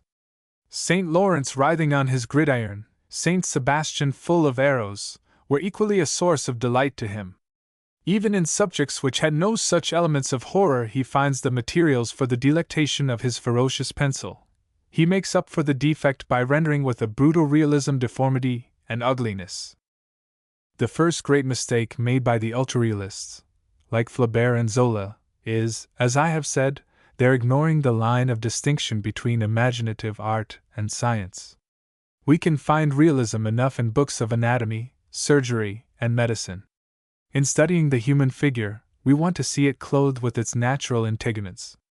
It is well for the artist to study the ecorche in the dissecting room, but we do not want the Apollo or the Venus to leave their skins behind them when they go into the gallery for exhibition. Lancisi's figures show us how the great statues look when divested of their natural covering. It is instructive, but useful chiefly as a means to aid in the true artistic reproduction of nature. When the hospitals are invaded by the novelist, he should learn something from the physician as well as from the patients. Science delineates in monochrome. She never uses high tints and strontian lights to astonish lookers-on. Such scenes as Flaubert and Zola describe would be reproduced in their essential characters, but not dressed up in picturesque phrases. That is the first stumbling block in the way of the reader of such realistic stories as those to which I have referred. There are subjects which must be investigated by scientific men which most educated persons would be glad to know nothing about. When a realistic writer like Zola surprises his reader into a kind of knowledge he never thought of wishing for, he sometimes harms him more than he has any idea of doing. He wants to produce a sensation, and he leaves a permanent disgust not to be got rid of. Who does not remember odious images that can never be washed out from the consciousness which they have stained? A man's vocabulary is terribly retentive of evil words, and the images they present cling to his memory, and will not loose their hold. One who has had the mischance to soil his mind by reading certain poems of Swift will never cleanse it to its original whiteness. Expressions and thoughts of a certain character stain the fiber of the thinking organ, and in some degree affect the hue of every idea that passes through the discolored tissues. This is the gravest accusation to bring against realism, old or recent, whether in the brutal paintings of Spagnoletto or in the unclean revelations of Zola. Leave the description of the drains and cesspools to the hygienic specialist, the painful facts of disease to the physician, the details of the laundry to the washerwoman. If we are to have realism in its tedious descriptions of unimportant particulars, let it be of particulars which do not excite disgust. Such is the description of the vegetables in Zola's Ventre de Paris, where, if one wishes to see the apotheosis of turnips, beets, and cabbages, he can find them glorified as supremely as if they had been symbols of so many deities, their forms, their colors, their expression, worked upon until they seem as if they were made to be looked at and worshipped rather than to be boiled and eaten. I am pleased to find a French critic of M. Flaubert expressing ideas with which many of my own entirely coincide. The great mistake of the realists, he says, is that they profess to tell the truth because they tell everything. This puerile hunting after details, this cold and cynical inventory of all the wretched conditions in the midst of which poor humanity vegetates, not only do not help us to understand it better, but on the contrary, the effect on the spectators is a kind of dazzled confusion mingled with fatigue and disgust. The material truthfulness to which the school of M. Flaubert more especially pretends misses its aim in going beyond it. Truth is lost in its own excess. I return to my thoughts on the relations of imaginative art in all its forms with science. The subject which in the hands of the scientific student is handled decorously, reverently, we might almost say, becomes repulsive, shameful, and debasing in the unscrupulous manipulations of the low-bred man of letters. I confess that I am a little jealous of certain tendencies in our own American literature, which led one of the severest and most outspoken of our satirical fellow-countrymen, no longer living to be called to account for it, to say, in a moment of bitterness, that the mission of America was to vulgarize mankind. I myself have sometimes wondered at the pleasure some old world critics have professed to find in the most lawless freaks of new world literature. I have questioned whether their delight was not like that of the Spartans in the drunken antics of their helots. But I suppose I belong to another age, and must not attempt to judge the present by my old-fashioned standards. The company listened very civilly to these remarks, whether they agreed with them or not. I am not sure that I want all the young people to think just as I do in matters of critical judgment.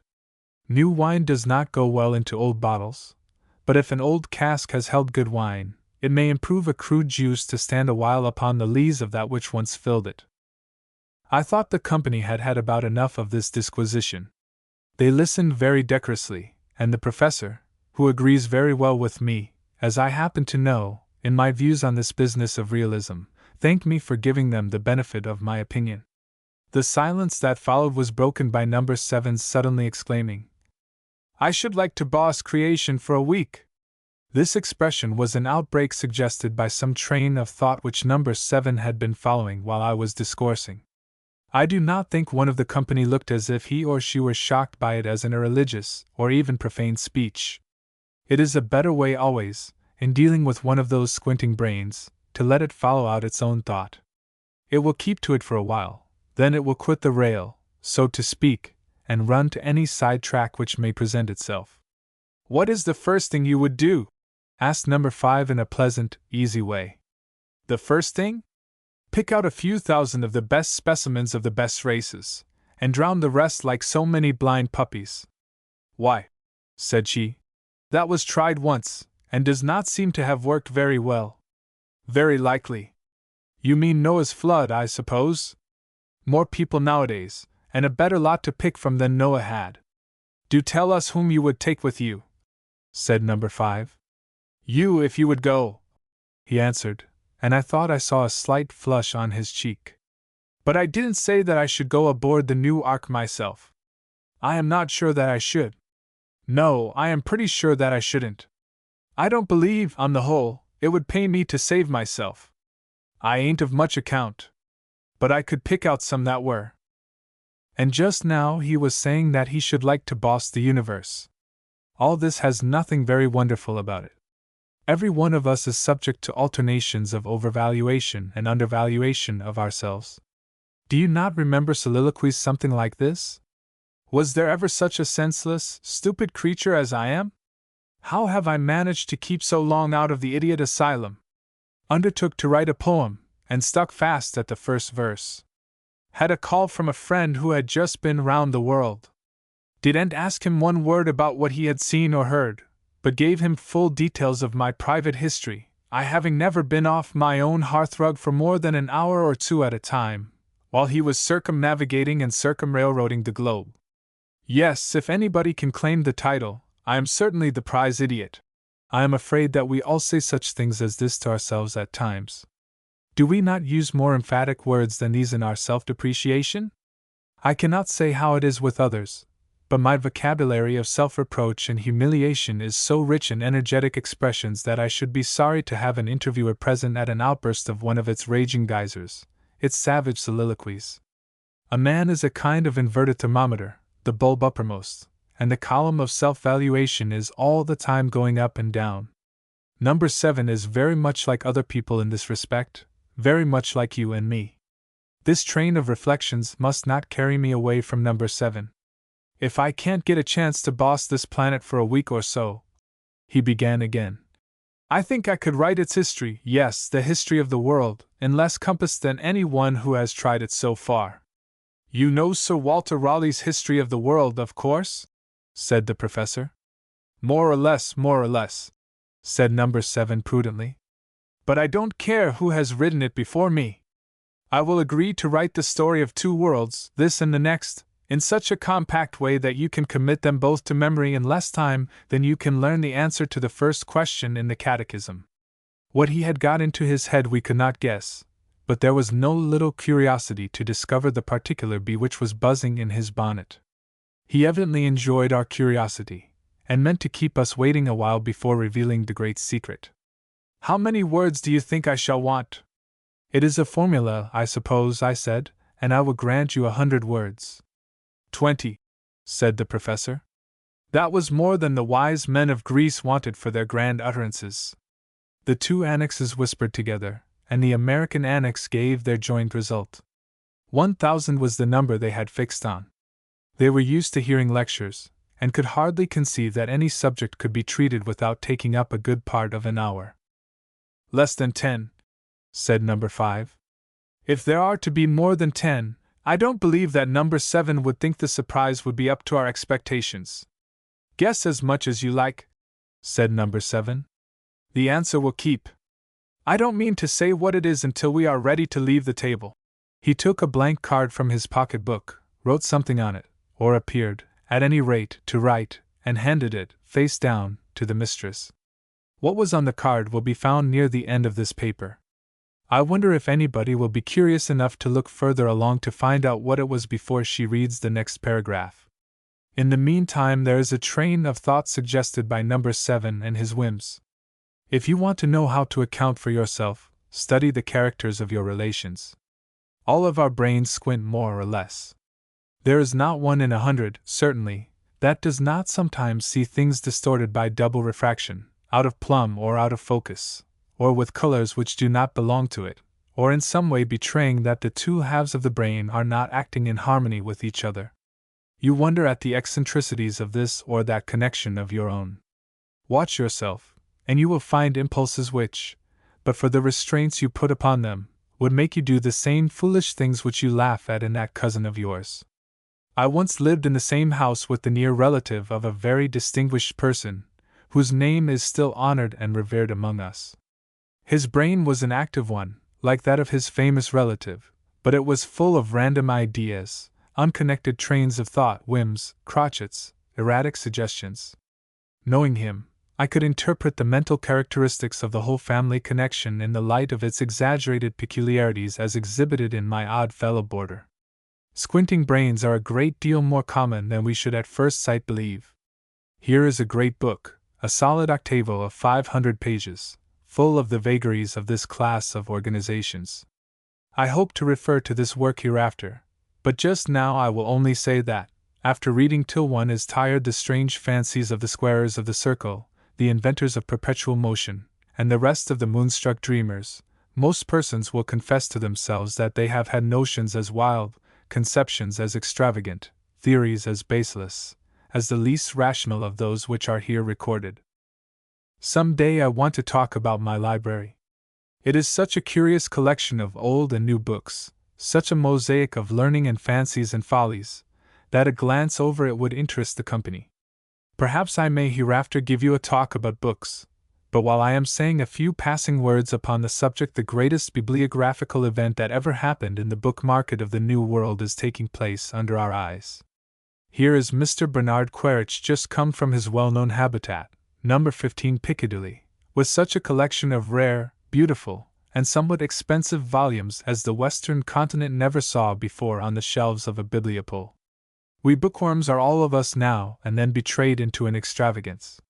The keen tradesmen who tempt us are like the fishermen who dangle a minnow, a frog, or a worm before the perch or pickerel who may be on the lookout for his breakfast. But Mr. Quaritch comes among us like that formidable angler of whom it is said, "The two catalogues which herald his coming are themselves interesting literary documents." One can go out with a few shillings in his pocket, and venture among the books of the first of these catalogues without being ashamed to show himself with no larger furnishing of the means for indulging his tastes. He will find books enough at comparatively modest prices.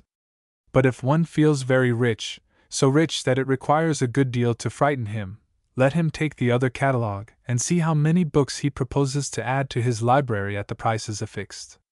Here is a Latin Psalter with the Canticles, from the press of Fust and Scuffer, the second book issued from their press, the second book printed with a date, that date being 1459. There are only 8 copies of this work known to exist.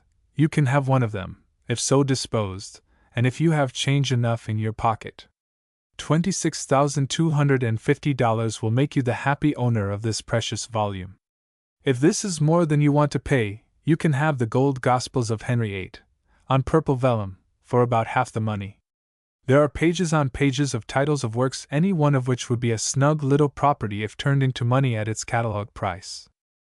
Why will not our multimillionaires look over this catalogue of Mr. Quaritch, and detain some of its treasures on this side of the Atlantic for some of our public libraries? We decant the choicest wines of Europe into our cellars. We ought to be always decanting the precious treasures of her libraries and galleries into our own, as we have opportunity and means. As to the means, there are so many rich people who hardly know what to do with their money that it is well to suggest to them any new useful end to which their superfluity may contribute. I am not in alliance with Mr. Quaritch. In fact, I am afraid of him, for if I stayed a single hour in his library, where I never was but once, and then for 15 minutes only, I should leave it so much poorer than I entered it that I should be reminded of the picture in the title page of Fuller's History of the Holy War. We went out full. We returned empty. After the teacups were all emptied, the card containing No. 7's abridged history of 2 worlds, this and the next, was handed round. This was all it held. After all had looked at it, it was passed back to me. Let the dictator interpret it, they all said. This is what I announced as my interpretation. Two worlds, the higher and the lower, separated by the thinnest of partitions. The lower world is that of questions, the upper world is that of answers. Endless doubt and unrest here below, wondering, admiring, adoring certainty above. Am I not right? You are right, answered number 7 solemnly. That is my revelation. The following poem was found in the sugar bowl. I read it to the company. There was much whispering and there were many conjectures as to its authorship, but every teacup looked innocent, and we separated each with his or her private conviction. I had mine, but I will not mention it. 6. Of course, the reading of the poem at the end of the last paper has left a deep impression. I strongly suspect that something very much like love-making is going on at our table. A peep under the lid of the sugar bowl has shown me that there is another poem ready for the company. That receptacle is looked upon with an almost tremulous excitement by more than one of the teacups. The two annexes turn towards the mystic urn as if the lots which were to determine their destiny were shut up in it. Number 5, quieter, and not betraying more curiosity than belongs to the sex at all ages, glances at the sugar bowl now and then, looking so like a clairvoyant, that sometimes I cannot help thinking she must be one. There is a sly look about that young doctor's eyes, which might imply that he knows something about what the silver vessel holds, or is going to hold. The tutor naturally falls under suspicion, as he is known to have written and published poems. I suppose the professor and myself have hardly been suspected of writing love poems, but there is no telling. Why may not some one of the lady teacups have played the part of a masculine lover? George Sand, George Eliot, Charles Egbert Craddock made pretty good men in print. The authoress of Jane Eyre was taken for a man by many persons. Can number 5 be masquerading in verse? Or is one of the two annexes the make-believe lover? Or did these girls lay their heads together and send a poem we had at our last sitting to puzzle the company? It is certain that the mistress did not write the poem. It is evident that number 7, who is so severe in his talk about rhymesters, would not, if he could, make such a fool of himself as to set up for a poet. Why should not the counselor fall in love and write verses? A good many lawyers have been poets. Perhaps the next poem, which may be looked for in its proper place, may help us to form a judgment. We may have several verse writers among us, and if so, there will be a good opportunity for the exercise of judgment in distributing their productions among the legitimate claimants. In the meantime, we must not let the love-making and the song-writing interfere with the more serious matters which these papers are expected to contain. Number 7's compendious and comprehensive symbolism proves suggestive, as his whimsical notions often do. It always pleases me to take some hint from anything he says when I can, and carry it out in a direction not unlike that of his own remark. I reminded the company of his enigmatical symbol. You can divide mankind in the same way, I said. 2 words, each of 2 letters, will serve to distinguish 2 classes of human beings who constitute the principal divisions of mankind. Can any of you tell what those 2 words are? Give me 5 letters, cried number 7, and I can solve your problem. FOLS, those 5 letters will give you the first and largest half. For the other fraction. Oh, but said I restrict you absolutely to 2 letters. If you are going to take 5, you may as well take 20 or 100. After a few attempts, the company gave it up. The nearest approach to the correct answer was number 5's guess of O and Ah, O signifying eternal striving after an ideal, which belongs to one kind of nature, and Ah the satisfaction of the other kind of nature, which rests at ease in what it has attained. Good, I said to number 5, but not the answer I am after. The great division between human beings is into the ifs and the asses. Is the last word to be spelt with 1 or 2 s's? Asked the young doctor. The company laughed feebly at this question. I answered it soberly. With 1 s. There are more foolish people among the ifs than there are among the asses. The company looked puzzled, and asked for an explanation. This is the meaning of those 2 words as I interpret them: if it were, if it might be, if it could be, if it had been. One portion of mankind go through life always regretting, always whining, always imagining. These are the people whose backbones remain cartilaginous all their lives long, as do those of certain other vertebrate animals, the sturgeons, for instance. A good many poets must be classed with this group of vertebrates. As it is, this is the way in which the other class of people look at the conditions in which they find themselves. They may be optimists or pessimists, they are very largely optimists. But taking things just as they find them, they adjust the facts to their wishes if they can. And if they cannot, then they adjust themselves to the facts. I venture to say that if one should count the ifs and the asses in the conversation of his acquaintances, he would find the more able and important persons among them, statesmen, generals, men of business, among the asses, and the majority of the conspicuous failures among the ifs. I don't know, but this would be as good a test as that of Gideon, lapping the water or taking it up in the hand. I have a poetical friend whose conversation is starred as thick with ifs as a boiled ham is with cloves. But another friend of mine, a businessman, whom I trust in making my investments, would not let me meddle with a certain stock which I fancied, because, as he said, there are too many ifs in it. As it looks now, I wouldn't touch it. I noticed, the other evening, that some private conversation was going on between the counselor and the two annexes. There was a mischievous look about the little group, and I thought they were hatching some plot among them. I did not hear what the English annex said, but the American girl's voice was sharper, and I overheard what sounded to me like, "It is time to stir up that young doctor." The counselor looked very knowing, and said that he would find a chance before long. I was rather amused to see how readily he entered into the project of the young people. The fact is, the counselor is young for his time of life, for he already betrays some signs of the change referred to in that once familiar street song, which my friend, the great American surgeon, inquired for at the music shops under the title, as he got it from the Italian minstrel. I saw, soon after this, that the counselor was watching his chance to stir up the young doctor.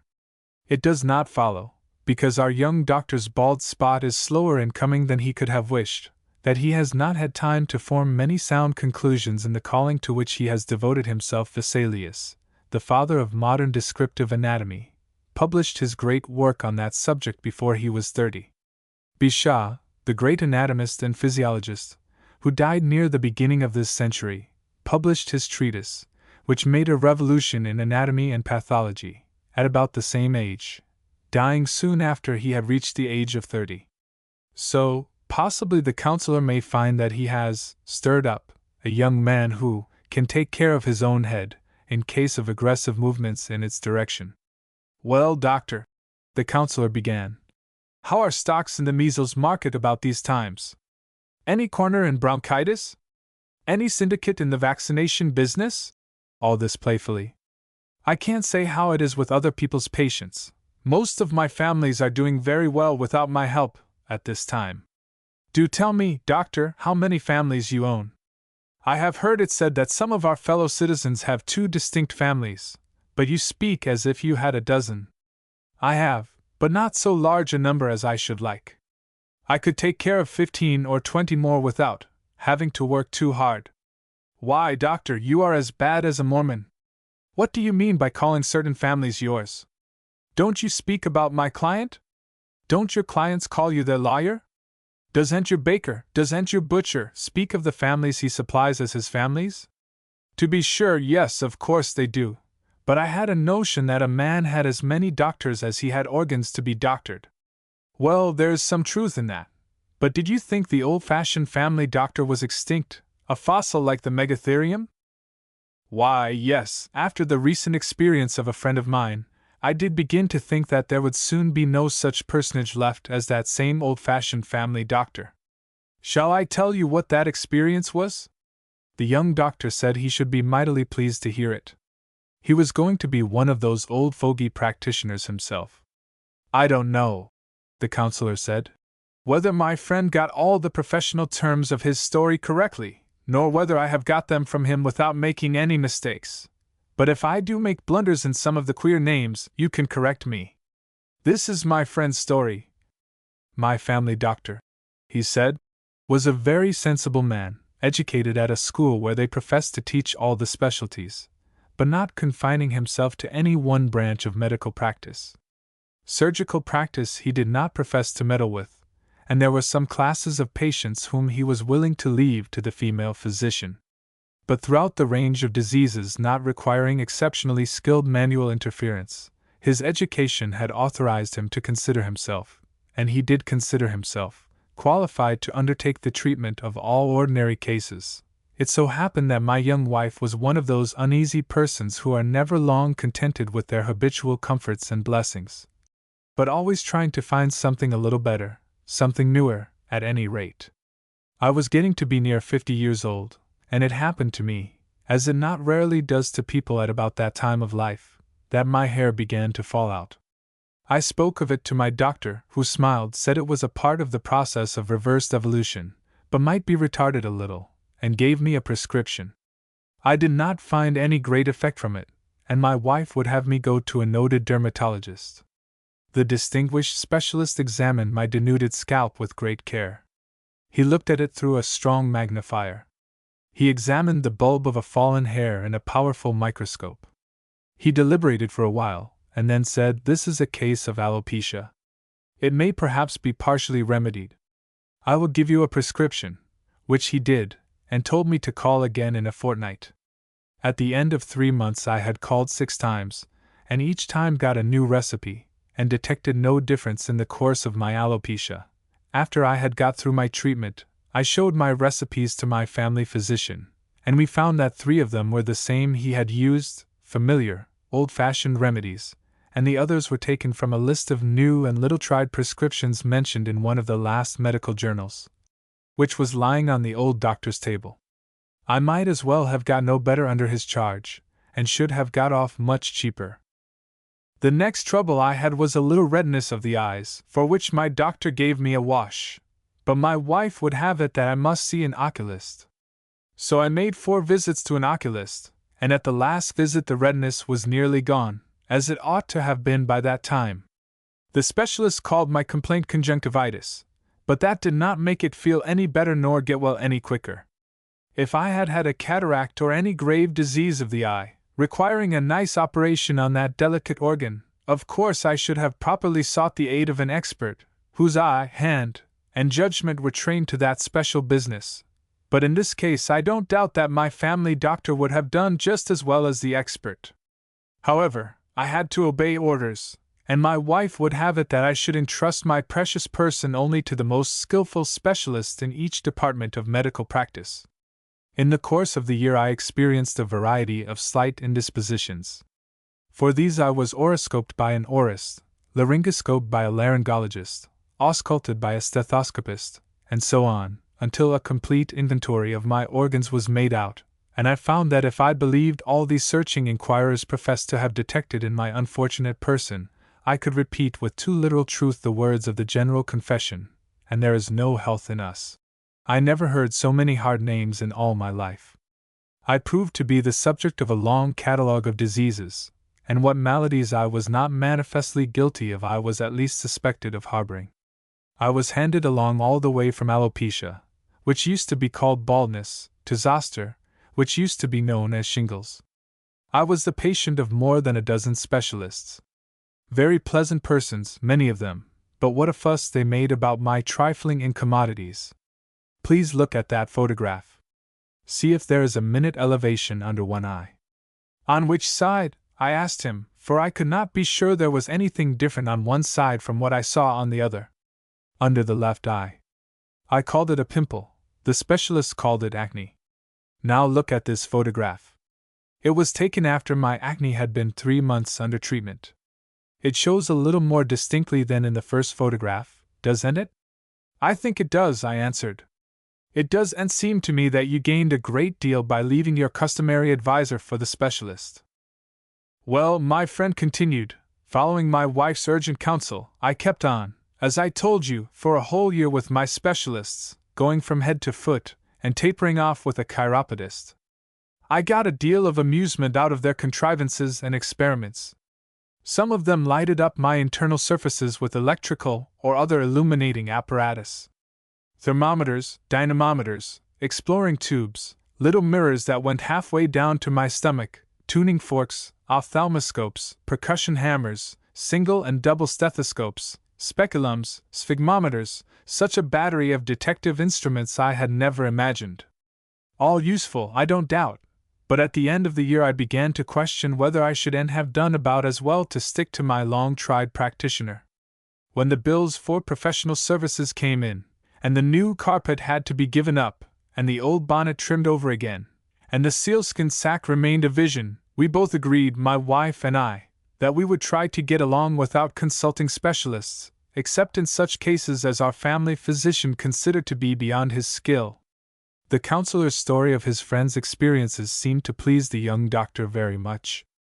It stirred him up, but in an agreeable way, for, as he said, he meant to devote himself to family practice, and not to adopt any limited class of cases as a specialty. I liked his views so well that I should have been ready to adopt them as my own, if they had been challenged.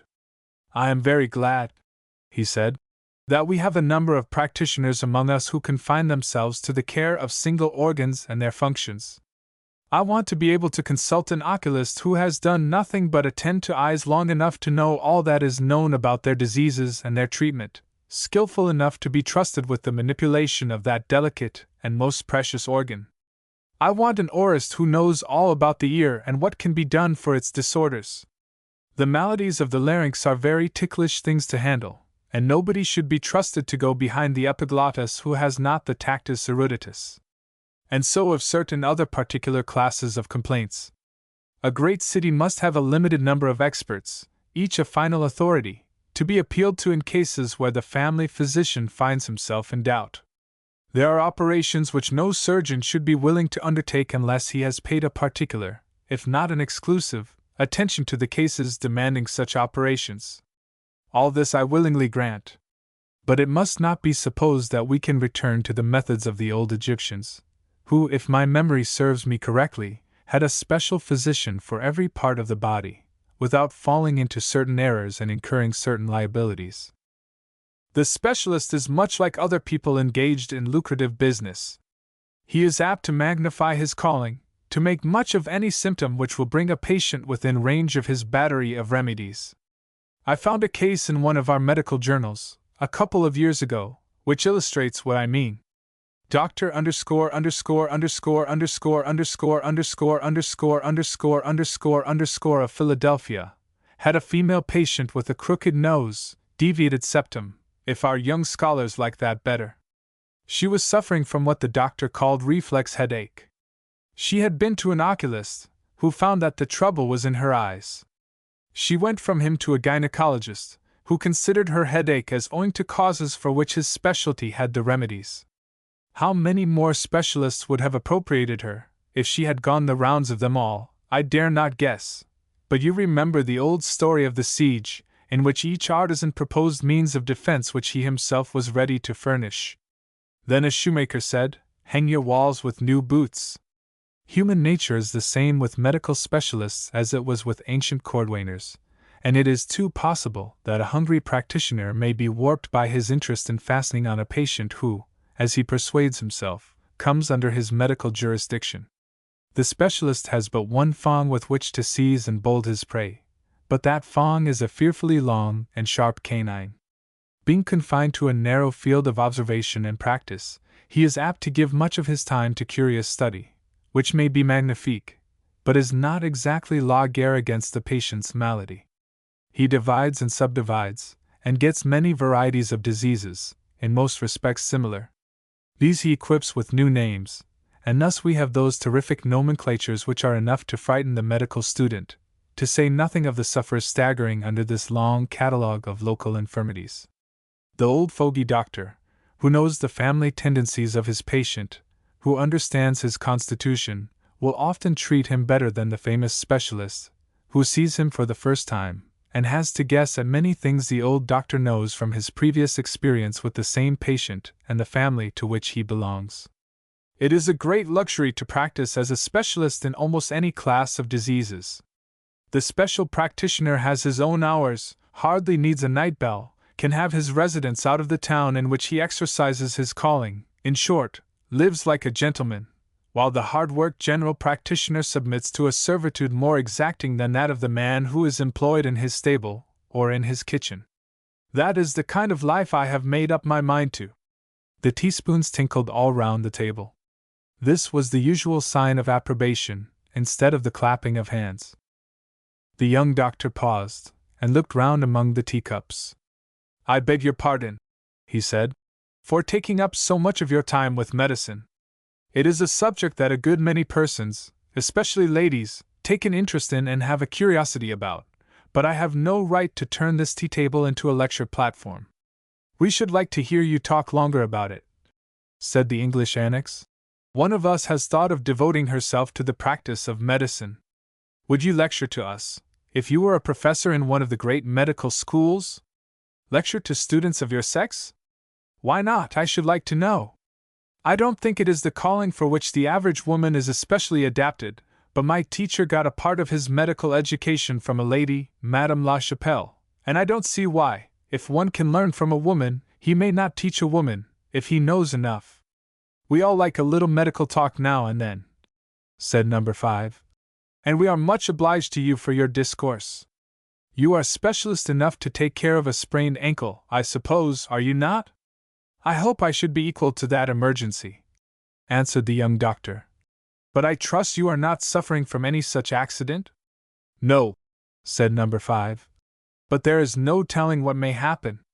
I might slip, and get a sprain or break a sinew, or something, and I should like to know that there is a practitioner at hand to take care of my injury. I think I would risk myself in your bands, although you are not a specialist. Would you venture to take charge of the case?" "Ah, my dear lady," he answered gallantly, "the risk would be in the other direction. I am afraid it would be safer for your doctor if he were an older man than I am." This is the first clearly, indisputably sentimental outbreak which has happened in conversation at our table. I tremble to think what will come of it, for we have several inflammable elements in our circle, and a spark like this is liable to light on any one or two of them. I was not sorry that this medical episode came in to vary the usual course of talk at our table. I like to have one, of an intelligent company, who knows anything thoroughly, hold the floor for a time, and discourse upon the subject which chiefly engages his daily thoughts and furnishes his habitual occupation. It is a privilege to meet such a person now and then, and let him have his full swing. But because there are professionals, to whom we are willing to listen as oracles, I do not want to see everybody who is not a professional silenced or snubbed if he ventures into any field of knowledge which he has not made especially his own. I like to read Montaigne's remarks about doctors, though he never took a medical degree. I can even enjoy the truth in the sharp satire of Voltaire on the medical profession. I frequently prefer the remarks I hear from the pew after the sermon to those I have just been hearing from the pulpit. There are a great many things which I never expect to comprehend, but which I desire very much to apprehend. Suppose that our circle of teacups were made up of specialists, experts in various departments. I should be very willing that each one should have his innings at the proper time, when the company were ready for him. But the time is coming when everybody will know something about everything. How can one have the illustrated magazines, the Popular Science Monthly, the psychological journals, the theological periodicals, books on all subjects, forced on his attention, in their own persons, so to speak, or in the reviews which analyze and pass judgment upon them, without getting some ideas which belong to many provinces of human intelligence? The air we breathe is made up of 4 elements, at least: oxygen, nitrogen, carbonic acid gas, and knowledge. There is something quite delightful to witness in the absorption and devotion of a genuine specialist. There is a certain sublimity in that picture of the dying scholar in Browning's A Grammarian's Funeral. A genuine enthusiasm, which will never be satisfied until it has pumped the well dry at the bottom of which truth is lying, always excites our interest, if not our admiration.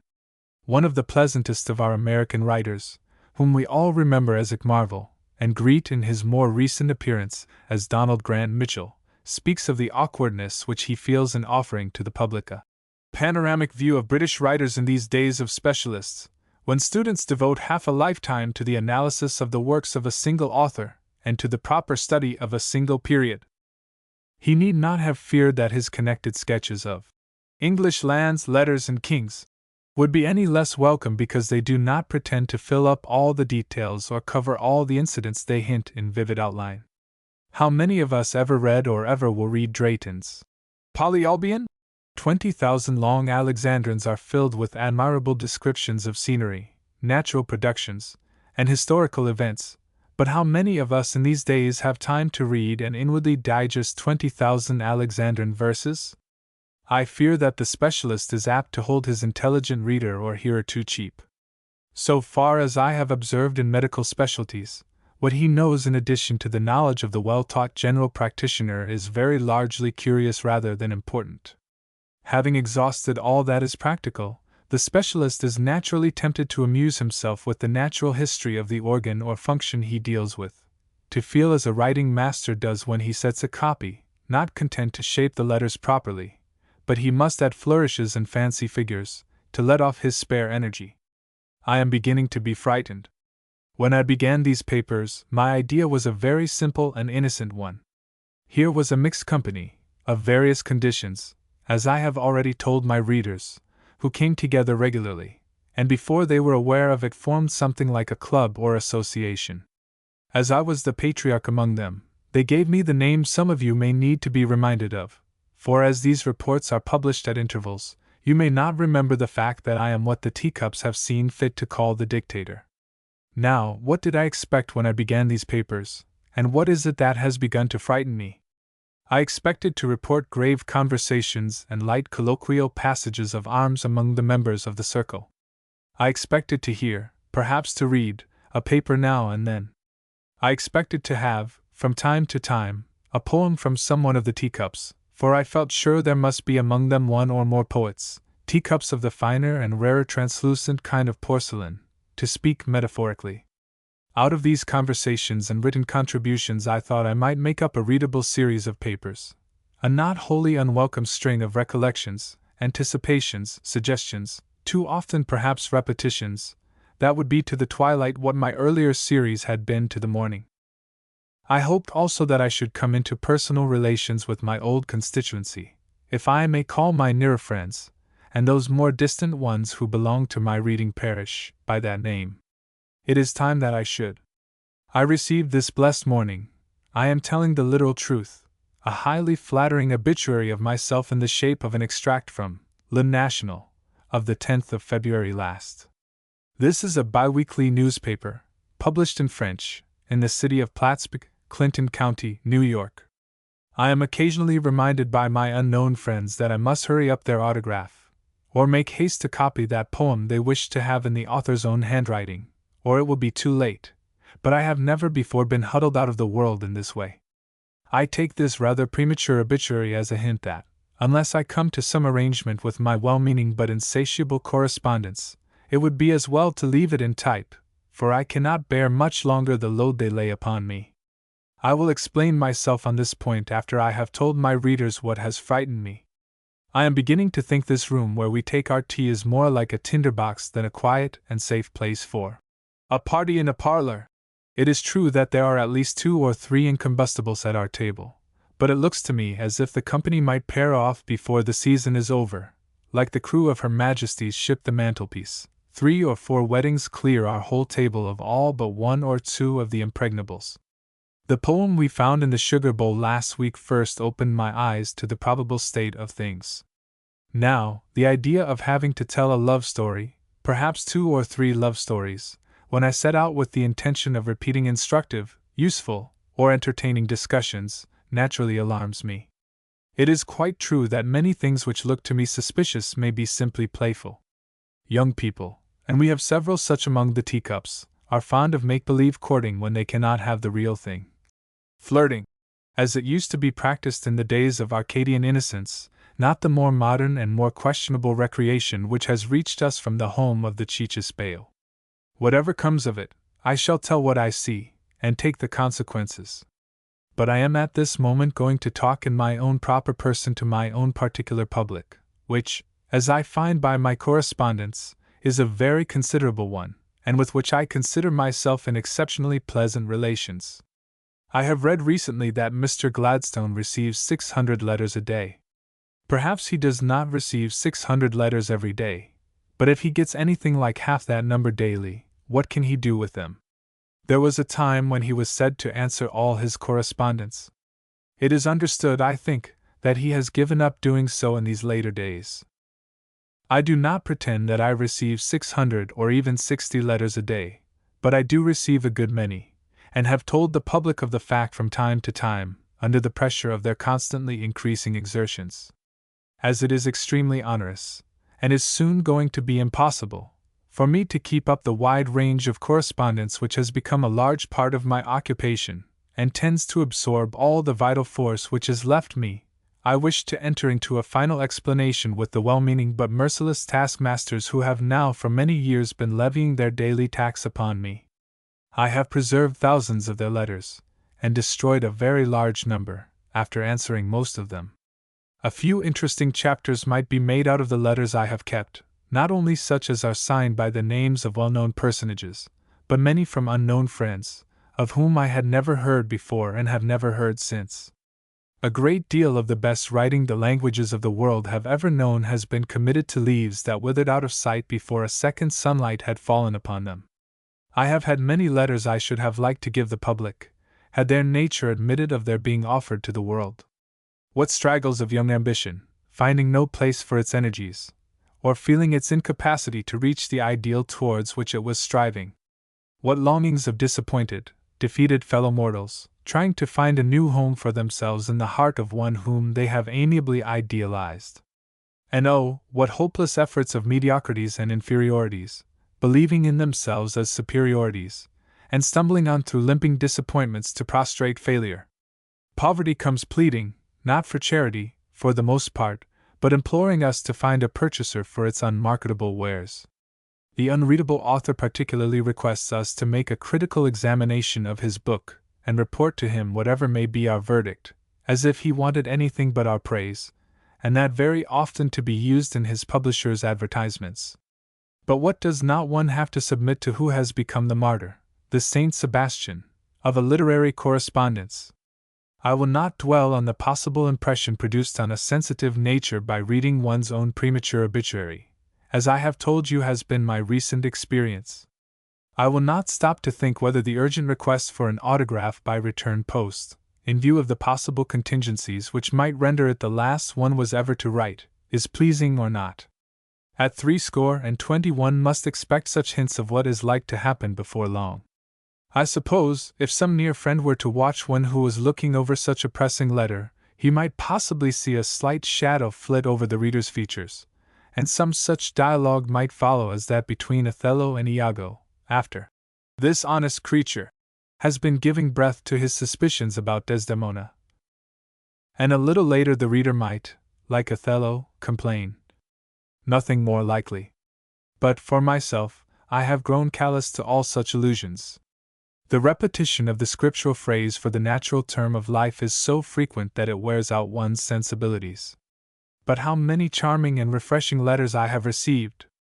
How often I have felt their encouragement in moments of doubt and depression, such as the happiest temperaments must sometimes experience. If the time comes when to answer all my kind unknown friends, even by dictation, is impossible, or more than I feel equal to, I wish to refer any of those who may feel disappointed at not receiving an answer to the following general acknowledgments. I am always grateful for any attention which shows me that I am kindly remembered. 2. Your pleasant message has been read to me, and has been thankfully listened to. 3. Your book, your essay, your poem, has reached me safely, and has received all the respectful attention to which it seemed entitled.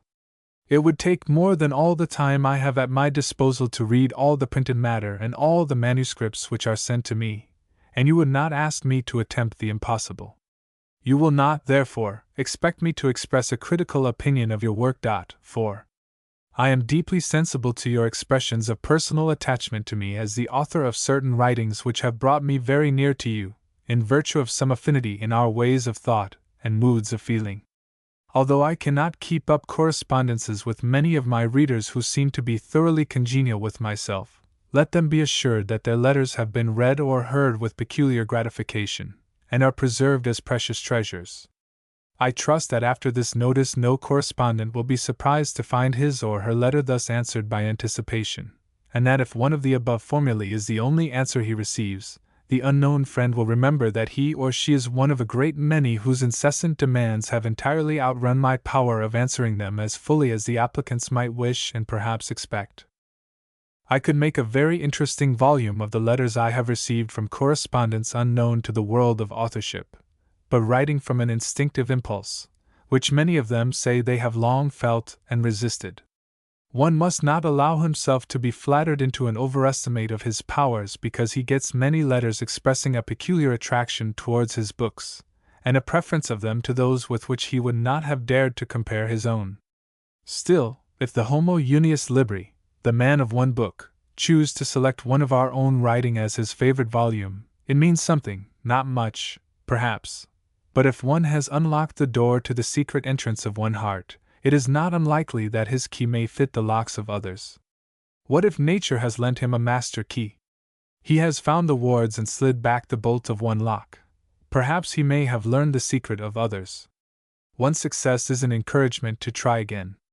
Let the writer of a truly loving letter, such as greets one from time to time, remember that, though he never hears a word from it, it may prove one of the best rewards of an anxious and laborious past, and the stimulus of a still aspiring future. Among the letters I have recently received, none is more interesting than the following. The story of Helen Keller, who wrote it, is told in the well-known illustrated magazine called The Wide Awake, in the number for July, 1888. For the account of this little girl, now between 9 and 10 years old, and other letters of her writing, I must refer to the article I have mentioned. It is enough to say that she is deaf and dumb, and totally blind. She was 7 years old when her teacher, Miss Sullivan, under the direction of Mr. Onagnos, at the Blind Asylum at South Boston, began her education. A child fuller of life and happiness it would be hard to find. It seems as if her soul was flooded with light and filled with music that had found entrance to it through avenues closed to other mortals.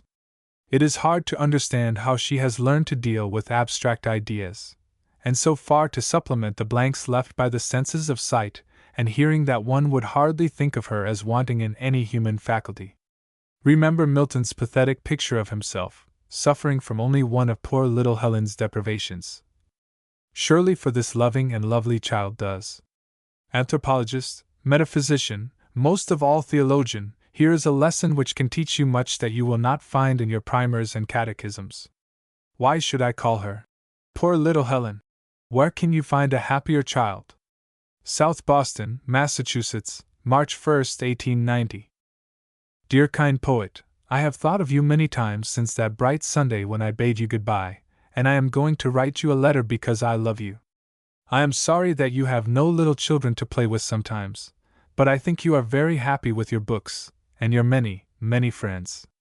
On Washington's birthday a great many people came here to see the little blind children, and I read for them from your poems, and showed them some beautiful shells which came from a little island near Palos. I am reading a very sad story called Little Jakey.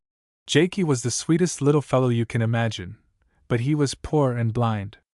I used to think, when I was small and before I could read, that everybody was always happy, and at first it made me very sad to know about pain and great sorrow, but now I know that we could never learn to be brave and patient, if there were only joy in the world. I am studying about insects in zoology, and I have learned many things about butterflies.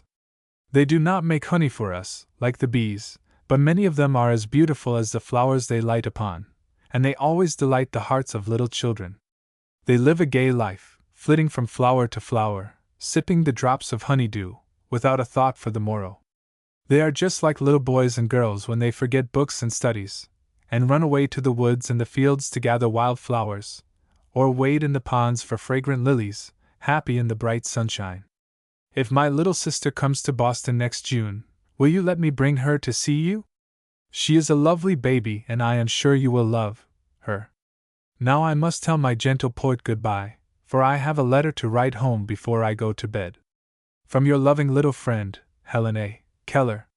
The reading of this letter made many eyes glisten, and a dead silence hushed the whole circle. All at once Delilah, our pretty table maid, forgot her place. What business had she to be listening to our conversation and reading? And began sobbing, just as if she had been a lady. She couldn't help it, she explained afterwards. She had a little blind sister at the asylum, who had told her about Helen's reading to the children. It was very awkward, this breaking down of our pretty Delilah, for one girl crying will sometimes set off a whole row of others. It is as hazardous as lighting one cracker in a bunch. The two annexes hurried out their pocket handkerchiefs, and I almost expected a semi-hysteric cataclysm. At this critical moment, number 5 called Delilah to her, looked into her face with those calm eyes of hers, and spoke a few soft words. Was number 5 forgetful, too? Did she not remember the difference of their position? I suppose so. But she quieted the poor handmaiden as simply and easily as a nursing mother quiets her unweaned baby. Why are we not all in love with number 5? Perhaps we are. At any rate, I suspect the professor. When we all get quiet, I will touch him up about that visit she promised to make to his laboratory. I got a chance at last to speak privately with him. Did number 5 go to meet you in your laboratory, as she talked of doing? Oh, yes, of course she did. Why, she said she would. Oh, to be sure. Do tell me what she wanted in your laboratory. She wanted me to burn a diamond for her. Burn a diamond? What was that for? Because Cleopatra swallowed a pearl? No, nothing of that kind. It was a small stone, and had a flaw in it. Number 5 said she didn't want a diamond with a flaw in it, and that she did want to see how a diamond would burn. Was that all that happened? That was all. She brought the 2 annexes with her, and I gave my 3 visitors a lecture on carbon, which they seemed to enjoy very much. I looked steadily in the professor's face during the reading of the following poem. I saw no questionable look upon it, but he has a remarkable command of his features. Number 5 read it with a certain archness of expression, as if she saw all its meaning, which I think some of the company did not quite take in. They said they must read it slowly and carefully. Somehow, I like you, and I love you, got a little mixed, as they heard it. It was not number 5's fault, for she read it beautifully, as we all agreed, and as I knew she would when I handed it to her. 7. There is no use in burdening my table with those letters of inquiry as to where our meetings are held, and what are the names of the persons designated by numbers, or spoken of under the titles of the professor, the tutor, and so forth. It is enough that you are aware who I am, and that I am known at the tea table as the dictator. Theatrical asides are apt to be whispered in a pretty loud voice, and the persons who ought not to have any idea of what is said are expected to be reasonably hard of bearing. If I named all the teacups, some of them might be offended. If any of my readers happen to be able to identify any one teacup by some accidental circumstance, say, for instance, number 5, by the incident of her burning the diamond, I hope they will keep quiet about it. Number 5 doesn't want to be pointed out in the street as the extravagant person who makes use of such expensive fuel, for the story would soon grow to a statement that she always uses diamonds, instead of cheaper forms of carbon, to heat her coffee with. So with other members of the circle. The cracked teacup. Number 7 would not, perhaps, be pleased to recognize himself under that title. I repeat it, therefore, do not try to identify the individual teacups. You will not get them right, or if you do, you may too probably make trouble. How is it possible that I can keep up my freedom of intercourse with you all if you insist on bellowing my asides through a speaking trumpet? Besides, you cannot have failed to see that there are strong symptoms of the springing up of delicate relations between some of our number. I told you how it would be. It did not require a prophet to foresee that the saucy intruder who, as Mr. Willis wrote, and the dear dead girls used to sing, in our young days, would pop his little curly head up between one or more pairs of teacups. If you will stop these questions, then I will go on with my reports of what was said and done at our meetings over the teacups. Of all things beautiful in this fair world, there is nothing so enchanting to look upon, to dream about, as the first opening of the flower of young love. How closely the calyx has hidden the glowing leaves in its quiet green mantle. Side by side, 2 buds have been tossing jauntily in the breeze, often brought very near to each other, sometimes touching for a moment, with a secret thrill in their close-folded heart leaves, it may be, but still the cool green sepals shutting tight over the burning secret within. All at once a morning ray touches one of the two buds, and the point of a blushing petal betrays the imprisoned and swelling blossom. Oh no, I did not promise a love story. There may be a little sentiment now and then, but these papers are devoted chiefly to the opinions, prejudices, fancies, whims of myself, the dictator, and others of the Teacups who have talked or written for the general benefit of the company. Here are some of the remarks I made the other evening on the subject of intellectual overfeeding and its consequence, mental dyspepsia. There is something positively appalling in the amount of printed matter yearly, monthly, weekly, daily, secreted by that great gland of the civilized organism, the press. I need not dilate upon this point, for it is brought home to every one of you who ever looks into a bookstore or a public library. So large is the variety of literary products continually coming forward, forced upon the attention of the reader by stimulating and suggestive titles, commended to his notice by famous names, recasting old subjects and developing and illustrating new ones, that the mind is liable to be urged into a kind of unnatural hunger, leading to a repletion which is often followed by disgust and disturbed nervous conditions as its natural consequence. It has long been a favorite rule with me, a rule which I have never lost sight of, however imperfectly I have carried it out. Try to know enough of a wide range of subjects to profit by the conversation of intelligent persons of different callings and various intellectual gifts and acquisitions. The cynic will paraphrase this into a shorter formula: get a smattering in every sort of knowledge. I must therefore add a second piece of advice: learn to hold as of small account the comments of the cynic. He is often amusing, sometimes really witty, occasionally, without meaning it, instructive. But his talk is to profitable conversation what the stone is to the pulp of the peach, what the cob is to the kernels on an ear of Indian corn. Once more, do not be bullied out of your common sense by the specialist.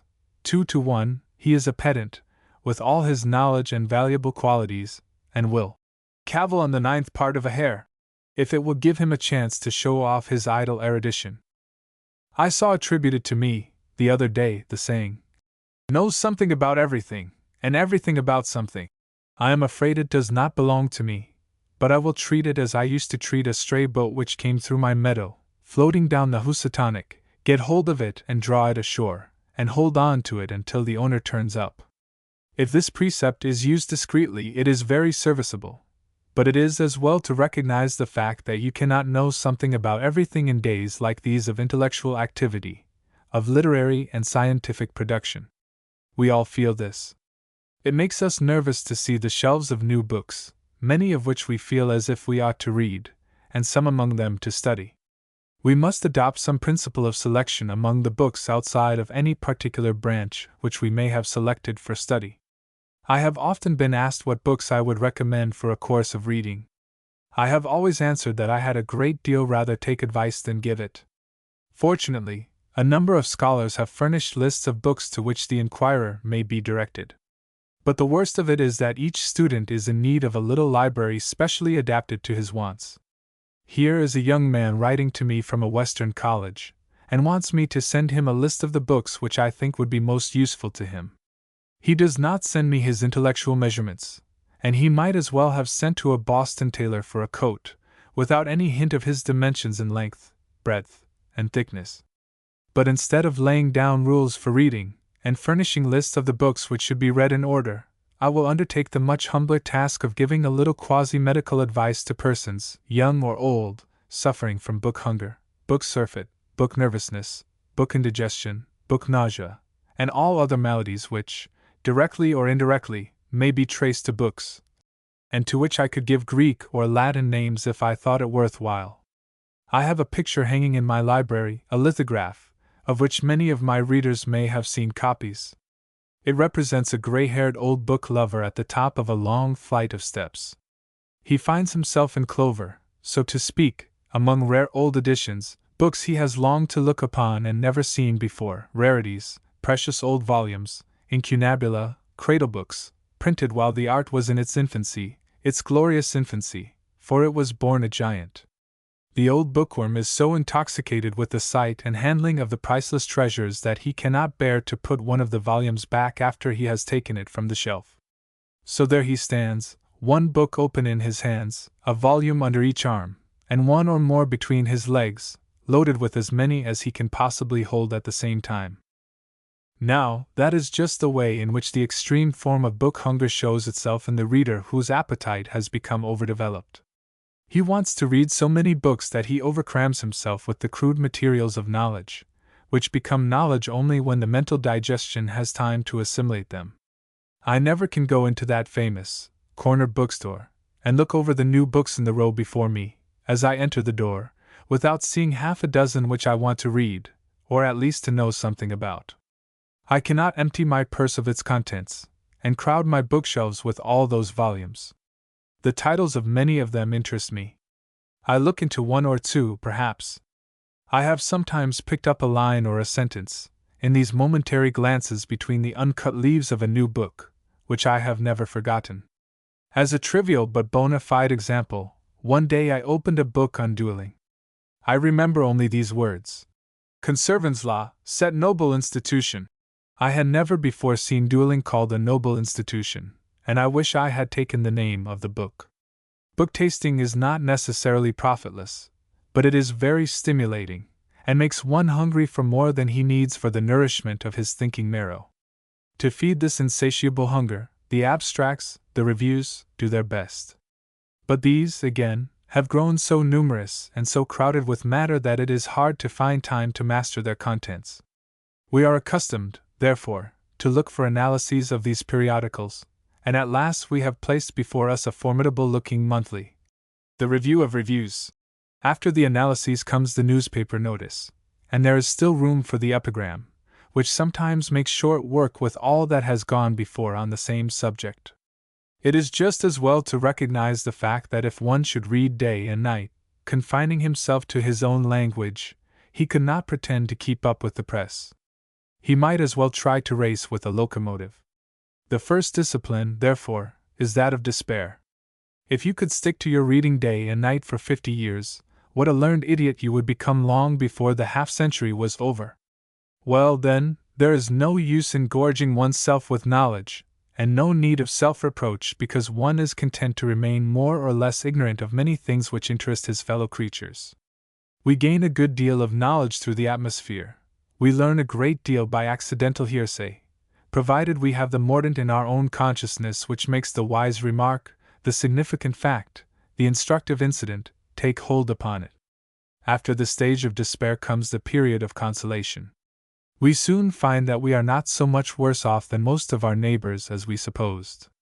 The fractional value of the wisest shows a small numerator divided by an infinite denominator of knowledge. I made some explanations to the Teacups, the other evening, which they received very intelligently and graciously, as I have no doubt the readers of these reports of mine will receive them. If the reader will turn back to the end of the 4th number of these papers, he will find certain lines entitled Cacoethes scribendi. They were said to have been taken from the usual receptacle of the verses which are contributed by the Teacups, and though the fact was not mentioned, were of my own composition. I found them in manuscript in my drawer, and as my subject had naturally suggested the train of thought they carried out into extravagance, I printed them. At the same time they sounded very natural, as we say, and I felt as if I had published them somewhere or other before, but I could find no evidence of it, and so I ventured to have them put in type. And here I wished to take breath for a short, separate paragraph. I have often felt, after writing a line which pleased me more than common, that it was not new, and perhaps was not my own. I have very rarely, however, found such a coincidence in ideas or expression as would be enough to justify an accusation of unconscious plagiarism. Conscious plagiarism is not my particular failing. I therefore say my say, set down my thought, print my line, and do not heed the suspicion that I may not be as original as I supposed, in the passage I have been writing. My experience may be worth something to a modest young writer, and so I have interrupted what I was about to say by intercalating this paragraph. In this instance my telltale suspicion had not been at fault. I had printed those same lines years ago, in the Contributors' Club. to which I have rarely sent any of my prose or verse. Nobody but the editor has noticed the fact, so far as I know. This is consoling, or mortifying, I hardly know which. I suppose one has a right to plagiarize from himself, but he does not want to present his work as fresh from the workshop when it has been long standing in his neighbor's shop window. But I have just received a letter from a brother of the late Henry Howard Brownell, the poet of the Bay Fight and the River Fight, in which he quotes a passage from an old book, A Heroine, Adventures of Cherubina, which might well have suggested my own lines if I had ever seen it. I have not the slightest recollection of the book or the passage. I think its liveliness and local color will make it please the reader, as it pleases me, more than my own more prosaic extravagances. The immediate dismissal of the little maid was the consequence. I may as well say that our Delilah was not in the room when the last sentence was read. Readers must be either very good-natured or very careless. I have laid myself open to criticism by more than one piece of negligence, which has been passed over without invidious comment by the readers of my papers. How could I, for instance, have written in my original copy for the printer about the fisherman baiting his hook with a giant's tail instead of a dragon's? It is the automatic fellow, me, number 2 of our dual personality, who does these things, who forgets the message me, number 1 sends down to him from the cerebral convolutions, and substitutes a wrong word for the right one. I suppose me, number 2 will sass back and swear that giants was the message which came down from headquarters. He is always doing the wrong thing and excusing himself. Who blows out the gas instead of shutting it off? Who puts the key in the desk and fastens it tight with the spring lock? Do you mean to say that the upper me, the me of the true thinking marrow, the convolutions of the brain, does not know better? Of course he does, and me number 2 is a careless servant, who remembers some old direction, and follows that instead of the one just given. Number 7 demurred to this, and I am not sure that he is wrong in so doing. He maintains that the automatic fellow always does just what he is told to do. Number 5 is disposed to agree with him. We will talk over the question. But come, now, why should not a giant have a tail as well as a dragon? Linnaeus admitted the Homo caudatus into his anthropological catalogue. The human embryo has a very well-marked caudal appendage, that is, the vertebral column appears prolonged, just as it is in a young quadruped. During the late session of the Medical Congress at Washington, my friend Dr. Priestley, a distinguished London physician, of the highest character and standing, showed me the photograph of a small boy, some 3 or 4 years old, who had a very respectable little tail, which would have passed muster on a pig, and would have made a frog or a toad ashamed of himself. I have never heard what became of the little boy, nor have I looked in the books or journals to find out if there are similar cases on record, but I have no doubt that there are others. And if boys may have this additional ornament to their vertebral columns, why not men? And if men, why not giants? So I may not have made a very bad blunder, after all, and my reader has learned something about the Homo caudatus as spoken of by Linxus, and is shown me in photograph by Dr. Priestley. This child is a candidate for the vacant place of missing link. In accounting for the blunders, and even gross blunders, which, sooner or later, one who writes much is pretty sure to commit, I must not forget the part played by the blind spot or idiotic area in the brain, which I have already described. The most knowing persons we meet with are sometimes at fault. Nova omnia possumus omnes is not a new nor profound axiom, but it is well to remember it as a counterpoise to that other truly American saying of the late Mr. Samuel Patch. Some things can be done as well as others. Yes, some things, but not all things. We all know men and women who hate to admit their ignorance of anything. Like talkative in Pilgrim's Progress, they are ready to converse of things heavenly or things earthly, things moral or things evangelical, things sacred or things profane, things past or things to come, things foreign or things at home, things more essential or things circumstantial. Talkative is apt to be a shallow fellow, and to say foolish things about matters he only half understands, and yet he has his place in society. The specialists would grow to be intolerable, were they not counterpoised to some degree by the people of general intelligence. The man who knows too much about one particular subject is liable to become a terrible social infliction. Some of the worst bores, to use plain language, we ever meet with are recognized as experts of high grade in their respective departments. Beware of making so much as a pinhole in the dam that holds back their knowledge. They ride their hobbies without bit or bridle. A poet on Pegasus, reciting his own verses, is hardly more to be dreaded than a mounted specialist. One of the best offices which women perform for men is that of tasting books for them. They may or may not be profound students, some of them are, but we do not expect to meet women like Mrs. Somerville, or Caroline Herschel, or Maria Mitchell at every dinner table or afternoon tea. But give your elect lady a pile of books to look over for you, and she will tell you what they have for her and for you in less time than you would have wasted in stupefying yourself over a single volume. One of the encouraging signs of the times is the condensed and abbreviated form in which knowledge is presented to the general reader. The short biographies of historic personages, of which within the past few years many have been published, have been a great relief to the large class of readers who want to know something, but not too much, about them. What refuge is there for the victim who is oppressed with the feeling that there are 1,000 new books he ought to read, while life is only long enough for him to attempt to read 100?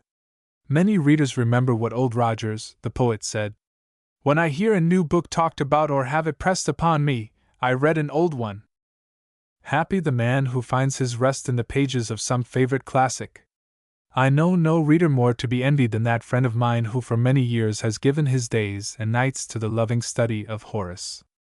After a certain period in life, it is always with an effort that we admit a new author into the inner circle of our intimates.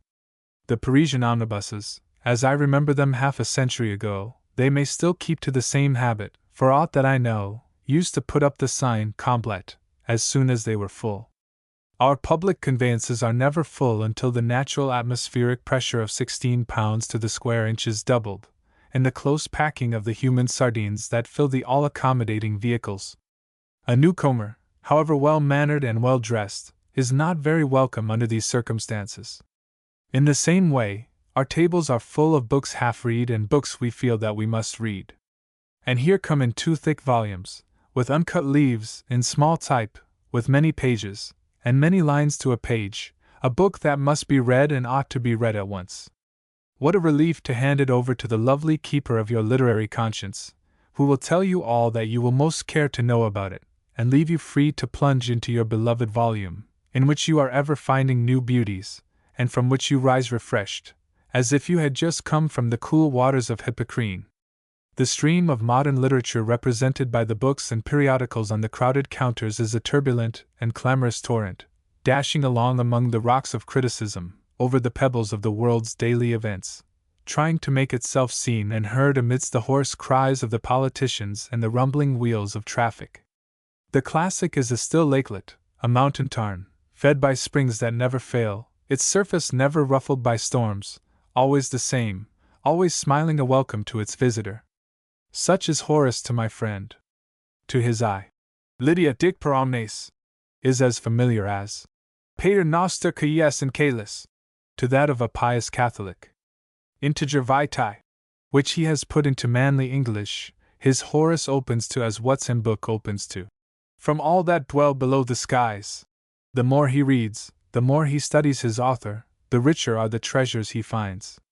And what Horace is to him, Homer or Virgil or Dante is to many a quiet reader, sick to death of the unending train of bookmakers. I have some curious books in my library, a few of which I should like to say something about to the Teacups, when they have no more immediately pressing subjects before them. A library of a few thousand volumes ought always to have some books in it which the owner almost never opens, yet with whose backs he is so well acquainted that he feels as if he knew something of their contents. They are like those persons whom we meet in our daily walks, with whose faces and figures, whose summer and winter garments, whose walking sticks and umbrellas even, we feel acquainted, and yet whose names, whose business, whose residences, we know nothing about. Some of these books are so formidable in their dimensions, so rusty and crabbed in their aspect, that it takes a considerable amount of courage to attack them. I will ask Delilah to bring down from my library a very thick, stout volume, bound in parchment, and standing on the lower shelf, next the fireplace. The pretty handmaid knows my books almost as if she were my librarian, and I don't doubt she would have found it if I had given only the name on the back. Delilah returned presently, with the heavy quarto in her arms. It was a pleasing sight, the old book in the embrace of the fresh young damsel. I felt, on looking at them, as I did when I followed the slip of a girl who conducted us in the Temple, that ancient building in the heart of London. The long-enduring monuments of the dead do so mock the fleeting presence of the living. Isn't this book enough to scare any of you? I said, as Delilah dumped it down upon the table. The teacups jumped from their saucers as it thumped on the board. Danieli's Georgii Morophii Polyhister, Literarius, Philosophicus et Poeticus. Libici Mxxii. Perhaps I should not have ventured to ask you to look at this old volume, if it had not been for the fact that Dr. Johnson mentions Moorhoff as the author to whom he was specially indebted. More, I think, than to any other. It is a grand old encyclopedic summary of all the author knew about pretty nearly everything, full of curious interests, but so strangely medieval, so utterly antiquated in most departments of knowledge, that it is hard to believe the volume came from the press at a time when persons whom I well remember were living. Is it possible that the books which have been for me what Moorhoff was for Dr. Johnson can look like that to the student of the year 1990? Moorhoff was a believer in magic and the transmutation of metals. There was always something fascinating to me in the old books of alchemy. I have felt that the poetry of science lost its wings when the last powder of projection had been cast into the crucible, and the fire of the last transmutation furnace went out. Perhaps I am wrong in implying that alchemy is an extinct folly. It existed in New England's early days, as we learn from the Winthrop Papers, and I see no reason why gold-making should not have its votaries as well as other popular delusions. Among the essays of Moorhoff is one on the Paradoxes of the Senses. That title brought to mind the recollection of another work I have been meaning to say something about, at some time when you were in the listening mood. The book I refer to is A Budget of Paradoxes, by Augustus de Morgan. De Morgan is well remembered as a very distinguished mathematician, whose works have kept his name in high honor to the present time. The book I am speaking of was published by his widow, and is largely made up of letters received by him and his comments upon them. Few persons ever read it through. Few intelligent readers ever took it up and laid it down without taking a long draught of its singular and interesting contents. The letters are mostly from that class of persons whom we call cranks in our familiar language. At this point, number 7 interrupted me by calling out, "Give us some of those cranks letters." A crank is a man who does his own thinking. I had a relation who was called a crank. I believe I have been spoken of as one myself. That is what you have to expect if you invent anything that puts an old machine out of fashion, or solve a problem that has puzzled all the world up to your time. There never was a religion founded but its Messiah was called a crank. There never was an idea started that woke up men out of their stupid indifference but its originator was spoken of as a crank. Do you want to know why that name is given to the men who do most for the world's progress? I will tell you. It is because cranks make all the wheels and all the machinery of the world go round. What would a steam engine be without a crank? I suppose the first fool that looked on the first crank that was ever made asked what that crooked, queer-looking thing was good for. When the wheels got moving he found out. Tell us something about that book which has so much to say concerning cranks. Hereupon I requested Delilah to carry back Moorhoff, and replace him in the wide gap he had left in the bookshelf. She was then to find and bring down the volume I had been speaking of. Delilah took the wisdom of the 17th century in her arms, and departed on her errand. The book she brought down was given me some years ago by a gentleman who had sagaciously foreseen that it was just one of those works which I might hesitate about buying, but should be well pleased to own. He guessed well. The book has been a great source of instruction and entertainment to me. I wonder that so much time and cost should have been expended upon a work which might have borne a title like the Encomium Mori of Erasmus, and yet it is such a wonderful museum of the productions of the squinting brains belonging to the class of persons commonly known as cranks that we could hardly spare one of its 500 octavo pages. Those of us who are in the habit of receiving letters from all sorts of would-be literary people letters of inquiry, many of them with reference to matters we are supposed to understand, can readily see how it was that Mr. De Morgan, never too busy to be good-natured with the people who pestered or amused him with their queer fancies, received such a number of letters from persons who thought they had made great discoveries, from those who felt that they and their inventions and contrivances had been overlooked, and who sought in his large charity of disposition and great receptiveness a balm for their wounded feelings and a ray of hope for their darkened prospects. The book before us is made up from papers published in the Athenaeum, with additions by the author. Soon after opening it we come to names with which we are familiar, the first of these, that of Cornelius Agrippa, being connected with the occult and mystic doctrines dealt with by many of De Morgan's correspondents. But the name most likely to arrest us is that of Giordano Bruno, the same philosopher, heretic, and martyr whose statue has recently been erected in Rome, to the great horror of the Pope and his prelates in the Old World and in the New. De Morgan's pithy account of him will interest the company. Giordano Bruno was all paradox. He was, as has been said, a vorticist before Descartes, an optimist before Leibniz, a Copernican before Galileo. It would be easy to collect 100 strange opinions of his. He was born about 1550, and was roasted alive at Rome, February 17, 1600, for the maintenance and defense of the Holy Church, and the rights and liberties of the same.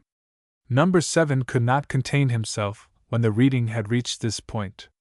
He rose from his chair, and tinkled his spoon against the side of his teacup. It may have been a fancy, but I thought it returned a sound which Mr. Richard Briggs would have recognized as implying an organic defect. But number 7 did not seem to notice it, or, if he did, to mind it. "Why didn't we all have a chance to help erect that statue?" he cried. "A murdered heretic at the beginning of the 17th century, a hero of knowledge in the 19th, I drink to the memory of the roasted crank, Giordano Bruno." Number 7 lifted his teacup to his lips, and most of us followed his example. After this outburst of emotion and eloquence had subsided, and the teaspoons lay quietly in their saucers, I went on with my extract from the book I had in hand. "I think," I said, "that the passage which follows will be new and instructive to most of the company. De Morgan's interpretation of the Kabbalistic sentence, made up as you will find it, is about as ingenious a piece of fanciful exposition as you will be likely to meet with anywhere in any book, new or old. I am the more willing to mention it as it suggests a puzzle which some of the company may like to work upon. Observe the character and position of the two distinguished philosophers who did not think their time thrown away in laboring at this seemingly puerile task. There is a kind of Kabbalah Alphabetica which the investigators of the numerals and words would do well to take up. It is the formation of sentences which contain all the letters of the alphabet, and each only once. No one has done it with V and J treated as consonants, but you and I can do it. Dr. Wool and I amused ourselves some years ago with attempts. He could not make sense, though he joined words. He gave me fizz, sticks, wrong, buck, flame, quiz. I gave him the following, which he agreed was admirable sense. I certainly think the words would never have come together except in this way. I quartz pigs who fling muck beds. I long thought that no human being could say this under any circumstances. At last I happened to be reading a religious writer, as he thought himself, who threw aspersions on his opponents thick and threefold. Heyday came into my head. This fellow flings muck beds, he must be a quartz pyx. And then I remembered that a pyx is a sacred vessel, and quartz is a hard stone, as hard as the heart of a religious focuser. So that the line is the motto of the ferocious sectarian who turns his religious vessels into mud holders, for the benefit of those who will not see what he sees. There are several other sentences given, in which all the letters, except V and J as consonants, are employed, of which the following is the best: get nymph, quiz sad brow, fix luck, which in more sober English would be, merry, be cheerful, watch your business. There is more edification, more religion, in this than in all the 666 interpretations put together. There is something very pleasant in the thought of these two sages playing at jackstraws with the letters of the alphabet. The task which De Morgan and Dr. Wool, the omniscient, set themselves would not be unworthy of our own ingenious scholars, and it might be worthwhile for some one of our popular periodicals to offer a prize for the best sentence using up the whole alphabet, under the same conditions as those submitted to by our two philosophers. This whole book of De Morgan seems to me full of instruction. There is too much of it, no doubt, yet one can put up with the redundancy for the sake of the multiplicity of shades of credulity and self-deception it displays in broad daylight. I suspect many of us are conscious of a second personality in our complex nature, which has many traits resembling those found in the writers of the letters addressed to Mr. de Horgan. I have not ventured very often nor very deeply into the field of metaphysics, but if I were disposed to make any claim in that direction, it would be the recognition of the squinting brain, the introduction of the term cerebricity, corresponding to electricity, the idiotic area in the brain or thinking marrow, and my studies of the second member in the partnership of I myself and company. I add the company with a special reference to a very interesting article in a late Scribner, by my friend Mr. William James. In this article the reader will find a full exposition of the doctrine of plural personality illustrated by striking cases. I have long ago noticed and referred to the fact of the stratification of the currents of thought in 3 layers, one over the other. I have recognized that where there are 2 individuals talking together there are really 6 personalities engaged in the conversation. But the distinct, separable, independent individualities, taking up conscious life one after the other, are brought out by Mr. James and the authorities to which he refers as I have not elsewhere seen them developed. Whether we shall ever find the exact position of the idiotic center or area in the brain, if such a spot exists, is uncertain. We know exactly where the blind spot of the eye is situated, and can demonstrate it anatomically and physiologically. But we have only analogy to lead us to infer the possible, or even probable existence of an insensible spot in the thinking center. If there is a focal point where consciousness is at its highest development, it would not be strange if nearby there should prove to be an anesthetic district, or limited space where no report from the senses was intelligently interpreted. But all this is mere hypothesis.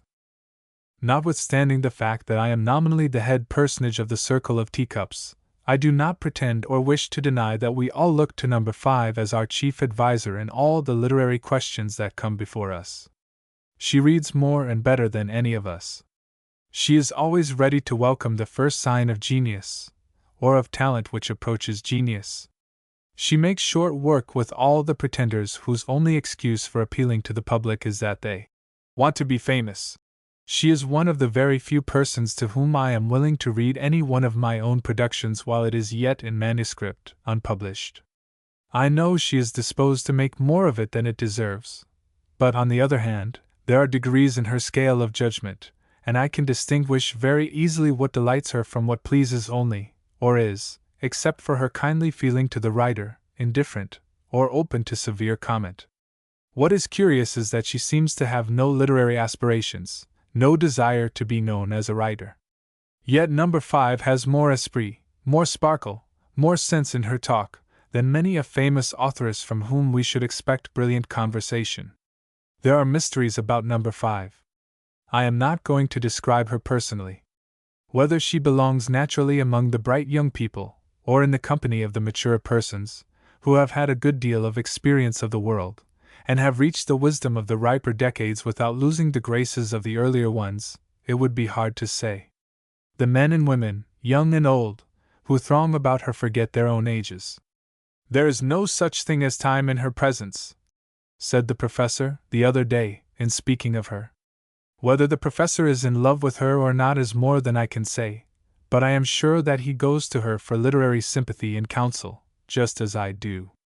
The reader may remember what number 5 said about the possibility of her getting a sprained ankle, and her asking the young doctor whether he felt equal to taking charge of her if she did. I would not for the world insinuate that he wishes she would slip and twist her foot a little, just a little, you know, but so that it would have to be laid on a pillow in a chair, and inspected, and bandaged, and delicately manipulated. There was a banana skin which she might naturally have trodden on, in her way to the tea-table.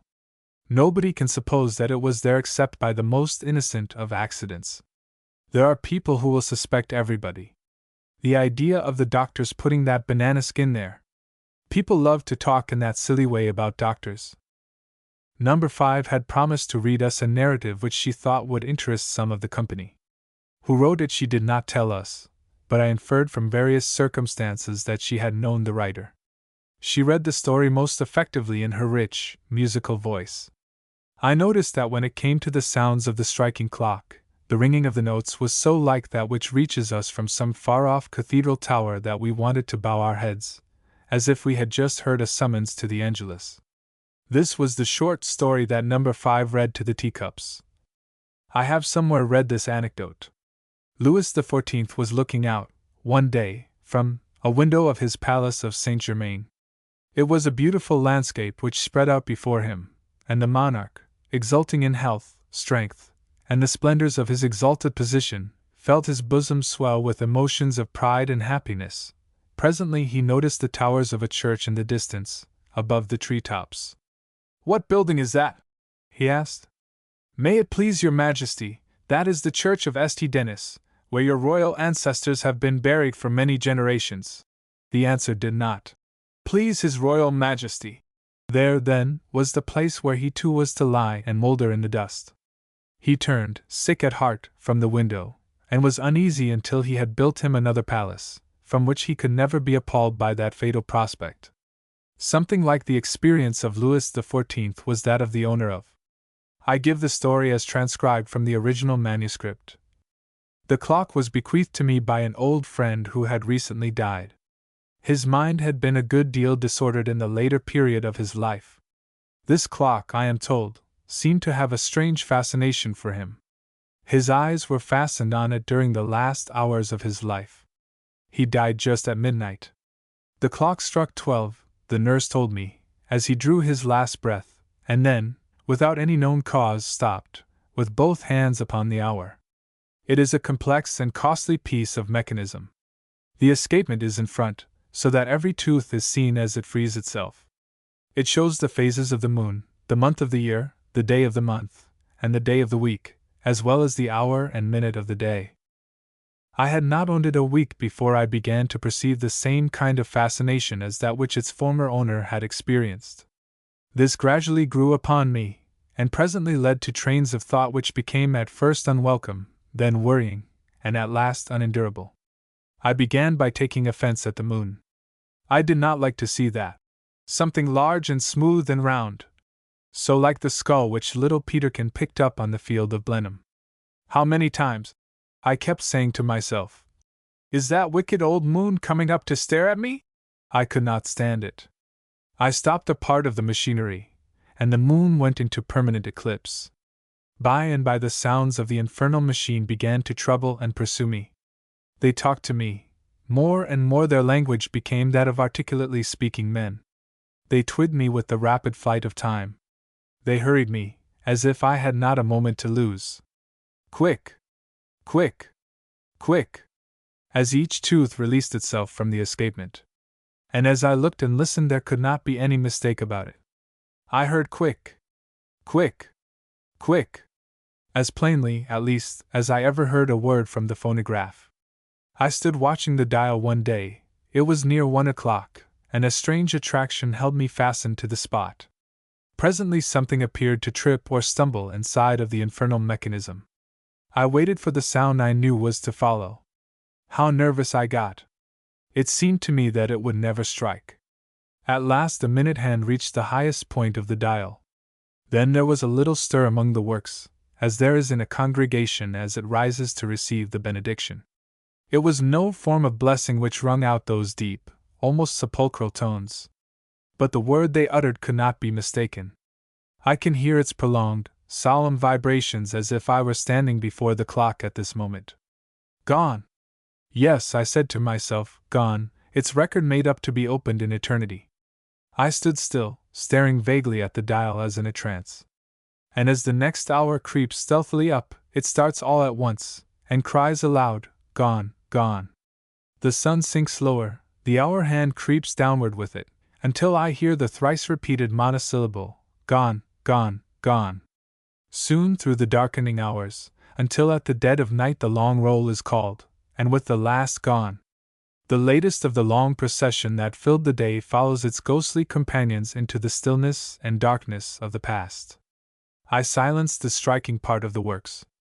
Still, the escapement kept repeating, "Quick! Quick! Quick!" Still the long minute hand, like the dart in the grasp of death, as we see it in Rabelais' monument to Mrs. Nightingale, among the tombs of Westminster Abbey, stretched itself out, ready to transfix each hour as it passed, and make it my last. I sat by the clock to watch the leap from one day of the week to the next. Then would come, in natural order, the long stride from one month to the following one. I could endure it no longer. "Take that clock away," I said. They took it away. They took me away, too. They thought I needed country air. The sounds and motions still pursued me in imagination. I was very nervous when I came here. The walks are pleasant, but the walls seem to me unnecessarily high. The boarders are numerous, a little miscellaneous, I think. But we have the Queen, and the President of the United States, and several other distinguished persons, if we may trust what they tell about themselves. After we had listened to No. 5's story, I was requested to read a couple of verses written by me when the guest of my friends, whose name is hinted by the title prefixed to my lines. 8.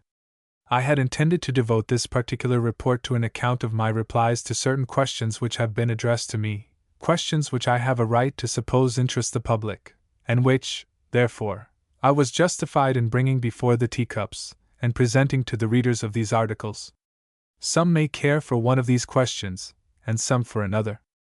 A good many young people think nothing about life as it presents itself in the far horizon, bounded by the snowy ridges of threescore, and the dim peaks beyond that remote barrier.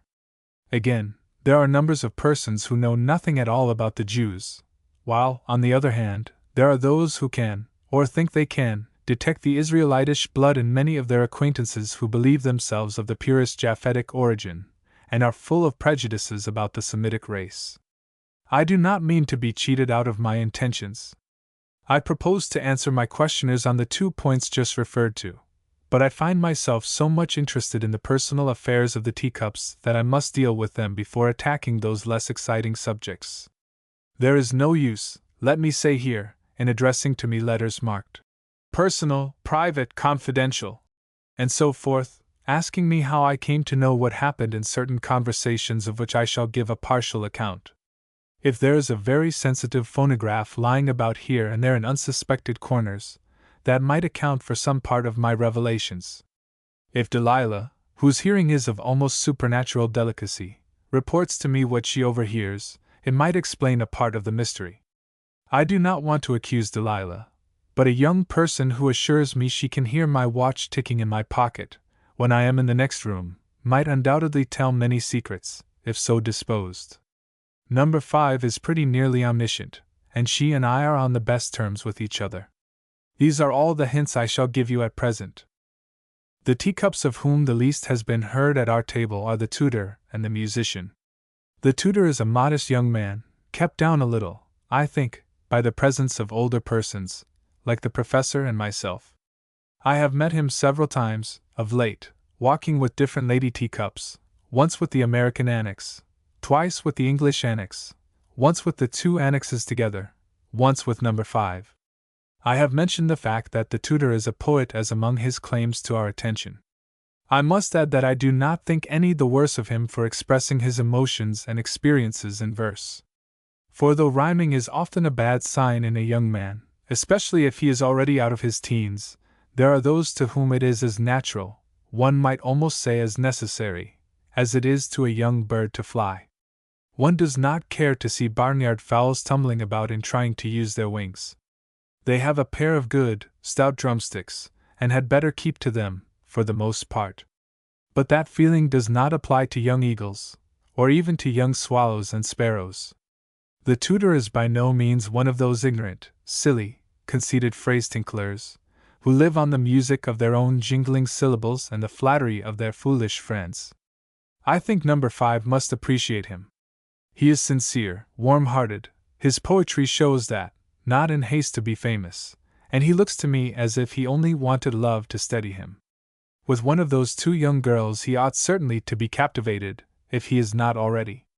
Twice walking with the English annex, I met him, and they were so deeply absorbed in conversation they hardly noticed me. He has been talking over the matter with number 5, who is just the kind of person for a confidant. I know I feel very lonely, he was saying, and I only wish I felt sure that I could make another person happy. My life would be transfigured if I could find such a one, whom I could love well enough to give my life to her, for her, if that were needful, and who felt an affinity for me, if any one could. And why not your English maiden? Said number 5. What makes you think I care more for her than for her American friend? Said the tutor. Why, haven't I met you walking with her, and didn't you both seem greatly interested in the subject you were discussing? I thought, of course, it was something more or less sentimental that you were talking about. I was explaining that in Clytie and Browning's Grammarian's Funeral. I don't think there was anything very sentimental about that. She is an inquisitive creature, that English girl. She is very fond of asking me questions, in fact, both of them are. There is one curious difference between them. The English girl settles down into her answers and is quiet. The American girl is never satisfied with yesterday's conclusions. She is always reopening old questions in the light of some new fact or some novel idea. I suppose that people bred from childhood to lean their backs against the wall of the creed and the church catechism find it hard to sit up straight on the Republican stool, which obliges them to stiffen their own backs. Which of these two girls would be the safest choice for a young man? I should really like to hear what answer you would make if I consulted you seriously, with a view to my own choice, on the supposition that there was a fair chance that either of them might be one. The one you are in love with, answered number 5. But what if it were a case of how happy could I be with either? Which offers the best chance of happiness, a marriage between two persons of the same country, or a marriage where one of the parties is of foreign birth? Everything else being equal, which is best for an American to marry, an American or an English girl? We need not confine the question to those two young persons, but put it more generally. There are reasons on both sides, answered number 5. I have often talked this matter over with the dictator. This is the way he speaks about it. English blood is apt to tell well on the stock upon which it is engrafted. Over and over again he has noticed finely grown specimens of human beings, and on inquiry has found that one or both of the parents or grandparents were of British origin. The chances are that the descendants of the imported stock will be of a richer organization, more florid, more muscular, with mellower voices, than the native whose blood has been unmingled with that of new emigrants since the earlier colonial times. So talks the dictator. I myself think the American will find his English wife concentrates herself more readily and more exclusively on her husband, for the obvious reason that she is obliged to live mainly in him. I remember hearing an old friend of my early days say, "A woman does not bear transplanting." It does not do to trust these old sayings, and yet they almost always have some foundation in the experience of mankind, which has repeated them from generation to generation. Happy is the married woman of foreign birth who can say to her husband, as Andromache said to Hector, after enumerating all the dear relatives she had lost, "How many a sorrowing wife, exiled from her native country, dreams of the mother she shall see no more! How many a widow, in a strange land, wishes that her poor, worn-out body could be laid among her kinsfolk, in the little churchyard where she used to gather daisies in her childhood. It takes a great deal of love to keep down the climbing sorrow that swells up in a woman's throat when such memories seize upon her, in her moments of desolation. But if a foreign-born woman does willingly give up all for a man, and never looks backward, like Lot's wife, she is apprised that it is worth running a risk to gain, that is, if she has the making of a good woman in her, and a few years will go far towards naturalizing her." The tutor listened to number 5 with much apparent interest. "And now," he said, "what do you think of her companion? A charming girl for a man of a quiet, easy temperament. The great trouble is with her voice. It is pitched a full note too high. It is aggressive, disturbing, and would wear out a nervous man without his ever knowing what was the matter with him. A good many crazy northern people would recover their reason if they could live for a year or two among the blacks of the southern states. But the penetrating, perturbing quality of the voices of many of our northern women has a great deal to answer for in the way of determining love and friendship. You remember that dear friend of ours who left us not long since?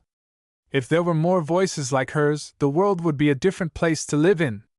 I do not believe any man or woman ever came within the range of those sweet, tranquil tones without being hushed, captivated, entranced, I might almost say, by their calming, soothing influence.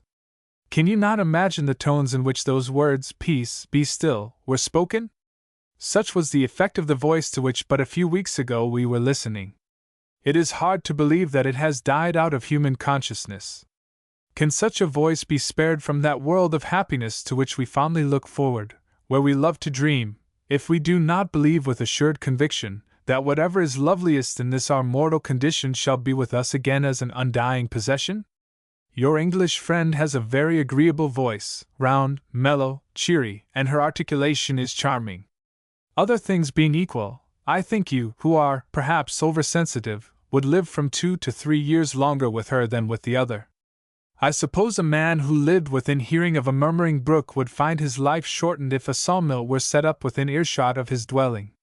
And so you advise me to make love to the English girl, do you? Asked the tutor. Number 5 laughed. It was not a loud laugh, she never laughed noisily. It was not a very hearty laugh. The idea did not seem to amuse her much. No, she said, I won't take the responsibility. Perhaps this is a case in which the true reading of Gay's line would be: there are several young women in the world besides our 2 annexes. I question whether the tutor had asked those questions very seriously, and I doubt if number 5 thought he was very much in earnest. One of the teacups reminded me that I had promised to say something of my answers to certain questions. So I began at once.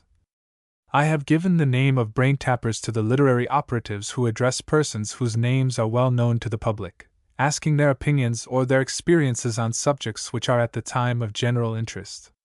They expect a literary man or a scientific expert to furnish them materials for symposia and similar articles, to be used by them for their own special purposes. Sometimes they expect to pay for the information furnished them, at other times, the honor of being included in a list of noted personages who have received similar requests is thought sufficient compensation. The object with which the brain tapper puts his questions may be a purely benevolent and entirely disinterested one. Such was the object of some of those questions which I have received and answered. There are other cases, in which the brain tapper is acting much as those persons do who stop a physician in the street to talk with him about their livers or stomachs, or other internal arrangements, instead of going to his office and consulting him, expecting to pay for his advice. Others are more like those busy women who, having the generous intention of making a handsome present to their pastor, at as little expense as may be, send to all their neighbors and acquaintances for scraps of various materials, out of which the imposing bedspread or counterpane is to be elaborated. That is all very well so long as old pieces of stuff are all they call for, but it is a different matter to ask for clippings out of new and uncut rolls of cloth. So it is one thing to ask an author for liberty to use extracts from his published writings, and it is a very different thing to expect him to write expressly for the editor's or compiler's piece of literary patchwork.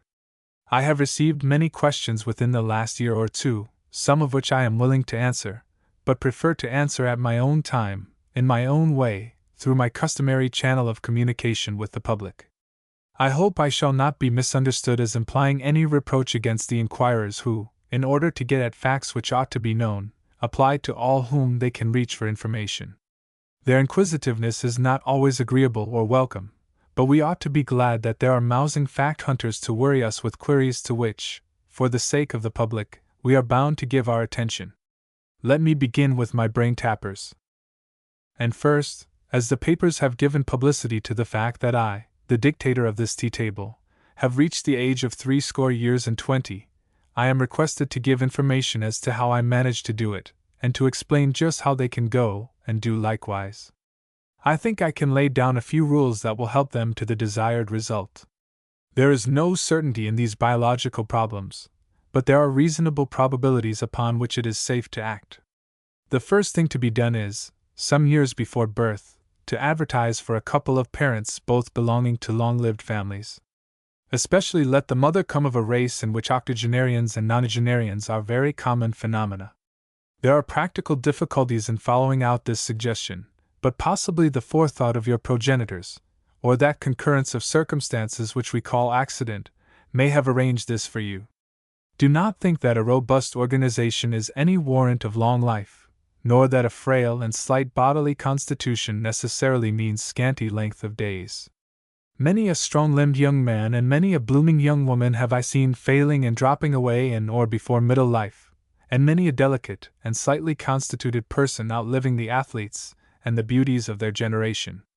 Whether the excessive development of the muscular system is compatible with the best condition of general health is, I think, more than doubtful. The muscles are great sponges that suck up and make use of large quantities of blood, and the other organs must be liable to suffer for want of their share. One of the 7 wise men of Greece boiled his wisdom down into 2 words: nothing too much.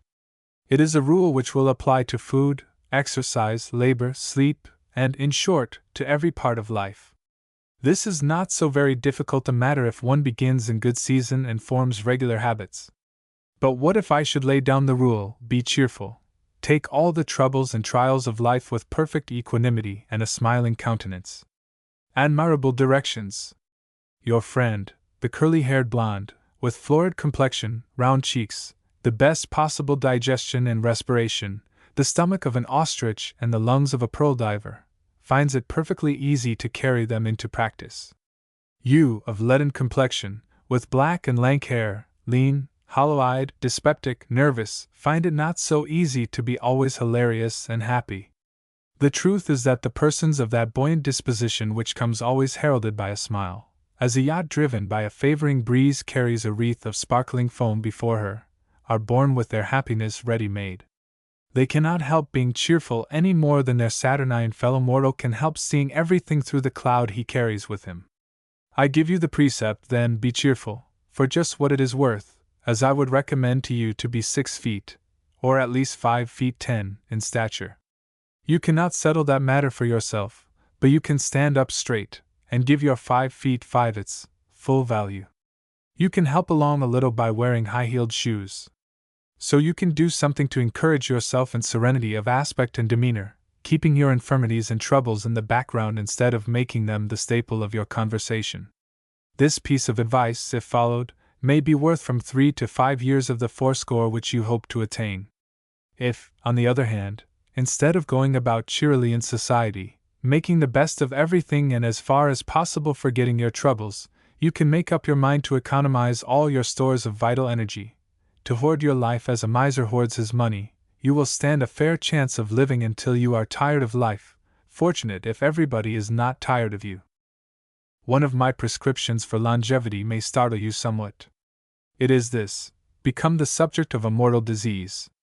Let half a dozen doctors thump you, and knead you, and test you in every possible way, and render their verdict that you have an internal complaint. They don't know exactly what it is, but it will certainly kill you by and by. Then bid farewell to the world and shut yourself up for an invalid. If you are 80 years old when you begin this mode of life, you may very probably last 20 years, and there you are, an octogenarian. In the meantime, your friends outside have been dropping off, one after another, until you find yourself almost alone, nursing your mortal complaint as if it were your baby, hugging it and kept alive by it, if to exist is to live. Who has not seen cases like this, a man or a woman shutting himself or herself up, visited by a doctor or a succession of doctors? I remember that once, in my earlier experience, I was the 27th physician who had been consulted, always taking medicine, until everybody was reminded of that impatient speech of a relative of one of these invalid vampires who live on the blood of tired-out attendants. I do wish you would get well, or something. Persons who are shut up in that way, confined to their chambers, sometimes to their beds, have a very small amount of vital expenditure, and wear out very little of their living substance. They are like lamps with half their wicks picked down, and will continue to burn when other lamps have used up all their oil. An insurance office might make money by taking no risks except on lives of persons suffering from mortal disease.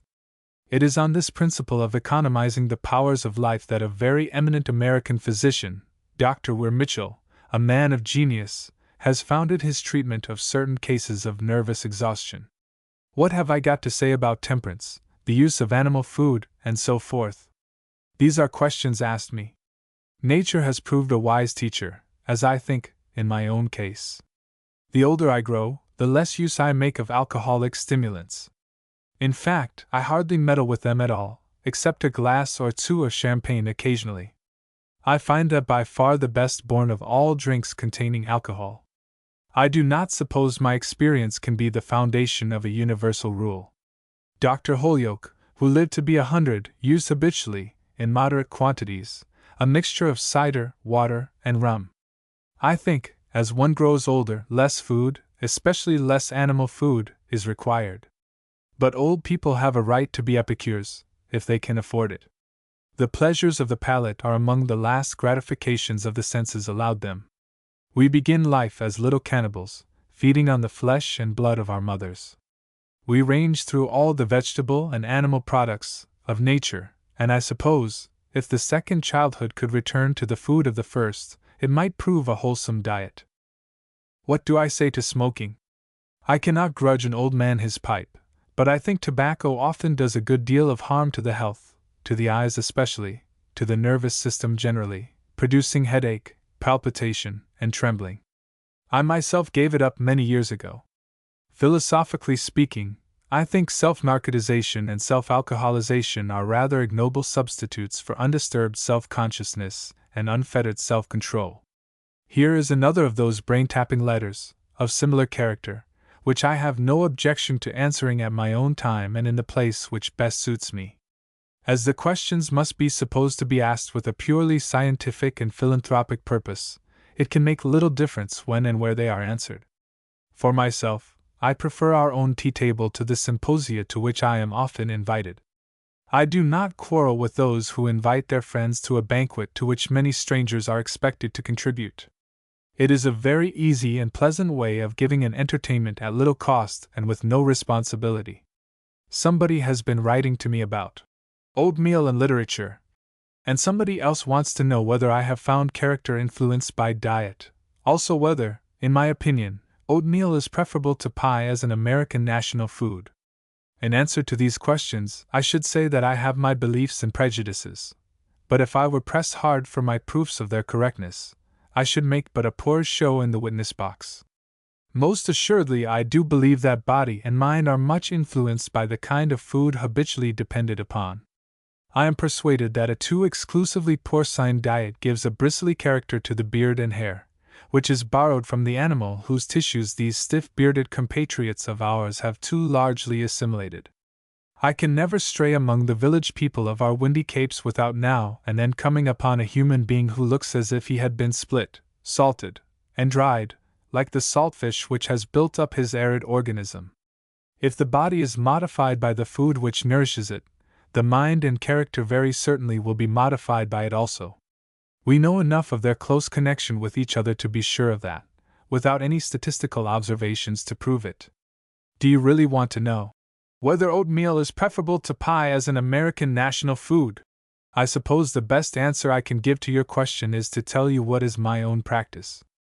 Oatmeal in the morning, as an architect lays a bed of concrete to form a base for his superstructure. Pie when I can get it, that is, of the genuine sort, for I am not patriotic enough to think very highly of the article named after the father of his country, who was first in war, first in peace, not first in pies, according to my standard. There is a very odd prejudice against pie as an article of diet. It is common to hear every form of bodily degeneracy and infirmity attributed to this particular favorite food. I see no reason or sense in it. Mr. Emerson believed in pie, and was almost indignant when a fellow traveler refused the slice he offered him. "Why, Mr. __________________________________________________________________________________________________________________" said B. What is pie made for? If every green mountain times his weight in apple, pumpkin, squash, and mince pie, call me a dumpling. And Colonel Ethan Allen was one of them, Ethan Allen, who, as they used to say, could wrench off the head of a rotten nail with his teeth. If you mean to keep as well as possible, the less you think about your health the better. You know enough not to eat or drink what you have found does not agree with you. You ought to know enough not to expose yourself needlessly to drafts. If you take a constitutional, walk with the wind when you can, and take a closed car against it if you can get one. Walking against the wind is one of the most dangerous kinds of exposure, if you are sensitive to cold. But accept a few simple rules such as I have just given, let your health take care of itself so long as it behaves decently. If you want to be sure not to reach 20, get a little box of homeopathic pellets, and a little book of homeopathic prescriptions. I had a poor friend who fell into that way, and became at last a regular hanomaniac. He left a box of his little jokers, which at last came into my hands. The poor fellow had cultivated symptoms as other people cultivate roses or chrysanthemums. What a luxury of choice his imagination presented to him! When one watches for symptoms, every organ in the body is ready to put in its claim. By and by a real illness attacked him, and the box of little pellets was shut up, to minister to his fancied evils no longer. Let me tell you one thing. I think if patients and physicians were in the habit of recognizing the fact I am going to mention, both would be gainers. The law I refer to must be familiar to all observing physicians, and to all intelligent persons who have observed their own bodily and mental conditions. This is the curve of health. It is a mistake to suppose that the normal state of health is represented by a straight horizontal line. Independently of the well-known causes which raise or depress the standard of vitality, there seems to be, I think I may venture to say there is, a rhythmic undulation in the flow of the vital force. The dynamo, which furnishes the working powers of consciousness and action, has its annual, its monthly, its diurnal waves, even its momentary ripples, in the current it furnishes. There are greater and lesser curves in the movement of every day's life, a series of ascending and descending movements, a periodicity depending on the very nature of the force at work in the living organism. Thus we have our good seasons and our bad seasons, our good days and our bad days, life climbing and descending in long or short undulations, which I have called the curve of health. From this fact spring a great proportion of the errors of medical practice. On it are based the delusions of the various shadowy systems which impose themselves on the ignorant and half-learned public as branches or schools of science. A remedy taken at the time of the ascent in the curve of health is found successful. The same remedy taken while the curve is in its downward movement proves a failure. So long as this biological law exists, so long the charlatan will keep his hold on the ignorant public. So long as it exists, the wisest practitioner will be liable to deceive himself about the effect of what he calls and loves to think are his remedies. Long-continued and sagacious observation will to some extent undeceive him, but were it not for the happy illusion that his useless or even deleterious drugs were doing good service, many a practitioner would give up his calling for one in which he could be more certain that he was really being useful to the subjects of his professional dealings. For myself, I should prefer a physician of a sanguine temperament, who had a firm belief in himself and his methods. I do not wonder at all that the public support a whole community of pretenders who show the portraits of the patients they have cured. The best physicians will tell you that, though many patients get well under their treatment, they rarely cure anybody. If you are told also that the best physician has many more patients die on his hands than the worst of his fellow practitioners, you may add these two statements to your bundle of paradoxes, and if they puzzle you I will explain them at some future time. I take this opportunity of correcting a statement now going the rounds of the medical and probably other periodicals. In the Journal of the American Medical Association, dated April 26, 1890, published at Chicago, I am reported, in quotation marks, as saying, "Give me opium, wine, and milk, and I will cure all diseases to which flesh is heir." In the first place, I never said I will cure, or can cure, or would or could cure, or had cured any disease.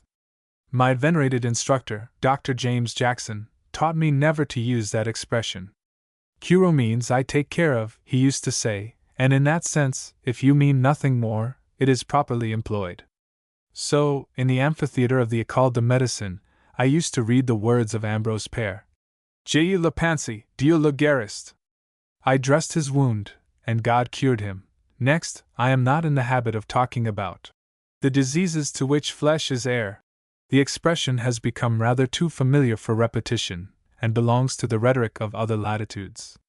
And lastly, I have said some plain things, perhaps some sharp ones, about the abuse of drugs and the limited number of vitally important remedies, but I am not so ignorantly presumptuous as to make the foolish statement falsely attributed to me.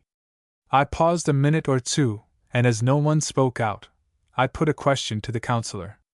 Are you quite sure that you wish to live to be 20 years old? Most certainly I do. Don't they say that Theophrastus lived to his 107th year, and didn't he complain of the shortness of life? At 80 a man has had just about time to get warmly settled in his nest. Do you suppose he doesn't enjoy the quiet of that resting place? No more haggard responsibility to keep him awake nights, unless he prefers to retain his hold on offices and duties from which he can be excused if he chooses. No more goading ambitions, he knows he has done his best. No more jealousies, if he were weak enough to feel such ignoble stirrings in his more active season. An octogenarian with a good record, and free from annoying or distressing infirmities, ought to be the happiest of men. Everybody treats him with deference. Everybody wants to help him. He is the ward of the generations that have grown up since he was in the vigor of maturity. Yes, let me live to be 80 years, and then I will tell you whether I should like a few more years or not. You carry the feelings of middle age, I said, in imagination, over into the period of senility, and then reason and dream about it as if its whole mode of being were like that of the earlier period of life. But how many things there are in old age which you must live into if you would expect to have any realizing sense of their significance. In the first place, you have no quevils, or next to none. At 50 your vessel is stanch, and you are on deck with the rest, in all weathers. At 60 the vessel still floats, and you are in the cabin. At 70 you, with a few fellow passengers, are on a raft. At 80 you are on a spars to which, possibly, 1 or 2 or 3 friends of about your own age are still clinging. After that, you must expect soon to find yourself alone, if you are still floating, with only a life preserver to keep your old white-bearded chin above the water. Kindness? Yes, pitying kindness, which is a bitter-sweet in which the amiable ingredient can hardly be said to predominate. How pleasant do you think it is to have an arm offered to you when you are walking on a level surface, where there is no chance to trip? How agreeable do you suppose it is to have your well-meaning friends shout and screech at you, as if you were deaf as an adder, instead of only being, as you insist, somewhat hard of hearing? I was a little over 20 years old when I wrote the lines which some of you may have met with, for they have been often reprinted. The world was a garden to me then, it is a churchyard now. I thought you were one of those who looked upon old age cheerfully, and welcomed it as a season of peace and contented enjoyment. I am one of those who so regard it. Those are not bitter or scalding tears that fall from my eyes upon the mossy marbles. The young who left my side early in my life's journey are still with me in the unchanged freshness and beauty of youth. Those who have long kept company with me live on after their seeming departure, were it only by the mere force of habit. Their images are all around me, as if every surface had been a sensitive film that photographed them. Their voices echo about me, as if they had been recorded on those unforgetting cylinders which bring back to us the tones and accents that have imprinted them, as the hardened sands show us the tracks of extinct animals. The melancholy of old age has a divine tenderness in it, which only the sad experiences of life can lend a human soul. But there is a lower level, that of tranquil contentment, and easy acquiescence in the conditions in which we find ourselves, a lower level, in which old age trudges patiently when it is not using its wings. I say its wings, for no period of life is so imaginative as that which looks to younger people the most prosaic. The atmosphere of memory is one in which imagination flies more easily and feels itself more at home than in the thinner ether of youthful anticipation. I have told you some of the drawbacks of age. I would not have you forget its privileges. When it comes down from its aerial excursions, it has much left to enjoy on the humble plane of being. And so you think you would like to become an octogenarian? I should, said the counselor, now a man in the high noon of bodily and mental vigor. 4 more, yes, 5 more, decades would not be too much, I think. And how much I should live to see in that time! I am glad you have laid down some rules by which a man may reasonably expect to leap the 8-barred gate. I won't promise to obey them all, though. Among the questions addressed to me, as to a large number of other persons, are the following. I take them from the American Hebrew of April 4, 1890. I cannot pretend to answer them all, but I can say something about one or two of them. Can you, of your own personal experience, find any justification whatever for the entertainment of prejudice towards individuals solely because they are Jews? 2. Is this prejudice not due largely to the religious instruction that is given by the Church Acid Sunday School? For instance, the teachings that the Jews crucified Jesus, that they rejected him, and can only secure salvation by belief in him, and similar matters that are calculated to excite in the impressionable mind of the child an aversion, if not a loathing, for members of the despised race. 3. Have you observed in the social or business life of the Jew, so far as your personal experience has gone, any different standard of conduct than prevails among Christians of the same social status? 4. Can you suggest what should be done to dispel the existing prejudice?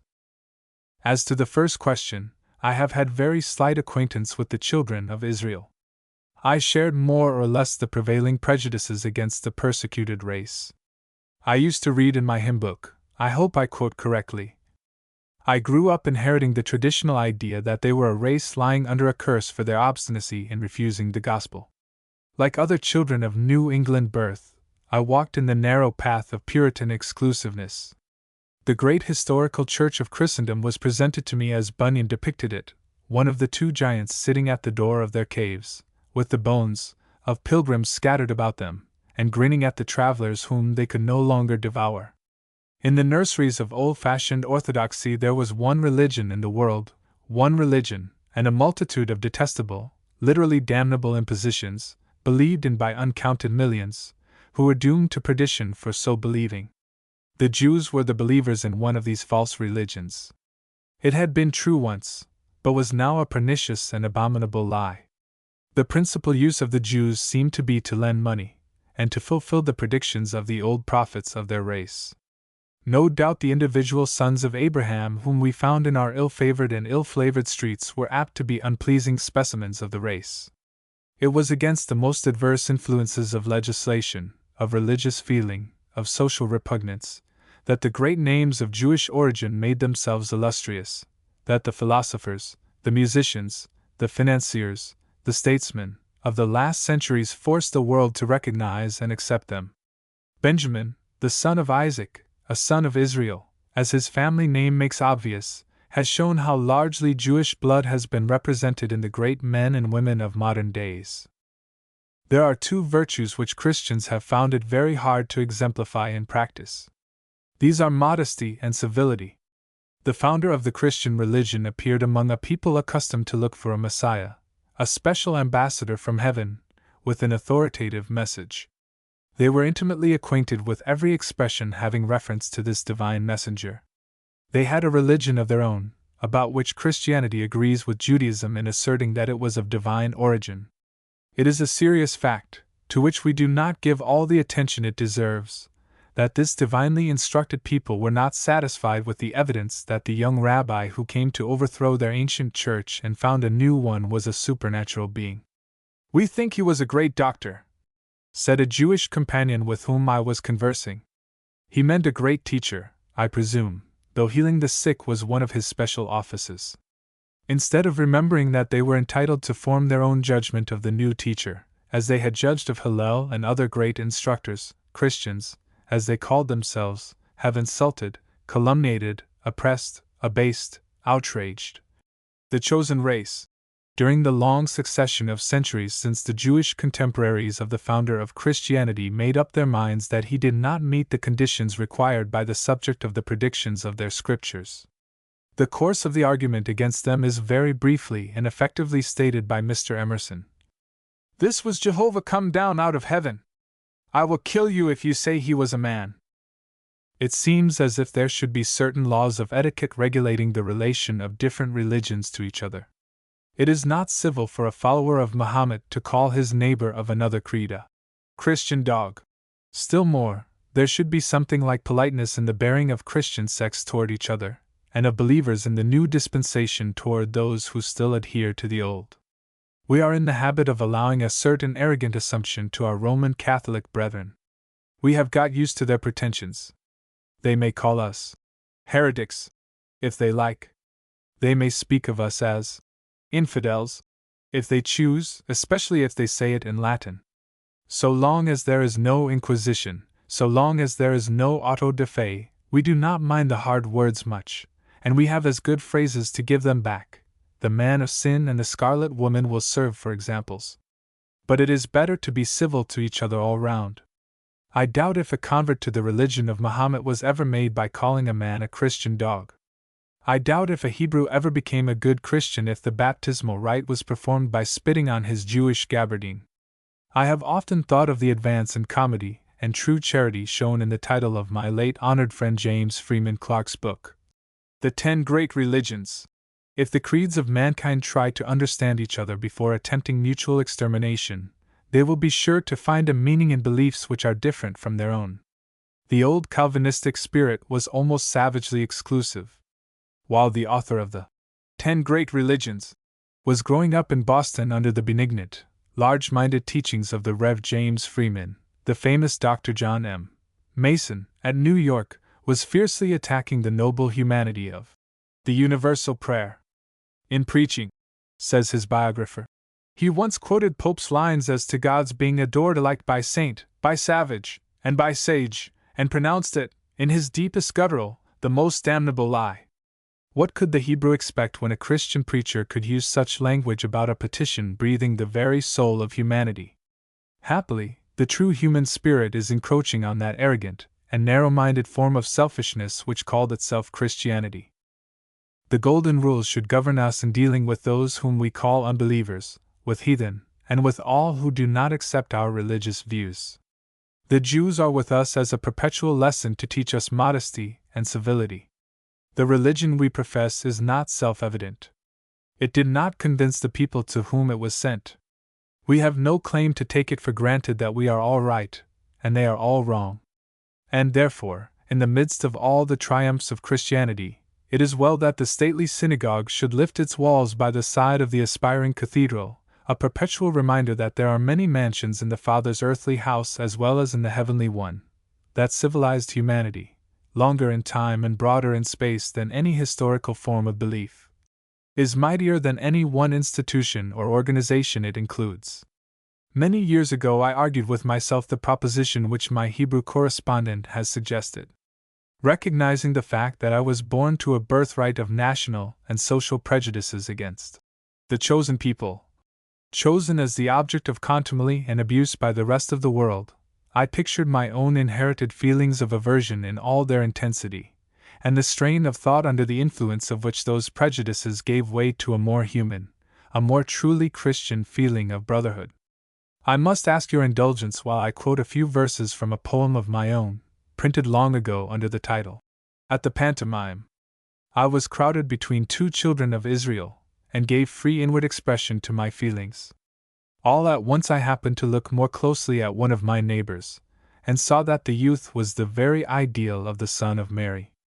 It is not to be expected that intimate relations will be established between Jewish and Christian communities until both become so far rationalized and humanized that their differences are comparatively unimportant.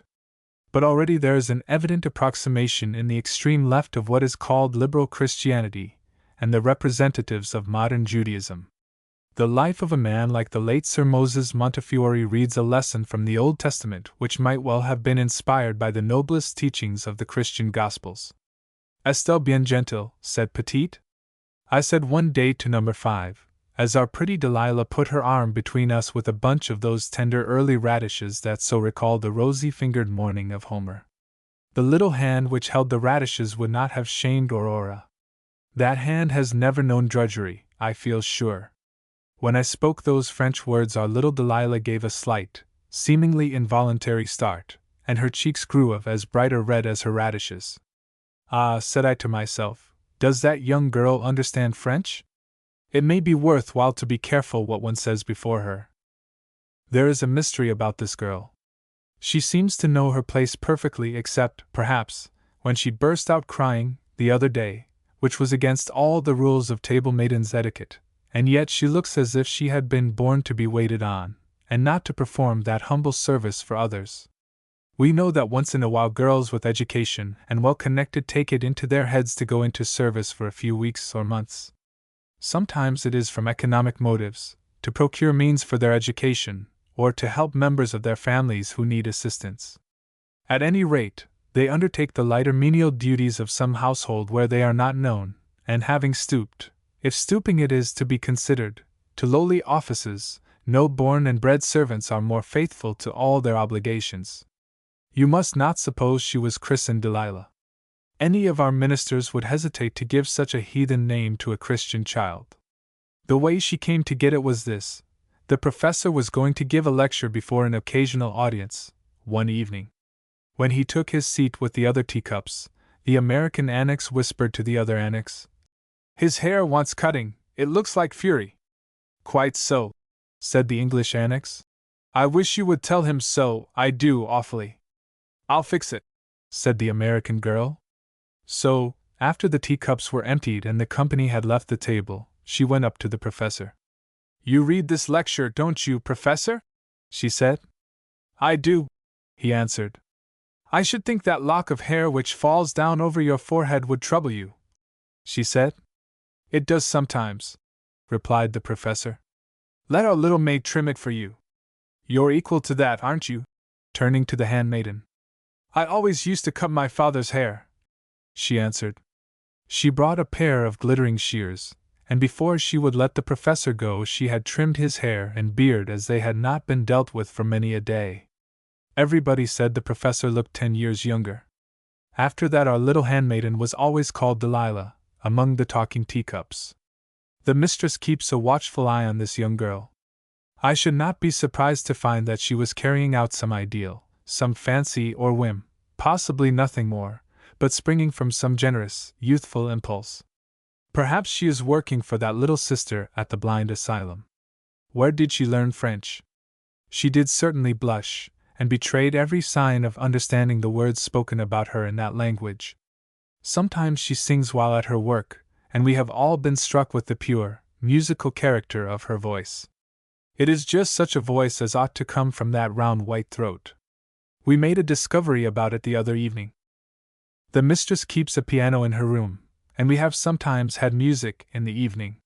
One of the teacups, to whom I have slightly referred, is an accomplished pianist, and the two annexes sing very sweetly together, the American girl having a clear soprano voice, the English girl a mellow contralto. They had sung several tunes, when the mistress rang for Avis, for that is our Delilah's real name. She whispered to the young girl, who blushed and trembled. "Don't be frightened," said the mistress encouragingly. "I have heard you singing Too Young for Love, and I will get our pianist to play it. The young ladies both know it, and you must join in." The two voices, with the accompaniment, had hardly finished the first line when a pure, ringing, almost childlike voice joined the vocal duet. The sound of her own voice seemed to make her forget her fears, and she warbled as naturally and freely as any young bird of a May morning. Number 5 came in while she was singing, and when she got through caught her in her arms and kissed her, as if she were her sister, and not Delilah, our table maid. Number 5 is apt to forget herself, and those social differences to which some of us attach so much importance. This is the song in which the little maid took part. 9. I often wish that our number 7 could have known and corresponded with the author of The Budget of Paradoxes. I think Mr. De Morgan would have found some of his vagaries and fancies not undeserving of a place in his wonderful collection of eccentricities, absurdities, ingenuities, mental freaks of all sorts. But I think he would have now and then recognized a sound idea, a just comparison, a suggestive hint, a practical notion, which redeemed a page of extravagances and crotchety whims. I confess that I am often pleased with fancies of his, and should be willing to adopt them as my own. I think he has, in the midst of his erratic and tangled conceptions, some perfectly clear and consistent trains of thought. So when number 7 spoke of sending us a paper, I welcomed the suggestion. I asked him whether he had any objection to my looking it over before he read it. My proposal rather pleased him, I thought, for, as was observed on a former occasion, he has in connection with a belief in himself another side, a curious self-distrust. I have no question that he has an obscure sense of some mental deficiency. Thus you may expect from him first a dogma, and presently a doubt. If you fight his dogma, he will do battle for it stoutly. If you let him alone, he will very probably explain its extravagances, if it has any, and tame it into reasonable limits. Sometimes he is in one mood, sometimes in another. The first portion of what we listen to shows him at his best. In the latter part one am afraid you will think he gets a little wild. I proceed to lay before you the paper which number 7 read to the Teacups. There was something very pleasing in the deference which was shown him. We all feel that there is a crack in the teacup, and are disposed to handle it carefully. I have left out a few things which he said, feeling that they might give offense to some of the company. There were sentences so involved and obscure that I was sure they would not be understood, if indeed he understood them himself. But there are other passages so entirely sane, and as it seems to me so just, that if any reader attributes them to me I shall not think myself wronged by the supposition. You must remember that number 7 has had a fair education, that he has been a wide reader in many directions, and that he belongs to a family of remarkable intellectual gifts. So it was not surprising that he said some things which pleased the company, as in fact they did. The reader will not be startled to see a certain abruptness in the transition from one subject to another. It is a characteristic of the squinting brain wherever you find it. Another curious mark rarely wanting in the subjects of mental strabismus is an irregular, and often sprawling and deformed handwriting. Many and many a time I have said, after glancing at the back of a letter, "This comes from an insane asylum, or from an eccentric who might well be a candidate for such an institution." Number 7's manuscript, which showed marks of my corrections here and there, furnished good examples of the chirography of persons with ill-mated cerebral hemispheres. But the earlier portions of the manuscript are of perfectly normal appearance. Canticur omnes, as Virgil says. We were all silent as number 7 began the reading of his paper. I am the 7th son of a 7th son, as I suppose you all know. It is commonly believed that some extraordinary gifts belong to the fortunate individuals born under these exceptional conditions. However this may be, a peculiar virtue was supposed to dwell in me from my earliest years. My touch was believed to have the influence formerly attributed to that of the kings and queens of England. You may remember that the great Dr. Samuel Johnson, when a child, was carried to be touched by Her Majesty Queen and for the King's Evil, as scrofula used to be called. Our honored friend the dictator will tell you that the brother of one of his Andover schoolmates was taken to one of these gifted persons, who touched him, and hung a small bright silver coin, either a 4-pence halfpenny, or a 9-pence, about his neck, which, strange to say, after being worn a certain time, became tarnished, and finally black, a proof of the poisonous matters which had become eliminated from the system and gathered upon the coin. I remember that at one time I used to carry 4-pence halfpennies with holes bored through them, which I furnished to children or to their mothers, under pledges of secrecy, receiving a piece of silver of larger dimensions in exchange. I never felt quite sure about any extraordinary endowment being a part of my inheritance in virtue of my special conditions of birth. A phrenologist, who examined my head when I was a boy, said the two sides were unlike. My hatter's measurement told me the same thing, but in looking over more than a bushel of the small cardboard hat patterns which give the exact shape of the head, I have found this is not uncommon. The phrenologist made all sorts of predictions of what I should be and do, which proved about as near the truth as those recorded in Miss Edith Thomas's charming little poem, Augury, which some of us were reading the other day.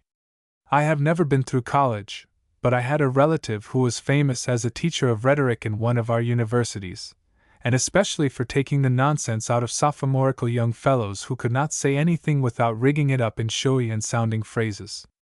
I think I learned from him to express myself in good old-fashioned English, and without making as much fuss about it as our 4th of July orators and political haranguers were in the habit of making. I read a good many stories during my boyhood, one of which left a lasting impression upon me, and which I have always commended to young people. It is too late, generally, to try to teach old people, yet one may profit by it at any period of life before the sight has become too dim to be of any use. The story I refer to is in Evenings at Home, and is called Eyes and No Eyes. I ought to have it by me, but it is constantly happening that the best old things get overlaid by the newest trash, and though I have never seen anything of the kind half so good, my table and shelves are cracking with the weight of involuntary accessions to my library. This is the story as I remember it. Two children walk out, and are questioned when they come home. One has found nothing to observe, nothing to admire, nothing to describe, nothing to ask questions about. The other has found everywhere objects of curiosity and interest. I advise you, if you are a child anywhere under 45, and do not yet wear glasses, to send at once for Evenings at Home, and read that story. For myself, I am always grateful to the writer of it for calling my attention to common things. How many people have been waked to a quicker consciousness of life by Wordsworth's simple lines about the daffodils, and what he says of the thoughts suggested to him by the meanest flower that blows. I was driving with a friend, the other day, through a somewhat dreary stretch of country, where there seemed to be very little to attract notice or deserve remark. Still, the old spirit infused by Eyes and No Eyes was upon me, and I looked for something to fasten my thought upon, and treat as an artist treats a study for a picture. The first object to which my eyes were drawn was an old-fashioned well sweep. It did not take much imaginative sensibility to be stirred by the sight of this most useful, most ancient, most picturesque, of domestic conveniences. I know something of the shaduf of Egypt, the same arrangement by which the sacred waters of the Nile have been lifted, from the days of the pharaohs to those of the Khedives. That long forefinger pointing to heaven was a symbol which spoke to the Puritan exile as it spoke of old to the enslaved Israelite. Was there ever any such water as that which we used to draw from the deep, cold well, in the old oaken bucket? What memories gather about the well in all ages! What love matches have been made at its margin, from the times of Jacob and Rachel downward! What fairy legends hover over it, what fearful mysteries has it hidden! The beautiful well sweep. It is too rarely that we see it, and as it dies out and gives place to the odiously convenient pump, with the last patent on its cast iron uninterestingness, does it not seem as if the farmyard aspect had lost half its attraction? So long as the dairy farm exists, doubtless there must be every facility for getting water in abundance. But the loss of the well sweep cannot be made up to us even if our milk were diluted to twice its present attenuation. The well sweep had served its turn, and my companion and I relapsed into silence. After a while we passed another farmyard, with nothing which seemed deserving of remark except the wreck of an old wagon. "Look," I said, "if you want to see one of the greatest of all the triumphs of human ingenuity, one of the most beautiful, as it is one of the most useful, of all the mechanisms which the intelligence of successive ages has called into being."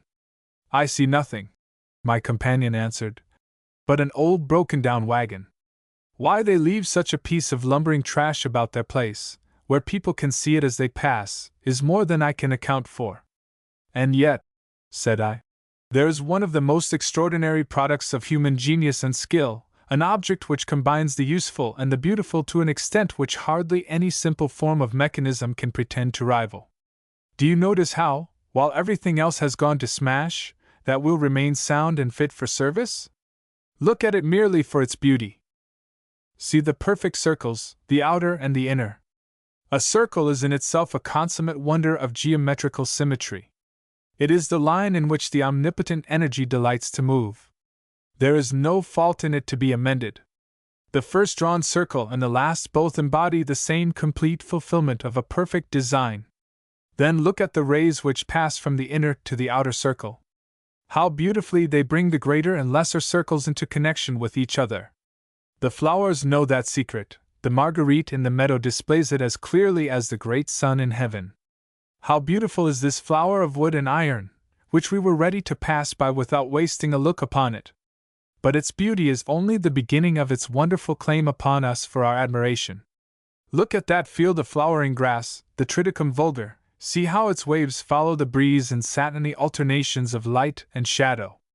You admire it for its lovely aspect, But when you remember that this flowering grass is wheat, the finest food of the highest human races, it gains a dignity, a glory, that its beauty alone could not give it. Now look at that exquisite structure lying neglected and disgraced, but essentially unchanged in its perfection, before you. That slight and delicate-looking fabric has stood such a trial as hardly any slender contrivance, excepting always the valves of the heart, was ever subjected to. It has rattled for years over the cobblestones of a rough city pavement. It has climbed over all the accidental obstructions it met in the highway, and dropped into all the holes and deep ruts that made the heavy farmer sitting over it use his Sunday vocabulary in a weekday form of speech. At one time or another, almost every part of that old wagon has given way. It has had 2 new pairs of shafts. Twice the axle has broken off close to the hub, or nave. The seat broke when Zekel and Huldy were having what they called a ride together. The front was kicked in by a vicious mare. The springs gave way and the floor bumped on the axle. Every portion of the wagon became a prey of its special accident, except that most fragile-looking of all its parts, the wheel. Who can help admiring the exact distribution of the power of resistance at the least possible expenditure of material which is manifested in this wondrous triumph of human genius and skill? The spokes are planted in the solid hub as strongly as the jaw-teeth of a lion in their deep-sunken sockets. Each spoke has its own territory in the circumference, for which it is responsible. According to the load the vehicle is expected to carry, they are few or many, stout or slender, but they share their joint labor with absolute justice. Not one does more, not one does less, than its just proportion. The outer end of the spokes is received into the deep mortise of the wooden fellies, and the structure appears to be complete. But how long would it take to turn that circle into a polygon, unless some mighty counteracting force should prevent it? See the iron tire brought hot from the furnace and laid around the smoking circumference. Once in place, the workman cools the hot iron, and as it shrinks with a force that seems like a hand grasp of the omnipotent, it clasps the fitted fragments of the structure, and compresses them into a single inseparable whole. Was it not worth our while to stop a moment before passing that old broken wagon, and see whether we could not find as much in it as Swift found in his meditations on a broomstick? I have been laughed at for making so much of such a common thing as a wheel. Idiots! Solomon's court fool would have scoffed at the thought of the young Galilean who dared compare the lilies of the field to his august master. Nil Admirari is very well for a North American Indian and his degenerate successor, who has grown too grand to admire anything but himself, and takes a cynical pride in his stolid indifference to everything worth reverencing or honoring. After calling my companion's attention to the wheel, and discoursing upon it until I thought he was getting sleepy, we jogged along until we came to a running stream. It was crossed by a stone bridge of a single arch. There are very few stone arches over the streams in New England country towns, and I always delighted in this one. It was built in the last century, amidst the doubting predictions of staring rustics, and stands today as strong as ever, and seemingly good for centuries to come. "See there," said I. "There is another of my eyes and no eyes subjects to meditate upon." Next to the wheel, the arch is the noblest of those elementary mechanical composites, corresponding to the proximate principles of chemistry. The beauty of the arch consists first in its curve, commonly a part of the circle, of the perfection of which I have spoken. But the mind derives another distinct pleasure from the admirable manner in which the several parts, each different from all the others, contribute to a single harmonious effect. It is a typical example of the piu nel uno. An arch cut out, or a single stone would not be so beautiful as one of which each individual stone was shaped for its exact position. Its completion by the locking of the keystone is a delight to witness and to contemplate.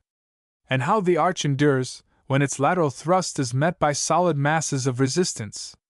In one of the great temples of Baalbek a keystone has slipped, but how rare is that occurrence! One will hardly find another such example among all the ruins of antiquity. Yes, I never get tired of arches. They are noble when shaped of solid marble blocks, each carefully beveled for its position. They are beautiful when constructed with the large thin tiles the Romans were so fond of using. I noticed some arches built in this way in the wall of one of the grand houses just going up on the bank of the river. They were over the capstones of the windows, to take off the pressure from them, no doubt, for now and then a capstone will crack under the weight of the superincumbent mass. How close they fit, and how striking the effect of their long radiations! The company listened very well up to this point. When he began the strain of thoughts which follows, a curious look went round the teacups. What a strange underground life is that which is led by the organisms we call trees! These great fluttering masses of leaves, stems, boughs, trunks, are not the real trees. They live underground, and what we see are nothing more nor less than their tails. The mistress dropped her teaspoon. Number 5 looked at the doctor, whose face was very still and sober. The two annexes giggled, or came very near it. Yes, a tree is an underground creature, with its tail in the air. All its intelligence is in its roots. All the senses it has are in its roots. Think what sagacity it shows in its search after food and drink. Somehow or other the rootlets, which are its tentacles, find out that there is a brook at a moderate distance from the trunk of the tree, and they make for it with all their might. They find every crack in the rocks where there are a few grains of the nourishing substance they care for, and insinuate themselves into its deepest recesses. When spring and summer come, they let their tails grow, and delight in whisking them about in the wind, or letting them be whisked about by it, for these tails are poor passive things, with very little will of their own, and bend in whatever direction the wind chooses to make them. The leaves make a deal of noise whispering. I have sometimes thought I could understand them, as they talk with each other, and that they seem to think they made the wind as they wagged forward and back. Remember what I say. The next time you see a tree waving in the wind, recollect that it is the tail of a great underground, many-armed, polypus-like creature, which is as proud of its caudal appendage, especially in summer-time, as a peacock of his gorgeous expanse of plumage. Do you think there is anything so very odd about this idea? Once get it well into your heads, and you will find it renders the landscape wonderfully interesting. There are as many kinds of tree tails as there are of tails to dogs and other quadrupeds. Study them as Daddy Gilpin studied them in his Forest Scenery. But don't forget that they are only the appendage of the underground vegetable polypus, the true organism to which they belong. He paused at this point, and we all drew long breaths, wondering what was coming next. There was no denying it, the cracked teacup was clinking a little false, so it seemed to the company. Yet, after all, the fancy was not delirious, the mind could follow it well enough. Let him go on. What do you say to this? You have heard all sorts of things said in prose and verse about Niagara. Ask our young doctor there what it reminds him of. Isn't it a giant putting his tongue out? How can you fail to see the resemblance? The continent is a great giant, and the northern half holds the head and shoulders. You can count the pulse of the giant wherever the tide runs up a creek, but if you want to look at the giant's tongue, you must go to Niagara. If there were such a thing as a cosmic physician, I believe he could tell the state of the country's health, and the prospects of the mortality for the coming season, by careful inspection of the great tongue, which Niagara is putting out for him, and has been showing to mankind ever since the first flint-shapers chipped their arrowheads. You don't think the idea adds to the sublimity and associations of the cataract? I am sorry for that, but I can't help the suggestion. It is just as manifestly a tongue put out for inspection as if it had nature's own label to that effect hung over it. I don't know whether you can see these things as clearly as I do. There are some people that never see anything, if it is as plain as a hole in a grindstone, until it is pointed out to them, and some that can't see it then, and won't believe there is any hole till they poke their finger through it. I've got a great many things to thank God for, but perhaps most of all that I can find something to admire, to wonder at, to set my fancy going, and to wind up my enthusiasm pretty much everywhere. Look here! There are crowds of people whirled through our streets on these new-fashioned cars, with their witch broomsticks overhead. If they don't come from Salem, they ought to, and not more than one in a dozen of these fish-eyed bipeds thinks or cares a nickel's worth about the miracle which is wrought for their convenience. They know that without hands or feet, without horses, without steam, so far as they can see, they are transported from place to place, and that there is nothing to account for it except the witch broomstick and the iron or copper cobweb which they see stretched above them. What do they know or care about this last revelation of the omnipresent spirit of the material universe? We ought to go down on our knees when one of these mighty caravans, car after car, spins by us, under the mystic impulse which seems to know not whether its train is loaded or empty. We are used to force in the muscles of horses, in the expansive potency of steam, but here we have force stripped stark naked, nothing but a filament to cover its nudity, and yet showing its might in efforts that would task the working beam of a ponderous steam engine. I am thankful that in an age of cynicism I have not lost my reverence. Perhaps you would wonder to see how some very common sights impress me.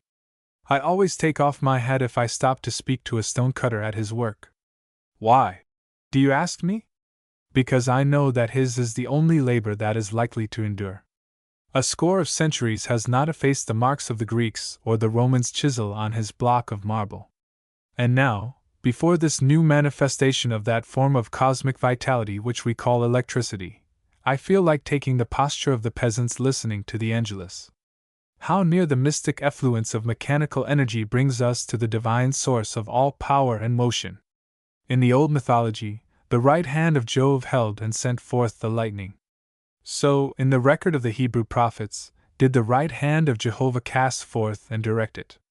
Was Nahum thinking of our far-off time when he wrote, "The chariots shall rage in the streets, they shall jostle one against another in the broad ways, they shall seem like torches, they shall run like the lightnings"? Number 7 had finished reading his paper. 2 bright spots in his cheeks showed that he had felt a good deal in writing it, and the flush returned as he listened to his own thoughts. Poor old fellow! The cracked teacup, of our younger wits, not yet come to their full human sensibilities, the crank, of vulgar tongues, the eccentric, the seventh son of a seventh son, too often made the butt of thoughtless pleasantry, was, after all, a fellow creature, with flesh and blood like the rest of us. The wild freaks of his fancy did not hurt us, nor did they prevent him from seeing many things justly, and perhaps sometimes more vividly and acutely than if he were as sound as the dullest of us. The teaspoons tinkled loudly all round the table, as he finished reading. The mistress caught her breath. I was afraid she was going to sob, but she took it out in vigorous stirring of her tea. Will you believe that I saw number 5, with a sweet, approving smile on her face all the time, brush her cheek with her handkerchief? There must have been a tear stealing from beneath its eyelid. I hope number 7 saw it. He is one of the 2 men at our table who most need the tender looks and tones of a woman. The professor and I are hors de combat. The counselor is busy with his cases and his ambitions. The doctor is probably in love with a microscope, and flirting with pathological specimens. But number 7 and the tutor are, I fear, both suffering from that worst of all famines, heart hunger. Do you remember that number 7 said he never wrote a line of poetry in his life, except once when he was suffering from temporary weakness of body and mind? That is because he is a poet. If he had not been one, he would very certainly have taken to tinkling rhymes. What should you think of the probable musical genius of a young man who was particularly fond of jingling a set of sleigh bells? Should you expect him to turn out a Mozart or a Beethoven? Now, I think I recognize the poetical instinct in number 7, however imperfect may be its expression, and however he may be run away with at times by fantastic notions that come into his head. If fate had allotted him a helpful companion in the shape of a loving and intelligent wife, he might have been half cured of his eccentricities, and we should not have had to say, in speaking of him, "Poor fellow!" But since this cannot be, I am pleased that he should have been so kindly treated on the occasion of the reading of his paper. If he saw number 5's tear, he will certainly fall in love with her. No matter if he does, number 5 is a kind of Circe who does not turn the victims of her enchantment into swine, but into lambs. I want to see number 7 one of her little flock. I say, little. I suspect it is larger than most of us know. Anyhow, she can spare him sympathy and kindness and encouragement enough to keep him contented with himself and with her, and never miss the pulses of her loving life she lends him. It seems to be the errand of some women to give many people as much happiness as they have any right to in this world. If they concentrated their affection on one, they would give him more than any mortal could claim as his share. I saw number 5 watering her flowers the other day. The watering pot had one of those perforated heads, through which the water runs in many small streams. Every plant got its share. The proudest lily bent beneath the gentle shower. The lowliest daisy held its little face up for baptism. All were refreshed, none was flooded. Presently she took the perforated head, or rose, from the neck of the watering pot, and the full stream poured out in a round, solid column. It was almost too much for the poor geranium on which it fell, and it looked at 1 minute as if the roots would be laid bare, and perhaps the whole plant be washed out of the soil in which it was planted. What if number 5 should take off the rose that sprinkles her affections on so many, and pour them all on one? Can that ever be? If it can, life is worth living for him on whom her love may be lavished. One of my neighbors, a thorough American, is much concerned about the growth of what he calls the hard-handed aristocracy. He tells the following story. I was putting up a fence about my yard, and employed a man of whom I knew something, that he was industrious, temperate, and that he had a wife and children to support, a worthy man, a native New Englander. I engaged him, I say, to dig some post holes. My employee bought a new spade and scoop on purpose, and came to my place at the appointed time, and began digging. While he was at work, 2 men came over from a drinking saloon, to which my residence is nearer than I could desire. One of them I had known as Mike Fagin, the other as Hans Schleimer. They looked at Hiram, my New Hampshire man, in a contemptuous and threatening way for a minute or so, when Fagin addressed him. And how much does the man pay yez by the hour? The gentleman doesn't pay me by the hour, said Hiram. How much does he pay you by der weeks? Said Hans. I don't know as that's any of your business, answered Hiram. Faith, we'll make it our business, said Mike Fagin. We're knights of labor, we'd have yez to know, and ye can't make your bargains just as ye likes. We manees to know how mony hours ye works, and how much ye gets for it. Knights of labor, said I, why, that is a kind of title of nobility, isn't it? I thought the laws of our country didn't allow titles of that kind. But if you have a right to be called knights, I suppose I ought to address you as such. Sir Michael, I congratulate you on the dignity you have attained.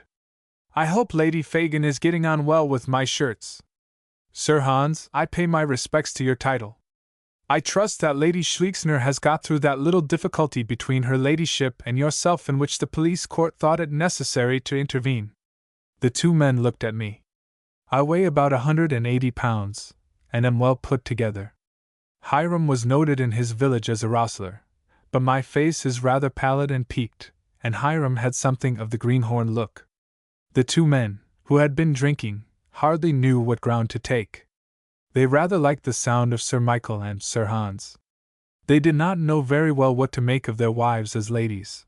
They looked doubtful whether to take what had been said as a casus belli or not, but they wanted a pretext of some kind or other.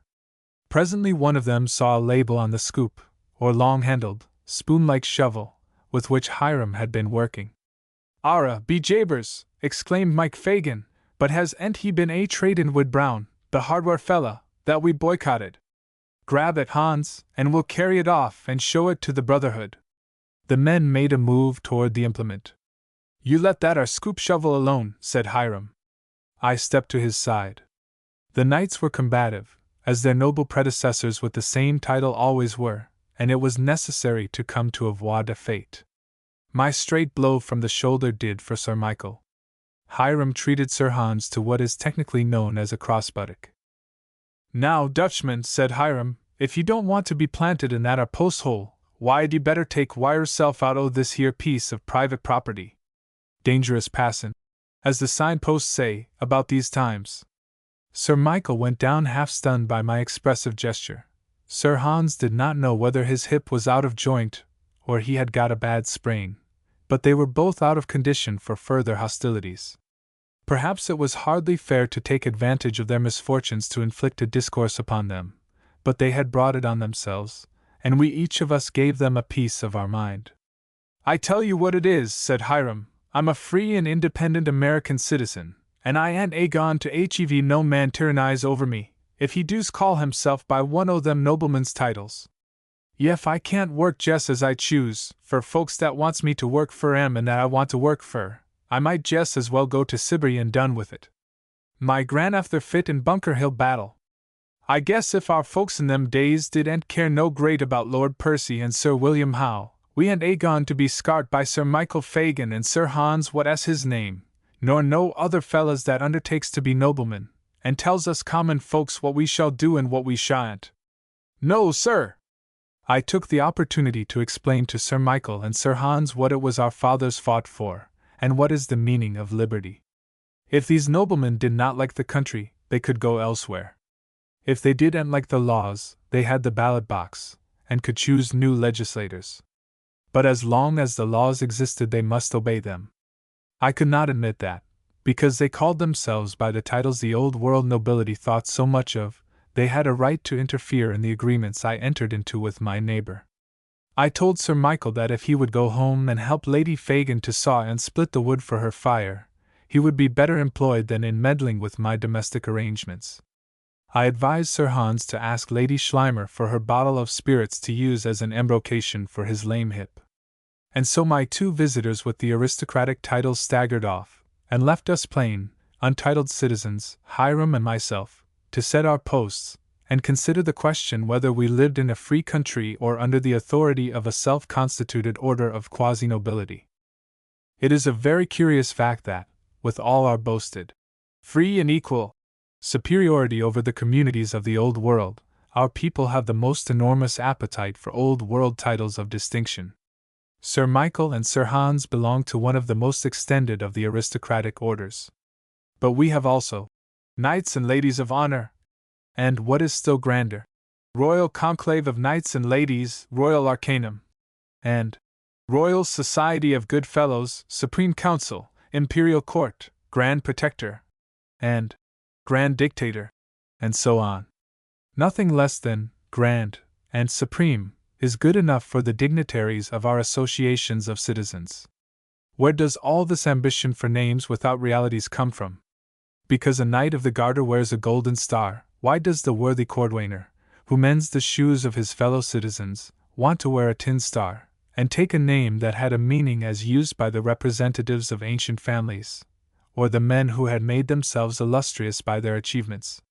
It appears to be a peculiarly American weakness. The French Republicans of the earlier period thought the term citizen was good enough for anybody. At a later period, Roi Citoyen, the citizen king, was a common title given to Louis Philippe. But nothing is too grand for the American, in the way of titles. The proudest of them all signify absolutely nothing. They do not stand for ability, for public service, for social importance, for large possessions, but, on the contrary, are oftenest found in connection with personalities to which they are supremely inapplicable.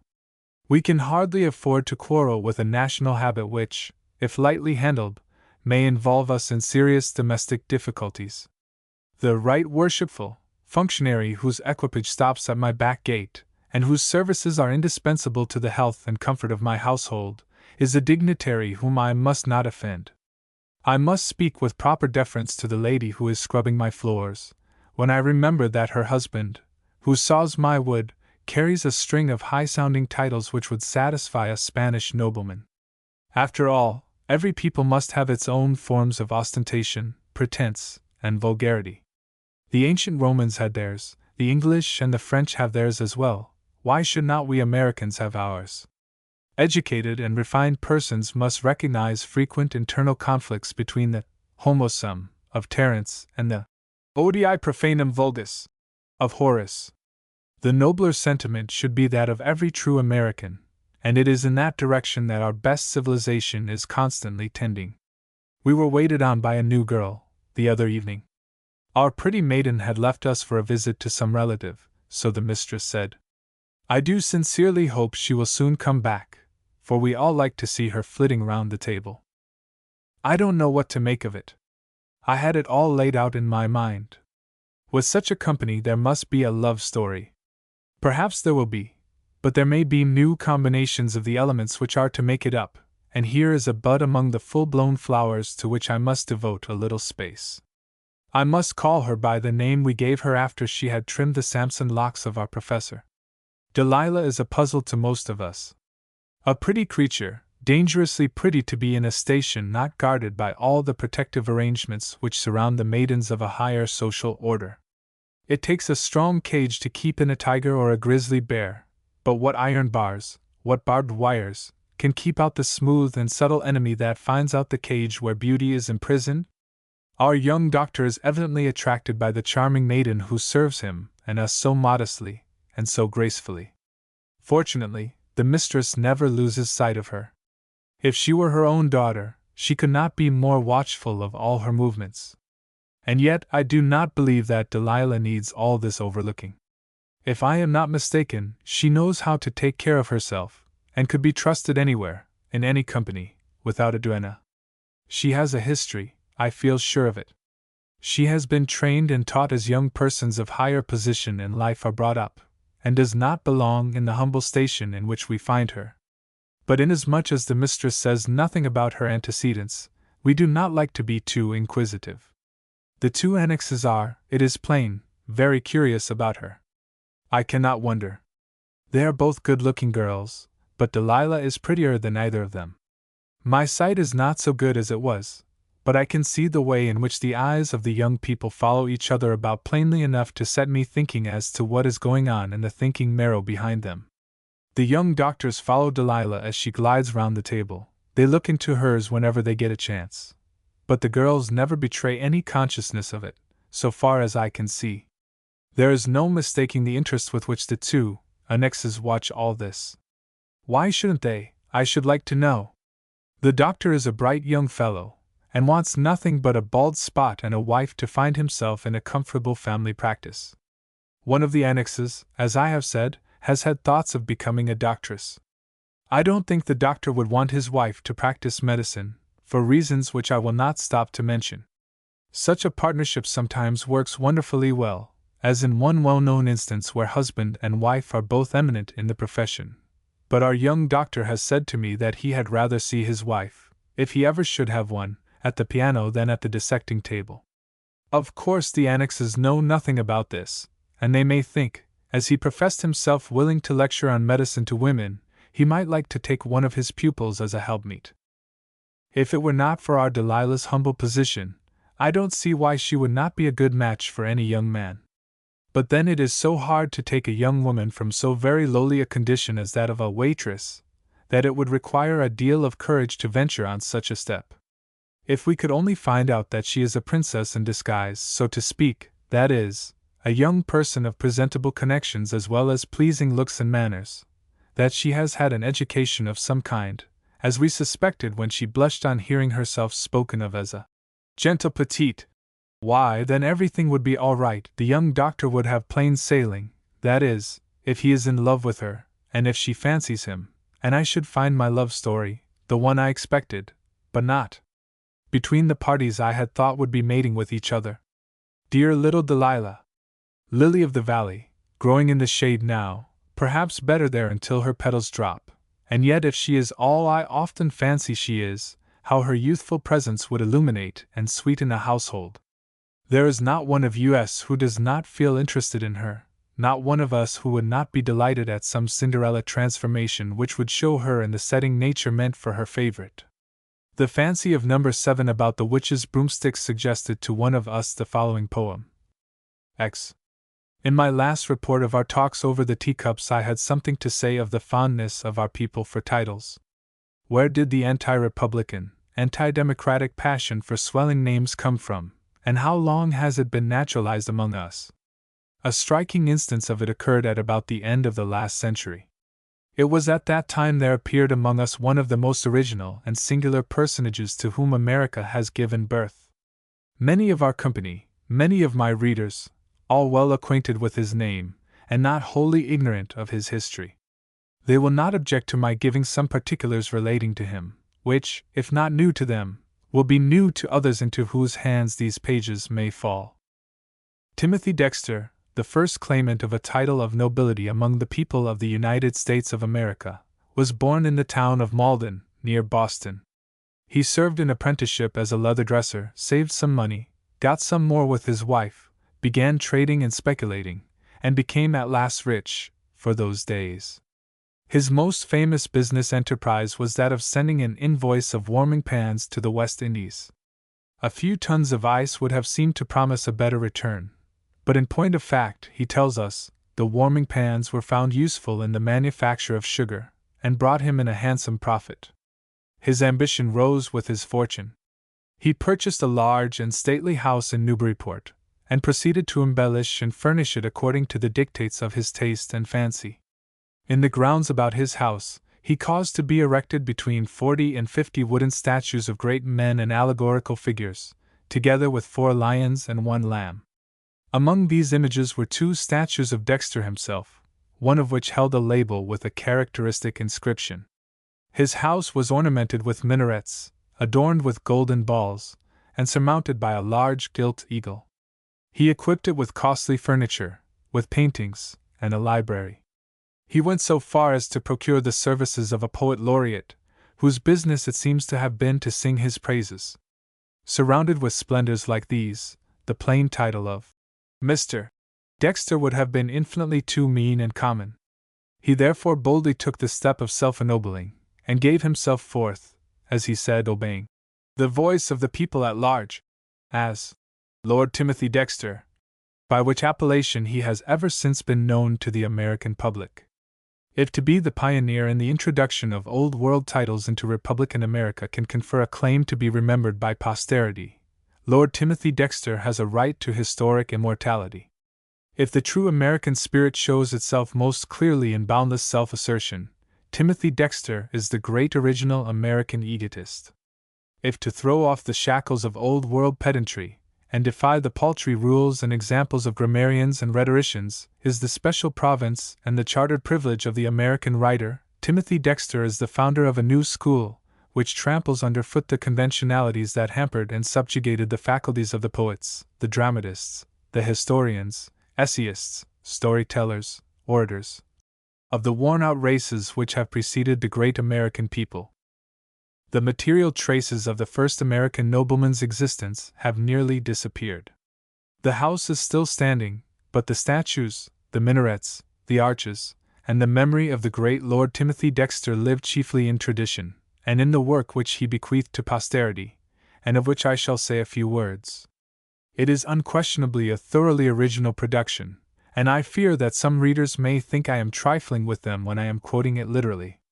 I am going to make a strong claim for Lord Timothy as against other candidates for a certain elevated position. Thomas Jefferson is commonly recognized as the first to proclaim before the world the political independence of America. It is not so generally agreed upon as to who was the first to announce the literary emancipation of our country. One of Mr. Emerson's biographers has claimed that his Phi Beta Kappa oration was our declaration of literary independence. But Mr. Emerson did not cut himself loose from all the traditions of Old World scholarship. He spelled his words correctly, he constructed his sentences grammatically. He adhered to the slavish rules of propriety, and observed the reticences which a traditional delicacy has considered inviolable in decent society, European and Oriental alike.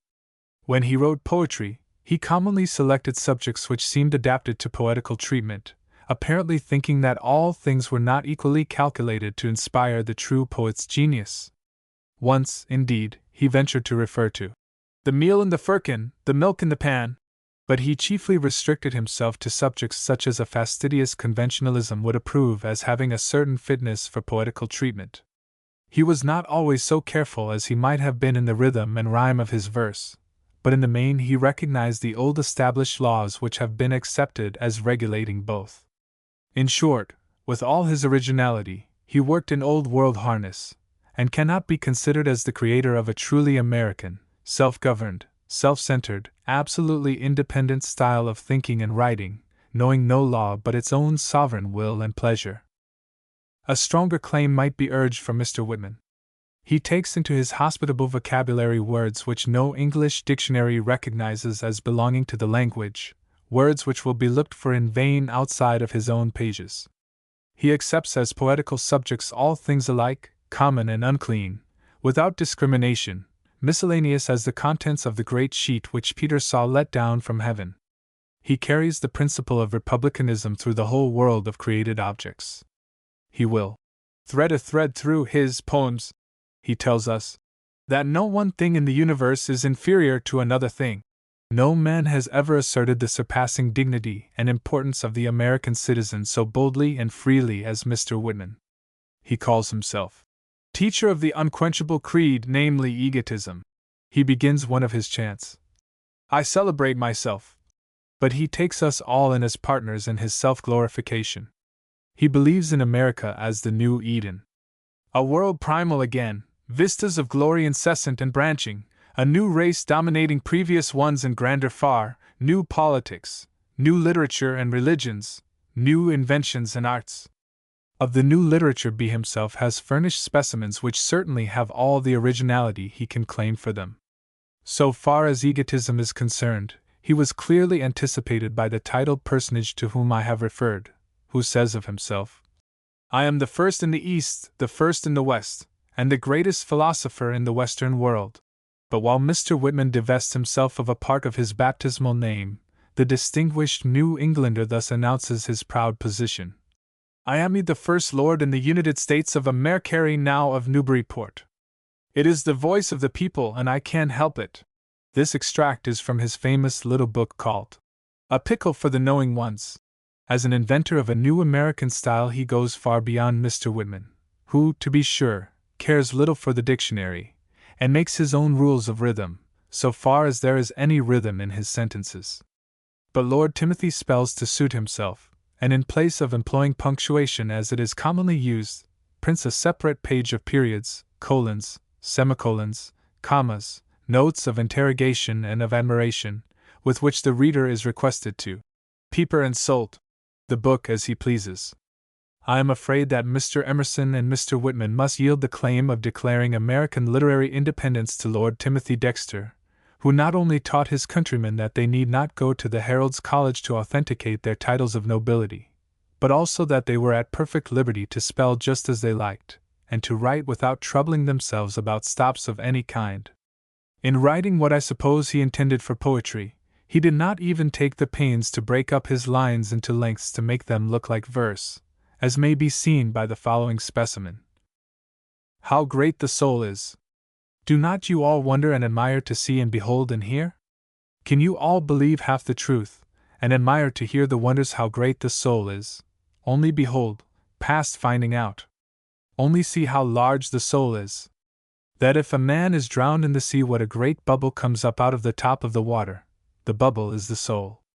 I confess that I am not in sympathy with some of the movements that accompany the manifestations of American social and literary independence. I do not like the assumption of titles of lords and knights by plain citizens of a country which prides itself on recognizing simple manhood and womanhood as sufficiently entitled to respect without these unnecessary additions. I do not like any better the familiar, and as it seems to me rude, way of speaking of our fellow citizens who are entitled to the common courtesies of civilized society. I never thought it dignified or even proper for a President of the United States to call himself, or to be called by others, Frank Pierce. In the first place, I had to look in a biographical dictionary to find out whether his baptismal name was Franklin, or Francis, or simply Frank, for I think children are sometimes christened with this abbreviated name. But it is too much in the style of Cooper's unpleasant acquaintance. I should not like to hear our past chief magistrates spoken of as Jack Adams or Jim Madison, and it would have been only as a political partisan that I should have reconciled myself to Tom Jefferson. So, in spite of Ben Jonson, Tom Moore, and Jack Sheppard, I prefer to speak of a fellow citizen already venerable by his years, entitled to respect by useful services to his country, and recognized by many as the prophet of a new poetical dispensation, with the customary title of adults rather than by the free and easy schoolboy abbreviation with which he introduced himself many years ago to the public. As for his rhapsodies, number 7, our cracked teacup, says they sound to him like fugues played on a big organ which has been struck by lightning. So far as concerns literary independence, if we understand by that term the getting rid of our subjection to British criticism, such as it was in the days when the question was asked, who reads an American book? We may consider it pretty well established. If it means dispensing with punctuation, coining words at will, self-revelation unrestrained by a sense of what is decorous, declamations in which everything is glorified without being idealized, poetry, in which the reader must make the rhythms which the poet has not made for him, then I think we had better continue literary colonists. I shrink from a lawless independence to which all the virile energy and trampling audacity of Mr. Whitman fail to reconcile me. But there is room for everybody and everything in our huge hemisphere. Young America is like a 3-year-old colt with his saddle and bridle just taken off. The first thing he wants to do is to roll.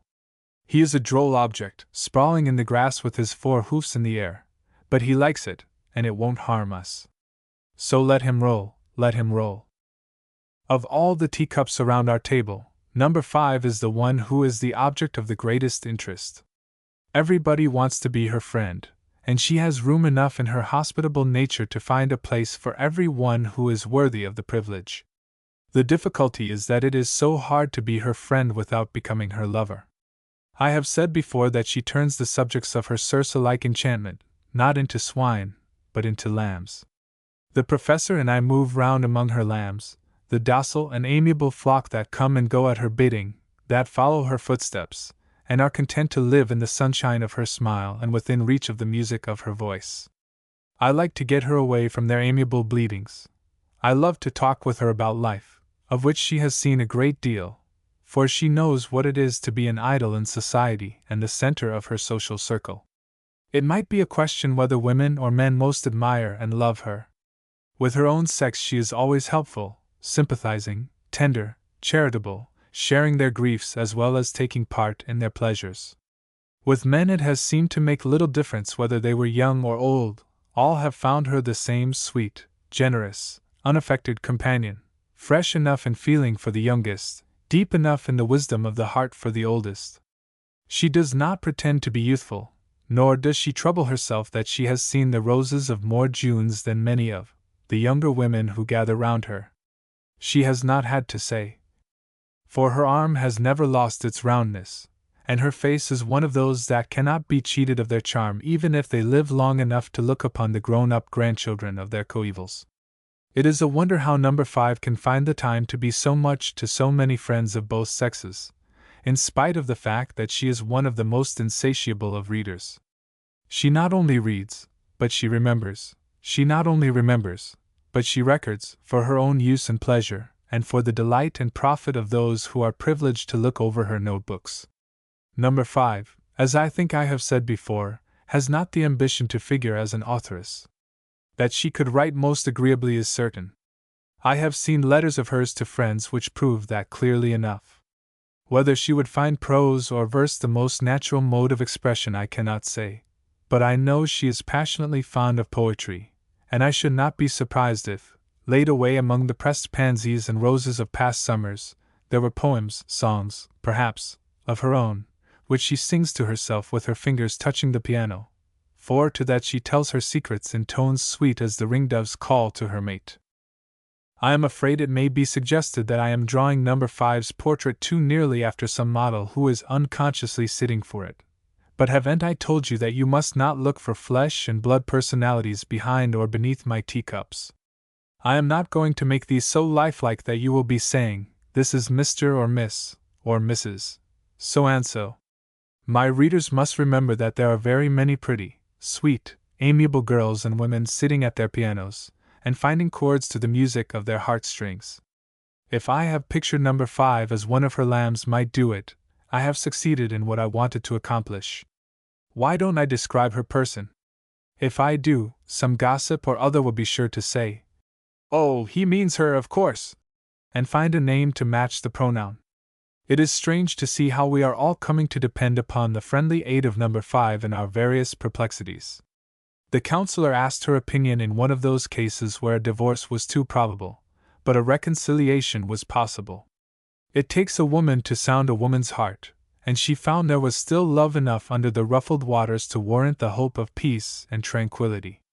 The young doctor went to her for counsel in the case of a hysteric girl possessed with the idea that she was a born poetess, and covering whole pages of foolscap with senseless outbursts, which she wrote in paroxysms of wild excitement, and read with a rapture of self-admiration which there was nothing in her verses to justify or account for. How sweetly number 5 dealt with that poor deluded sister in her talk with the doctor. "Yes," she said to him, "nothing can be fuller of vanity, self-worship, and self-deception. But we must be very gentle with her. I knew a young girl tormented with aspirations, and possessed by a belief that she was meant for a higher place than that which fate had assigned her, who needed wholesome advice, just as this poor young thing does. She did not ask for it, and it was not offered. Alas, alas! No man cared for her soul, no man nor woman either. She was in her early teens, and the thought of her earthly future, as it stretched out before her, was more than she could bear, and she sought the presence of her Maker to ask the meaning of her abortive existence. We will talk it over. I will help you take care of this child. The doctor was thankful to have her assistance in a case with which he would have found it difficult to deal if he had been left to his unaided judgment, and between them the young girl was safely piloted through the perilous straits in which she came near shipwreck. I know that it is commonly said of her that every male friend of hers must become her lover unless he is already lassoed by another. Il fait passer par elle. The young doctor is, I think, safe, for I am convinced that he is bewitched with Delilah. Since she has left us, he has seemed rather dejected. I feel sure that he misses her. We all do, but he more seriously than the rest of us. I have said that I cannot tell whether the counselor is to be counted as one of No. 5's lambs or not, but he evidently admires her, and if he is not fascinated, looks as if he were very near that condition. It was a more delicate matter about which the tutor talked with her. Something which she had pleasantly said to him about the two annexes led him to ask her, more or less seriously, it may be remembered, about the fitness of either of them to be the wife of a young man in his position. She talked so sensibly, as it seemed to him, about it that he continued the conversation, and, shy as he was, became quite easy and confidential in her company. The tutor is not only a poet, but is a great reader of the poetry of many languages. It so happened that No. 5 was puzzled, one day, in reading a sonnet of Petrarch, and had recourse to the tutor to explain the difficult passage. She found him so thoroughly instructed, so clear, so much interested, so ready to impart knowledge, and so happy in his way of doing it, that she asked him if he would not allow her the privilege of reading an Italian author under his guidance, now and then. The tutor found No. 5 an apt scholar, and something more than that, for while, as a linguist, he was, of course, her master, her intelligent comments brought out the beauties of an author in a way to make the text seem like a different version. They did not always confine themselves to the book they were reading. No. 5 showed some curiosity about the tutor's relations with the two annexes. She suggested whether it would not be well to ask one or both of them in to take part in their readings. The tutor blushed and hesitated. "Perhaps you would like to ask one of them," said No. 5. "Which one shall it be?" "It makes no difference to me which," he answered, "but I do not see that we need either." No. 5 did not press the matter further. So the young tutor and No. 5 read together pretty regularly, and came to depend upon their meeting over a book as one of their stated seasons of enjoyment. He is so many years younger than she is that I do not suppose he will have to pass par là, as most of her male friends have done. I tell her sometimes that she reminds me of my alma mater, always young, always fresh in her attractions, with her scholars all round her, many of them graduates, or to graduate sooner or later.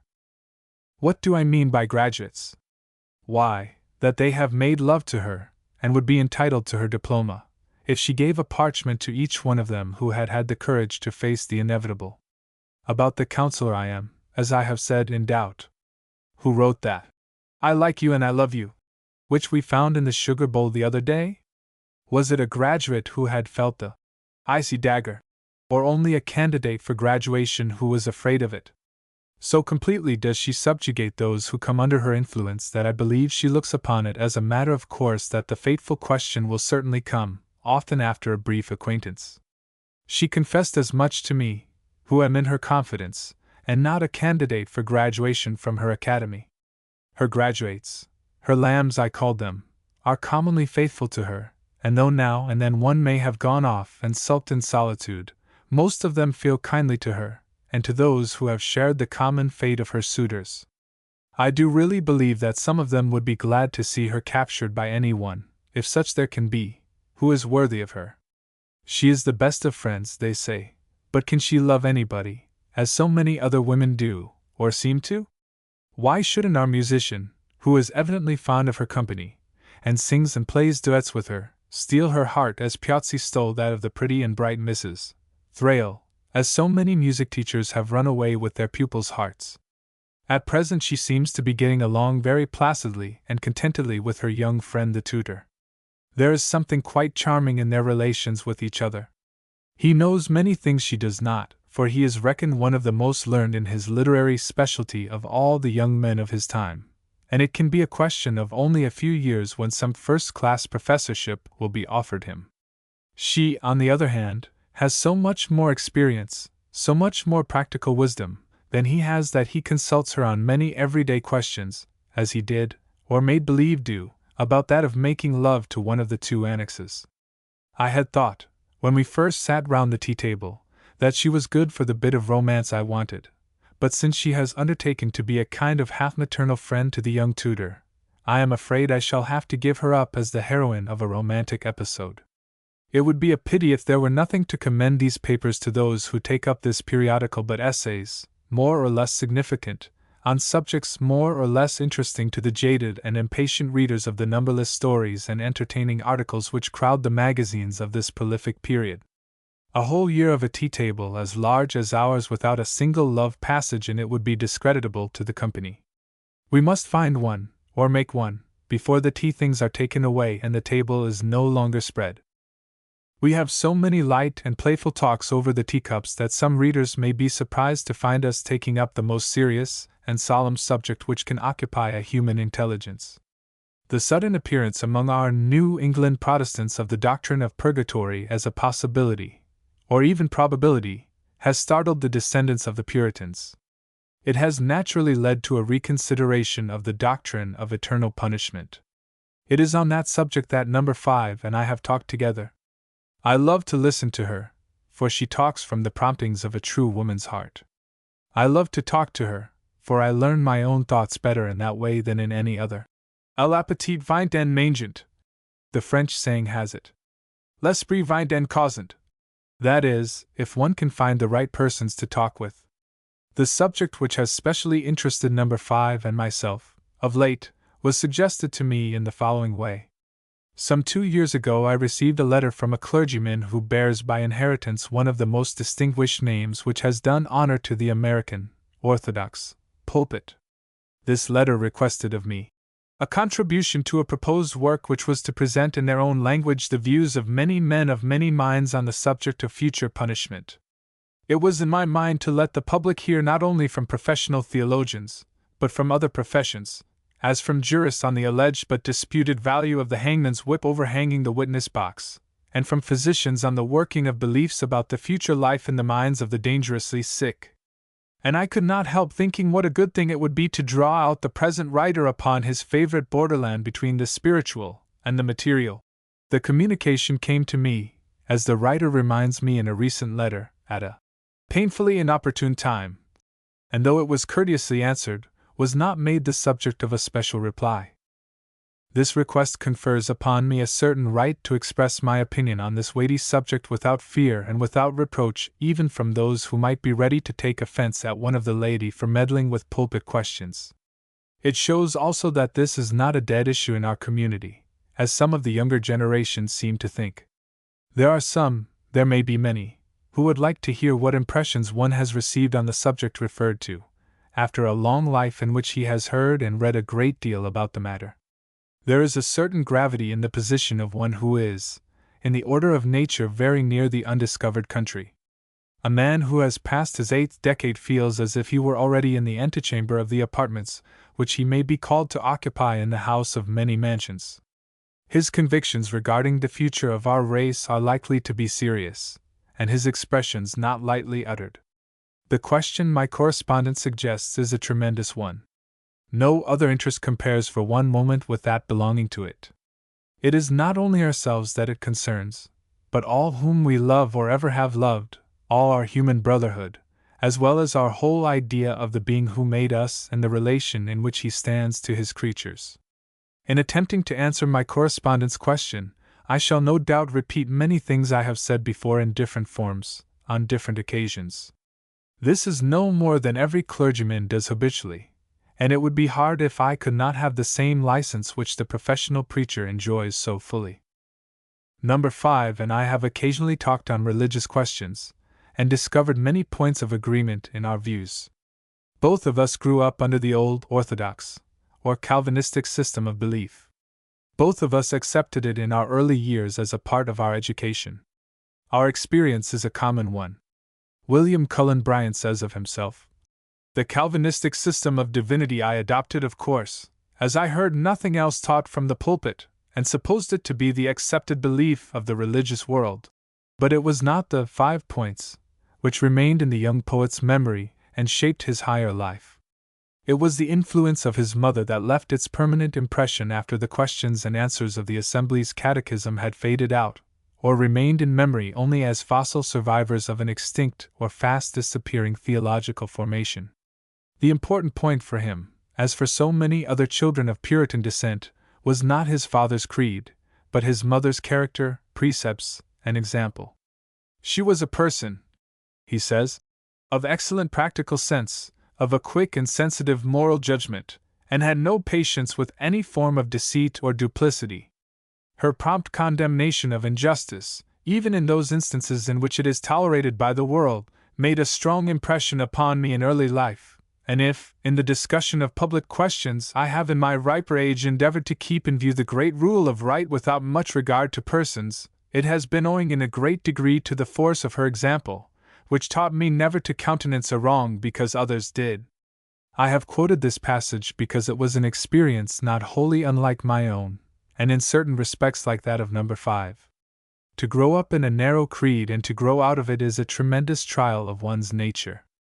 There is always a bond of fellowship between those who have been through such an ordeal. The experiences we have had in common naturally lead us to talk over the theological questions which at this time are constantly presenting themselves to the public, not only in the books and papers expressly devoted to that class of subjects, but in many of the newspapers and popular periodicals, from the weeklies to the quarterlies. The pulpit used to lay down the law to the pews. At the present time, it is of more consequence what the pews think than what the minister does, for the obvious reason that the pews can change their minister, and often do, whereas the minister cannot change the pews, or can do so only to a very limited extent. The preacher's garment is cut according to the pattern of that of the hearers, for the most part. 30 years ago, when I was writing on theological subjects, I came in for a very pretty share of abuse, such as it was the fashion of that day, at least in certain quarters, to bestow upon those who were outside of the high-walled enclosures in which many persons, not naturally unamiable or exclusive, found themselves imprisoned. Since that time what changes have taken place? Who will believe that a well-behaved and reputable citizen could have been denounced as a moral parasite, because he attacked some of the doctrines in which he was supposed to have been brought up? A single thought should have prevented the masked theologian who abused his incognito from using such libelous language.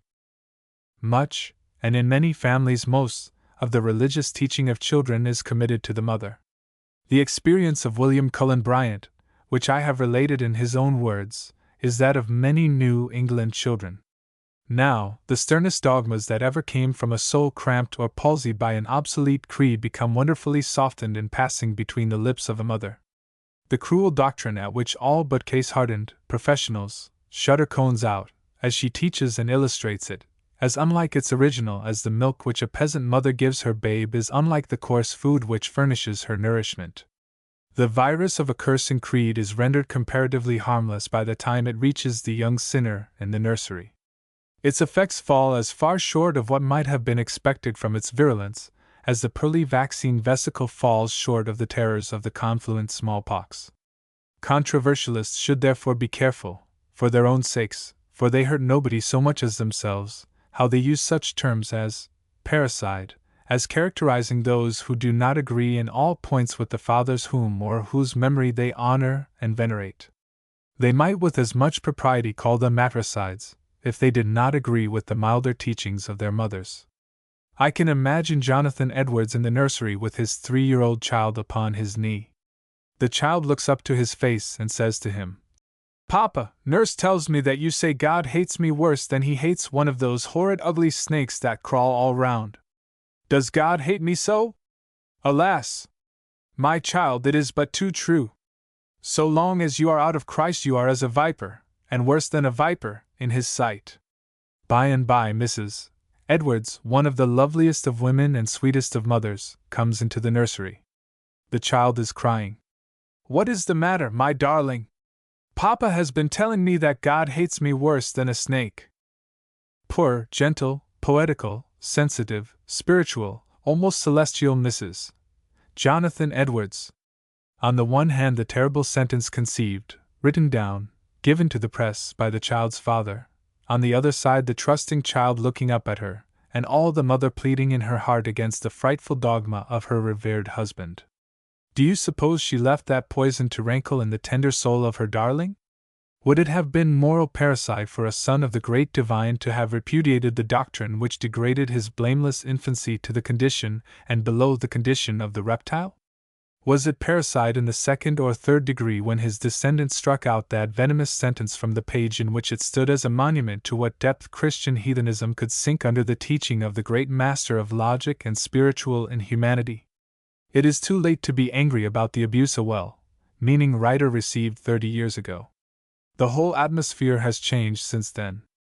It is mere childishness to expect men to believe as their fathers did, that is, if they have any minds of their own. The world is a whole generation older and wiser than when the father was of his son's age. So far as I have observed persons nearing the end of life, the Roman Catholics understand the business of dying better than Protestants. They have an expert by them, armed with spiritual specifics, in which they both, patient and priestly ministrant, place implicit trust. Confession, the Eucharist, extreme unction, these all inspire a confidence which without this symbolism is too apt to be wanting in oversensitive natures. They have been peopled in earlier years with ghastly specters of avenging fiends, moving in a sleepless world of devouring flames and smothering exhalations, where nothing lives but the sinner, the fiends, and the reptiles who help to make life an unending torture.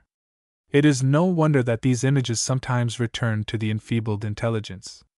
To exorcise them, the old Church of Christendom has her mystic formulae, of which no rationalistic prescription can take the place.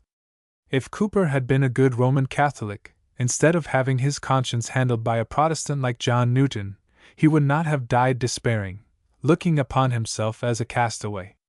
I have seen a good many Roman Catholics on their dying beds, and it always appeared to me that they accepted the inevitable with a composure which showed that their belief, whether or not the best to live by, was a better one to die by than most of the harder creeds which have replaced it. In the more intelligent circles of American society, one may question anything and everything, if he will only do it civilly. We may talk about eschatology, the science of last things, or, if you will, the natural history of the undiscovered country, without offense before anybody except young children and very old women of both sexes. In our New England, the great Andover discussion and the heretical missionary question have benumbed all sensibility on this subject as entirely, as completely, as the new local anesthetic, cocaine, deadens the sensibility of the part to which it is applied, so that the eye may have its mote or beam plucked out without feeling it. As the novels of Zola and Maupassant have hardened the delicate nerve centers of the women who have fed their imaginations on the food they have furnished. The generally professed belief of the Protestant world as embodied in their published creeds is that the great mass of mankind are destined to an eternity of suffering. That this eternity is to be one of bodily pain, of torment, is the literal teaching of Scripture, which has been literally interpreted by the theologians, the poets, and the artists of many long ages which followed the acceptance of the recorded legends of the Church as infallible. The doctrine has always been recognized, as it is now, as a very terrible one. It has found a support in the story of the fall of man, and the view taken of the relation of man to his Maker since that event. The hatred of God to mankind in virtue of their first disobedience and inherited depravity is at the bottom of it. The extent to which that idea was carried is well shown in the expressions I have borrowed from Jonathan Edwards. According to his teaching, and he was a reasoner who knew what he was talking about, what was involved in the premises of the faith he accepted, man inherits the curse of God as his principal birthright. What shall we say to the doctrine of the fall of man as the ground of inflicting endless misery on the human race? a man to be punished for what he could not help. He was expected to be called to account for Adam's sin. It is singular to notice that the reasoning of the wolf with the lamb should be transferred to the dealings of the Creator with his creatures. You stirred the brook up and made my drinking place muddy. But please your wolfship, I couldn't do that, for I stirred the water far down the stream, below your drinking place. Well, anyhow, your father troubled it a year or two ago, and that is the same thing. So the wolf falls upon the lamb and makes a meal of him. That is wolf logic and theological reasoning. How shall we characterize the doctrine of endless torture as the destiny of most of those who have lived, and are living, on this planet? I prefer to let another writer speak of it. Mr. John Morley uses the following words: "The horrors of what is perhaps the most frightful idea that has ever corroded human character, the idea of eternal punishment." Sismondi, the great historian, heard a sermon on eternal punishment, and vowed never again to enter another church holding the same creed. Romanism he considered a religion of mercy and peace by the side of what the English call the Reformation. I mention these protests because I happen to find them among my notes, but it would be easy to accumulate examples of the same kind. When Cooper, at about the end of the last century, said satirically of the minister he was attacking, he was giving unconscious evidence that the sense of the barbarism of the idea was finding its way into the pulpit. When Burns, in the midst of the sulphurous orthodoxy of Scotland, dared to say, he was only appealing to the common sense and common humanity of his fellow countrymen. All the reasoning in the world, all the proof texts in old manuscripts, cannot reconcile this supposition of a world of sleepless and endless torment with the declaration that God is love. Where did this frightful idea come from? We are surprised, as we grow older, to find that the legendary hell of the Church is nothing more nor less than the Tartarus of the old heathen world. It has every mark of coming from the cruel heart of a barbarous despot. Some malignant and vindictive sheik, some brutal Mezentius, must have sat for many pictures of the divinity. It was not enough to kill his captive enemy, after torturing him as much as ingenuity could contrive to do it. He escaped at last by death, but his conqueror could not give him up so easily, and so his vengeance followed him into the unseen and unknown world. How the doctrine got in among the legends of the Church we are no more bound to show than we are to account for the intercalation of the three witnesses, text, or the false insertion, or false omission, whichever it may be, of the last 12 verses of the Gospel of St. Mark. We do not hang our grandmothers now, as our ancestors did theirs, on the strength of the positive command, "Thou shalt not suffer a witch to live." The simple truth is that civilization has outgrown witchcraft, and is outgrowing the Christian Tartarus. The pulpit no longer troubles itself about witches and their evil doings. All the legends in the world could not arrest the decay of that superstition and all the edicts that grew out of it. All the stories that can be found in old manuscripts will never prevent the going out of the fires of the legendary inferno. It is not much talked about nowadays to ears polite or impolite. Humanity is shocked and repelled by it. The heart of woman is in unconquerable rebellion against it. The more humane sects tear it from their bodies of divinity, as if it were the flaming shirt of Nessus. A few doctrines with which it was bound up have dropped or are dropping away from it: the primal curse, consequential damages to give infinite extension to every transgression of the law of God, inverting the natural order of relative obligations, stretching the smallest of finite offenses to the proportions of the infinite, making the babe in arms the responsible being, and not the parent who gave it birth and determined its conditions of existence. After a doctrine like the hangman's whip has served its purpose, if it ever had any useful purpose, after a doctrine like that of witchcraft has hanged old women enough, civilization contrives to get rid of it. When we say that civilization crowds out the old superstitious legends, we recognize two chief causes. The first is the naked individual protest, the voice of the inspiration which giveth man understanding. This shows itself conspicuously in the modern poets. Burns in Scotland, Bryant, Longfellow, Whittier, in America, preached a new gospel to the successors of men like Thomas Boston and Jonathan Edwards.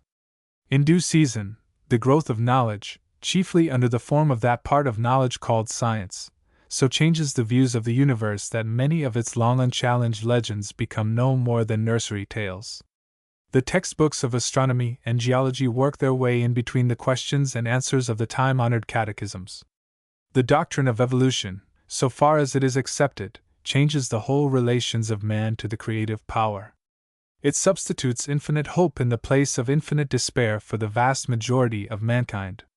Instead of a shipwreck, from which a few cabin passengers and others are to be saved in the long boat, it gives mankind a vessel built to endure the tempests, and at last to reach a port where at the worst the passengers can find rest, and where they may hope for a home better than any which they ever had in their old country. It is all very well to say that men and women had their choice whether they would reach this safe harbor or not. We know what the child will take. So which course we shall take depends very much on the way the choice is presented to us, and on what the chooser is by nature. What he is by nature is not determined by himself, but by his parentage. They know not what they do. In one sense this is true of every human being. The agent does not know, never can know, what makes him that which he is. What we most want to ask of our Maker is an unfolding of the divine purpose in putting human beings into conditions in which such numbers of them would be sure to go wrong. We want an advocate of helpless humanity whose task it shall be, in the words of Milton. We have heard Milton's argument, but for the realization of his vision of the time, our suffering race must wait in patience. The greater part of the discourse the reader has had before him was delivered over the teacups one Sunday afternoon. The mistress looked rather grave, as if doubtful whether she ought not to signify her disapprobation of what seemed to her dangerous doctrine. However, as she knew that I was a good churchgoer and was on the best terms with her minister, she said nothing to show that she had taken the alarm. Number 5 listened approvingly. We had talked the question over well, and were perfectly agreed on the main point. How could it be otherwise? Do you suppose that any intellectual, spiritual woman, with a heart under her bodice, can for a moment seriously believe that the greater number of the high-minded men, the noble and lovely women, the ingenuous and affectionate children, whom she knows and honors or loves, are to be handed over to the experts in a great torture chamber, in company with the vilest creatures that have once worn human shape? If there is such a world as used to be talked about from the pulpit, you may depend upon it, she said to me once, there will soon be organized a humane society in heaven, and a mission established among the spirits in prison. Number 5 is a regular churchgoer, as I am. I do not believe either of us would darken the doors of a church if we were likely to hear any of the old-fashioned sermons, such as I used to listen to in former years from a noted clergyman, whose specialty was the doctrine of eternal punishment. But you may go to the churches of almost any of our Protestant denominations, and hear sermons by which you can profit, because the ministers are generally good men, whose moral and spiritual natures are above the average, and who know that the harsh preaching of 2 or 3 generations ago would offend and alienate a large part of their audience. So neither Number 5 nor I are hypocrites in attending church or going to meeting. I am afraid it does not make a great deal of difference to either of us what may be the established creed of the worshipping assembly. That is a matter of great interest, perhaps of great importance, to them, but of much less, comparatively, to us. Companionship in worship, and sitting quiet for an hour while a trained speaker, presumably somewhat better than we are, stirs up our spiritual nature, these are reasons enough to Number 5, as to me, for regular attendance on divine worship. Number 7 is of a different way of thinking and feeling. He insists upon it that the churches keep in their confessions of faith statements which they do not believe, and that it is notorious that they are afraid to meddle with them. The Anglo-American Church has dropped the Athanasian Creed from its service. The English Mother Church is afraid to. There are plenty of Universalists, Number 7 says, in the Episcopalian and other Protestant churches, but they do not avow their belief in any frank and candid fashion. The churches know very well, he maintains, that the fear of everlasting punishment more than any or all other motives is the source of their power and the support of their organizations. Not only are the fears of mankind the whip to scourge and the bridle to restrain them, but they are the basis of an almost incalculable material interest. Talk about giving up the doctrine of endless punishment by fire! Exclaimed Number 7. There is more capital embarked in the subterranean fire chambers than in all the iron furnaces on the face of the earth. To think what an army of clerical beggars would be turned loose on the world, if once those raging flames were allowed to go out or to calm down! Who can wonder that the old conservatives draw back startled and almost frightened at the thought that there may be a possible escape for some victims whom the devil was thought to have secured? How many more generations will pass before Milton's alarming prophecy will find itself realized in the belief of civilized mankind? Remember that number 7 is called a crank by many persons, and take his remarks for just what they are worth, and no more. Out of the preceding conversation must have originated the following poem, which was found in the common receptacle of these versified contributions. 11. We have been going on very pleasantly of late, each of us pretty well occupied with his or her special business. The counselor has been pleading in a great case, and several of the teacups were in the courtroom. I thought, but I will not be certain, that some of his arguments were addressed to number 5 rather than to the jury, the more eloquent passages especially. Our young doctor seems to me to be gradually getting known in the neighborhood and beyond it. A member of one of the more influential families, whose regular physician has gone to Europe, has sent for him to come and see her, and as the patient is a nervous lady, who has nothing in particular the matter with her, he is probably in for a good many visits and a long bill by and by. He has even had a call at a distance of some miles from home. At least he has had to hire a conveyance frequently of late, for he has not yet set up his own horse and chaise. We do not like to ask him about who his patient may be, but he or she is probably a person of some consequence, as he is absent several hours on these out-of-town visits. He may get a good practice before his bald spot makes its appearance, for I have looked for it many times without as yet seeing a sign of it. I am sure he must feel encouraged, for he has been very bright and cheerful of late, and if he sometimes looks at our new handmaid as if he wished she were Delilah, I do not think he is breaking his heart about her absence. Perhaps he finds consolation in the company of the 2 annexes, or one of them, but which, I cannot make out. He is in consultations occasionally with number 5, too, but whether professionally or not I have no means of knowing. I cannot for the life of me see what number 5 wants of a doctor for herself, so perhaps it is another difficult case in which her womanly sagacity is called upon to help him. In the meantime she and the tutor continue their readings. In fact, it seems as if these readings were growing more frequent, and lasted longer than they did at first. There is a little arbor in the grounds connected with our place of meeting, and sometimes they have gone there for their readings. Some of the teacups have listened outside once in a while, for the tutor reads well, and his clear voice must be heard in the more emphatic passages, whether one is expressly listening or not. But besides the reading there is now and then some talking, and persons talking in an arbor do not always remember that lattice-work, no matter how closely the vines cover it, is not impenetrable to the sound of the human voice. There was a listener one day, it was not one of the teacups, I am happy to say, who heard and reported some fragments of a conversation which reached his ear. Nothing but the profound intimacy which exists between myself and the individual reader whose eyes are on this page would induce me to reveal what I was told of this conversation. The first word seemed to have been in reply to some question. "Why, my dear friend, how can you think of such a thing? Do you know, I am old enough to be your—" I think she must have been on the point of saying mother, but that was more than any woman could be expected to say, "Old enough to be your aunt?" "To be sure you are," answered the tutor. "And what of it? I have 2 aunts, both younger than I am. Your years may be more than mine, but your life is fuller of youthful vitality than mine is. I never feel so young as when I have been with you. I don't believe in settling affinities by the almanac. You know what I have told you more than once, you haven't bared the ice-cold dagger's edge upon me yet, may I not cherish the—" What a pity that the listener did not hear the rest of the sentence, and the reply to it, if there was one.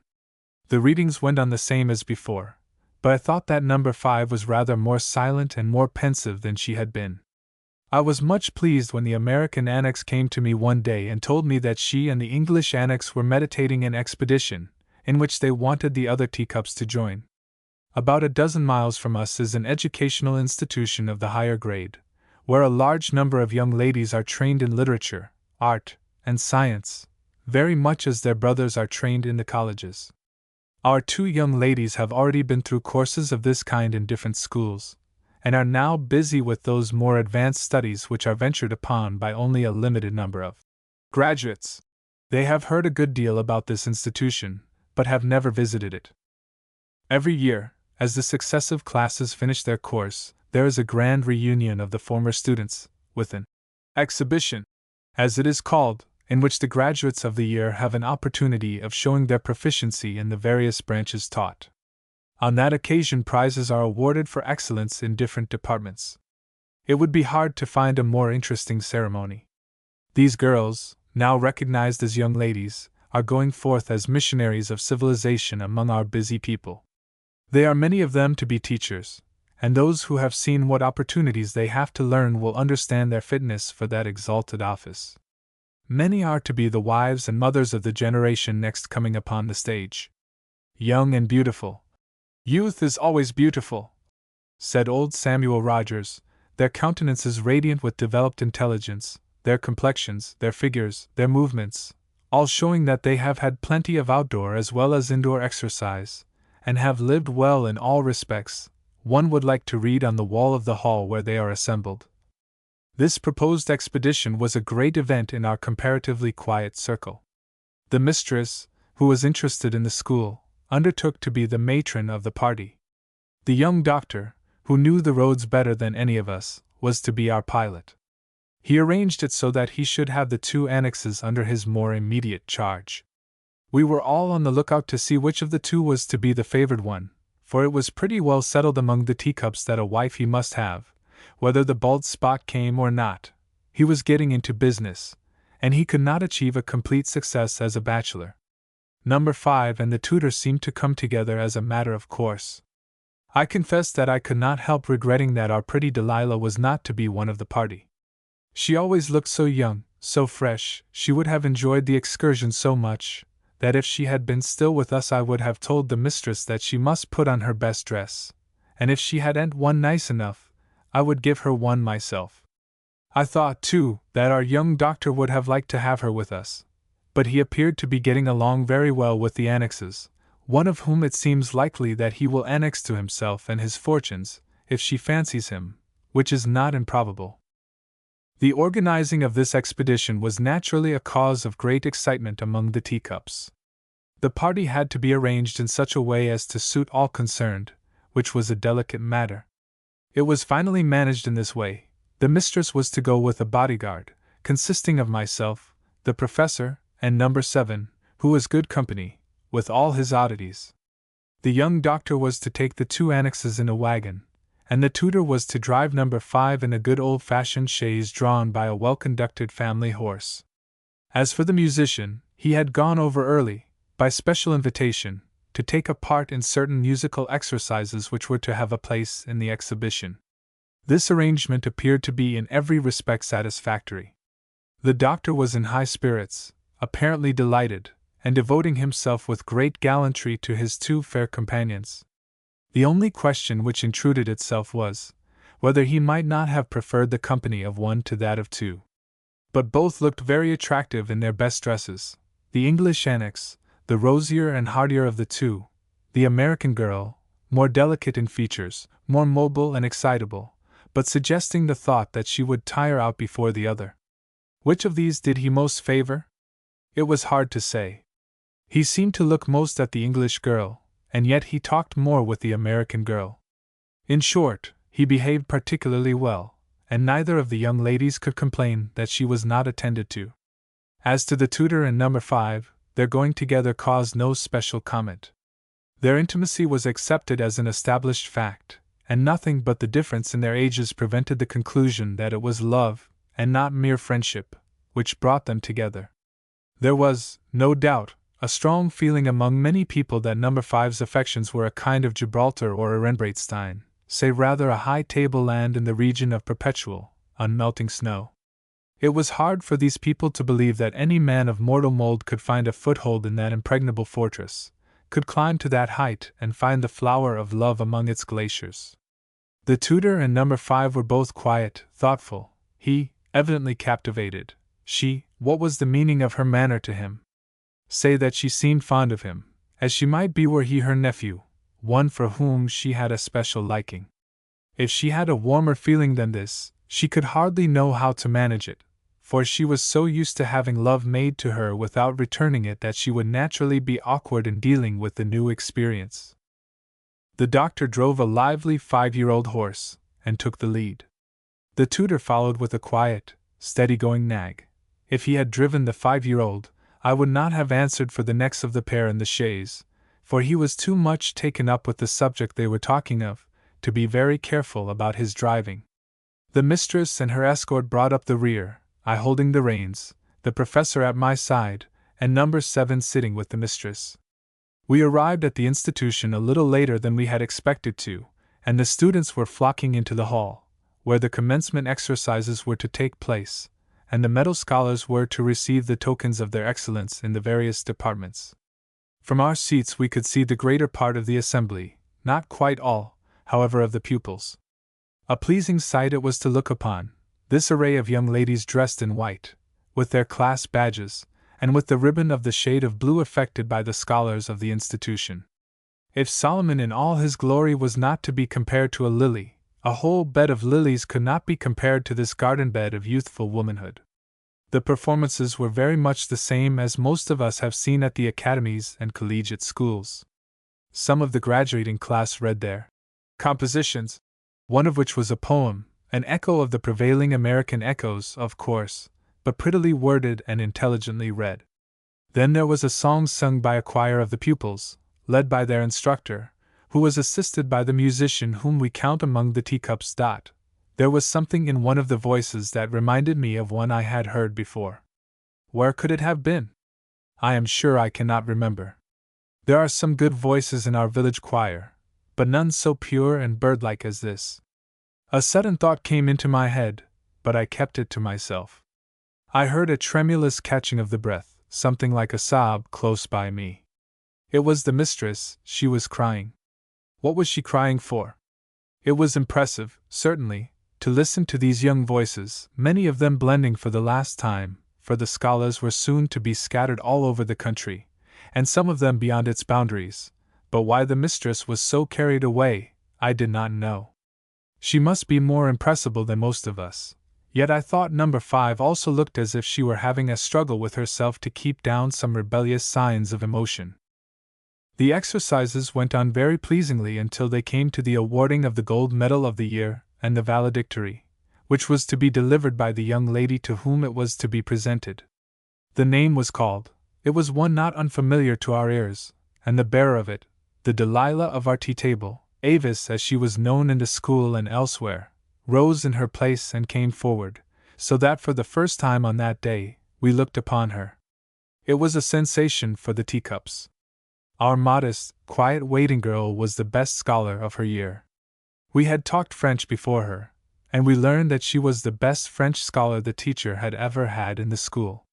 We had never thought of her except as a pleasing and well-trained handmaiden, and here she was an accomplished young lady. Avis went through her part very naturally and gracefully, and when it was finished, and she stood before us with the medal glittering on her breast, we did not know whether to smile or to cry. Some of us did one, and some the other. We all had an opportunity to see her and congratulate her before we left the institution. The mystery of her 6 weeks serving at our table was easily solved. She had been studying too hard and too long, and required some change of scene and occupation. She had a fancy for trying to see if she could support herself as so many young women are obliged to, and found a place with us, the mistress only knowing her secret. "She is to be our young doctor's wife," the mistress whispered to me, and did some more crying, not for grief, certainly. Whether our young doctor's long visits to a neighboring town had anything to do with the fact that Avis was at that institution, whether she was the patient he visited or not, may be left in doubt. At all events, he had always driven off in the direction which would carry him to the place where she was at school. I have attended a large number of celebrations, commencements, banquets, soirees, and so forth, and done my best to help on a good many of them. In fact, I have become rather too well known in connection with occasions, and it has cost me no little trouble. I believe there is no kind of occurrence for which I have not been requested to contribute something in prose or verse. It is sometimes very hard to say no to the requests. If one is in the right mood when he or she writes an occasional poem, it seems as if nothing could have been easier. Why, that piece run off just like I don't believe, the unlettered applicant says to himself. I don't believe it took him 10 minutes to write them verses. The good people have no suspicion of how much a single line, a single expression, may cost its author. The wits used to say that Ropers, the poet once before referred to, old Samuel Ropers, author of The Pleasures of Memory and giver of famous breakfasts, was accustomed to have straw laid before the house whenever he had just given birth to a couplet. It is not quite so bad as that with most of us who are called upon to furnish a poem, a song, a hymn, an ode for some grand meeting, but it is safe to say that many a trifling performance has had more good honest work put into it than the minister's sermon of that week had cost him. If a vessel glides off the ways smoothly and easily at her launching, it does not mean that no great pains have been taken to secure the result. Because a poem is an occasional one, it does not follow that it has not taken as much time and skill as if it had been written without immediate, accidental, temporary motive. Pindar's great odes were occasional poems, just as much as our commencement and Phi Beta Kappa poems are, and yet they have come down among the most precious bequests of antiquity to modern times. The mystery of the young doctor's long visits to the neighboring town was satisfactorily explained by what we saw and heard of his relations with our charming Delilah. For Delilah we could hardly help calling her. Our little handmaid, the Cinderella of the Teacups, now the princess, or, what was better, the pride of the school to which she had belonged, fit for any position to which she might be called, was to be the wife of our young doctor.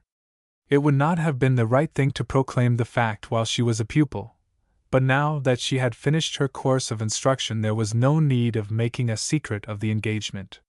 So we have got our romance, our love story out of our teacups, as I hoped and expected that we should, but not exactly in the quarter where it might have been looked for. What did our two annexes say to this unexpected turn of events? They were good-hearted girls as ever lived, but they were human, like the rest of us, and women, like some of the rest of us. They behaved perfectly. They congratulated the doctor, and hoped he would bring the young lady to the tea-table where she had played her part so becomingly. It is safe to say that each of the annexes world have liked to be asked the lover's last question by the very nice young man who had been a pleasant companion at the table and elsewhere to each of them.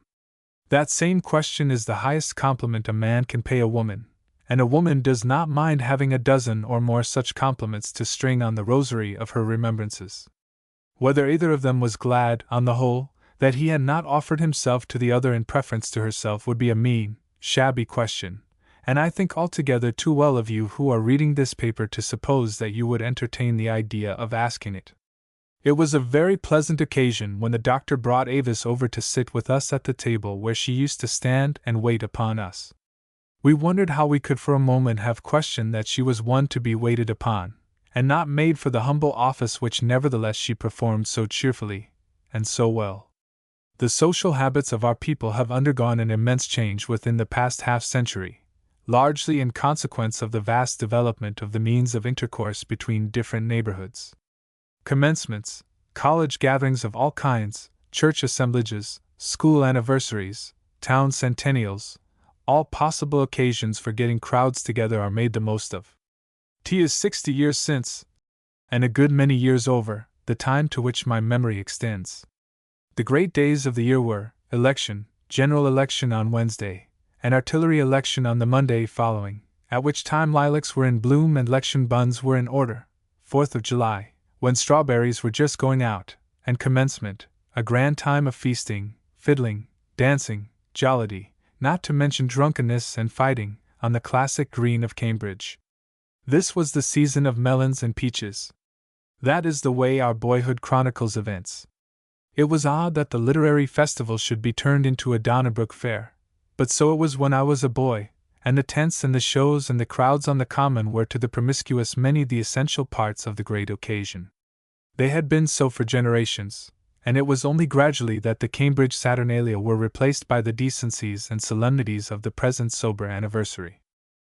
Nowadays our celebrations smack of the Sunday school more than of the dancing hall.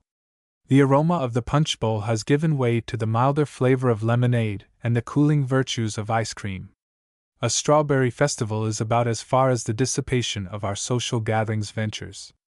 There was much that was objectionable in those swearing, drinking, fighting times, but they had a certain excitement for us boys of the years when the century was in its teens, which comes back to us not without its fascinations.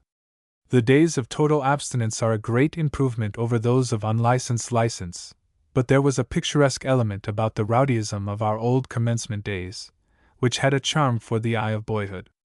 My dear old friend, book friend, I mean, whom I always called Daddy Gilpin, as I find Fitzgerald called Wordsworth, Daddy Wordsworth, my old friend Gilpin, I say, considered the donkey more picturesque in a landscape than the horse. So a village fete as depicted by Teniers is more picturesque than a teetotal picnic or a Sabbath school strawberry festival. Let us be thankful that the vicious picturesque is only a remembrance, and the virtuous commonplace a reality of today.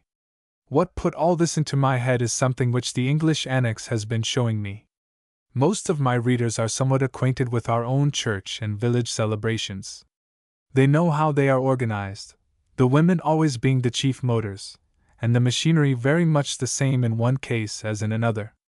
Perhaps they would like to hear how such things are managed in England, and that is just what they may learn from the pamphlet which was shown me by the English Annex, and of which I will give them a brief account. Some of us remember the Rev. Mr. Hoyes, his lectures and his violin, which interested and amused us here in Boston a few years ago. Now Mr. Hoyes, assisted by his intelligent and spirited wife, has charge of the parish of St. James, Westmoreland Street, Marylebone, London. On entering upon the 25th year of his incumbency in Marylebone, and the 28th of his ministry in the Diocese of London, it was thought a good idea to have an evening conversazione and fete. We can imagine just how such a meeting would be organized in one of our towns. Ministers, deacons, perhaps a member of Congress, possibly a senator, and even, conceivably, His Excellency the Governor, and a long list of ladies lend their names to give luster to the occasion. It is all very pleasant, unpretending, unceremonious, cheerful, well-ordered, commendable, but not imposing. Now look at our Marylebone Parish celebration, and hold your breath while the procession of great names passes before you. You learn at the outset that it is held under royal patronage, and read the names of 2 royal highnesses, 1 highness, a prince, and a princess. Then comes a list before which if you do not turn pale, you must certainly be in the habit of rouging: 3 earls, 7 lords, 3 bishops, 2 generals, one of them Lord Wolseley, 1 admiral, for baronets, 9 knights, a crowd of right honourable and honourable ladies, many of them peeresses, and a mob of other personages, among whom I find Mr. Howells, Bret Harte, and myself. Perhaps we are disposed to smile at seeing so much made of titles, but after what we have learned of Lord Timothy Dexter and the high-sounding names appropriated by many of our own compatriots, who have no more claim to them than we plain Misters and Mrs., we may feel to them something as our late friend Mr. Appleton felt to the real green turtle soup set before him, when he said that it was almost as good as mock. The entertainment on this occasion was of the most varied character. The program makes the following announcement. Refreshments will be called for, and they will come: tea, coffee, and cooling drinks. Spirits will not be called for, from the vasty deep or anywhere else, nor would they come if they were. At 9:30 Mrs. Hoyes will join the assembly. I am particularly delighted with this last feature in the preliminary announcement. It is a proof of the high regard in which the estimable and gifted lady who shares her husband's labors is held by the people of their congregation, and the friends who share in their feelings. It is such a master stroke of policy, too, to keep back the principal attraction until the guests must have grown eager for her appearance. I can well imagine how great a saving it must have been to the good lady's nerves, which were probably pretty well tried already by the fatigues and responsibilities of the busy evening. I have a right to say this, for I myself had the honor of attending a meeting at Mr. Hoyes's house, where I was a principal guest, as I suppose, from the fact of the great number of persons who were presented to me. The minister must be very popular, for the meeting was a regular jam, not quite so tremendous as that greater one, where but for the aid of Mr. Smalley, who kept open a breathing space round us, my companion and myself thought we should have been asphyxiated. The company was interested, as some of my readers may be, to know what were the attractions offered to the visitors besides that of meeting the courteous entertainers and their distinguished guests. I cannot give these at length, for each part of the show is introduced in the program with apt quotations and pleasantries, which enlivened the catalogue. There were 11 stalls. Conducted on the cooperative principle of division of profits and interests, they retain the profits, and you take a good deal of interest, we hope, in their success. Stall number 1. Edisoniana, or the phonograph. Alluded to by the Roman poet as vox, et praeterea nihil. Stall number 2. Money changing. Stall number 3. Programs and general inquiries. Stall number 4. Roses. A rose by any other name, etc. Get one. You can't expect to smell one without buying it, but you may buy one without smelling it. Stall number 5. Lesenby Liberty Stall. I cannot explain this. Probably articles from Liberty's famous establishment. Stall number 6. Historical costumes and ceramics. Stall number 7. The fish pond. Stall number 8. Varieties. Stall number 9. Bookstall. Books. Highly recommended for insomnia, friends we never speak to, and always cut if we want to know them well. Stall number 10. Icelandic. Stall number 11. Call office. Mrs. Magnuson, who is devoted to the North Pole and all its works, will thaw your sympathies, enlighten your minds, etc., etc. All you buy may be left at the stalls ticketed. A duplicate ticket will be handed to you on leaving. Present your duplicate at the call office. At 9:45, first concert. At 10:45, an address of welcome by Rev. H. R. Hoyes. At 11 p.m., bird warbling interlude by Miss Mabel Stevenson, U.S.A. At 11:20, second concert. 3 great pictures. Lord Tennyson, G. F. What's R.A. John Stuart Mill, G. F. What's R.A. Joseph Garibaldi Sigrandi. A famous violin. A world-famed Stradivarius violin, for which Mr. Hill, of Bond Street, gave L1000, etc., etc. Tickets for tea, coffee, sandwiches, iced drinks, or ices, 6 pence each, etc., etc. I hope my American reader is pleased and interested by this glimpse of the way in which they do these things in London. There is something very pleasant about all this, but what specially strikes me is a curious flavor of city provincialism. There are little centers in the heart of great cities, just as there are small freshwater ponds and great islands with the salt sea roaring all round them, and bays and creeks penetrating them as briny as the ocean itself. Irving has given a charming picture of such a quasi-provincial center in one of his papers in the sketchbook, the one with the title, Little Britain. London is a nation of itself, and contains provinces, districts, foreign communities, villages, parishes, innumerable lesser centers, with their own distinguishing characteristics, habits, pursuit, languages, social laws, as much isolated from each other as if mountains interposed made the separation between them. One of these lesser centers is that over which my friend Mr. Hoyes presides as spiritual director. Chelsea has been made famous as the home of many authors and artists, above all, as the residence of Carlyle during the greater part of his life. Its population, like that of most respectable suburbs, must belong mainly to the kind of citizens which resembles in many ways the better class, as we sometimes dare to call it, of one of our thriving New England towns.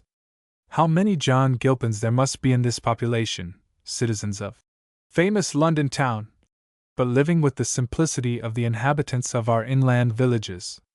In the mighty metropolis where the wealth of the world displays itself, they practice their snug economies, enjoy their simple pleasures, and look upon ice cream as a luxury, just as if they were living on the banks of the Connecticut or the Housatonic, in regions where the summer locusts of the great cities have not yet settled on the verdure of the native inhabitants.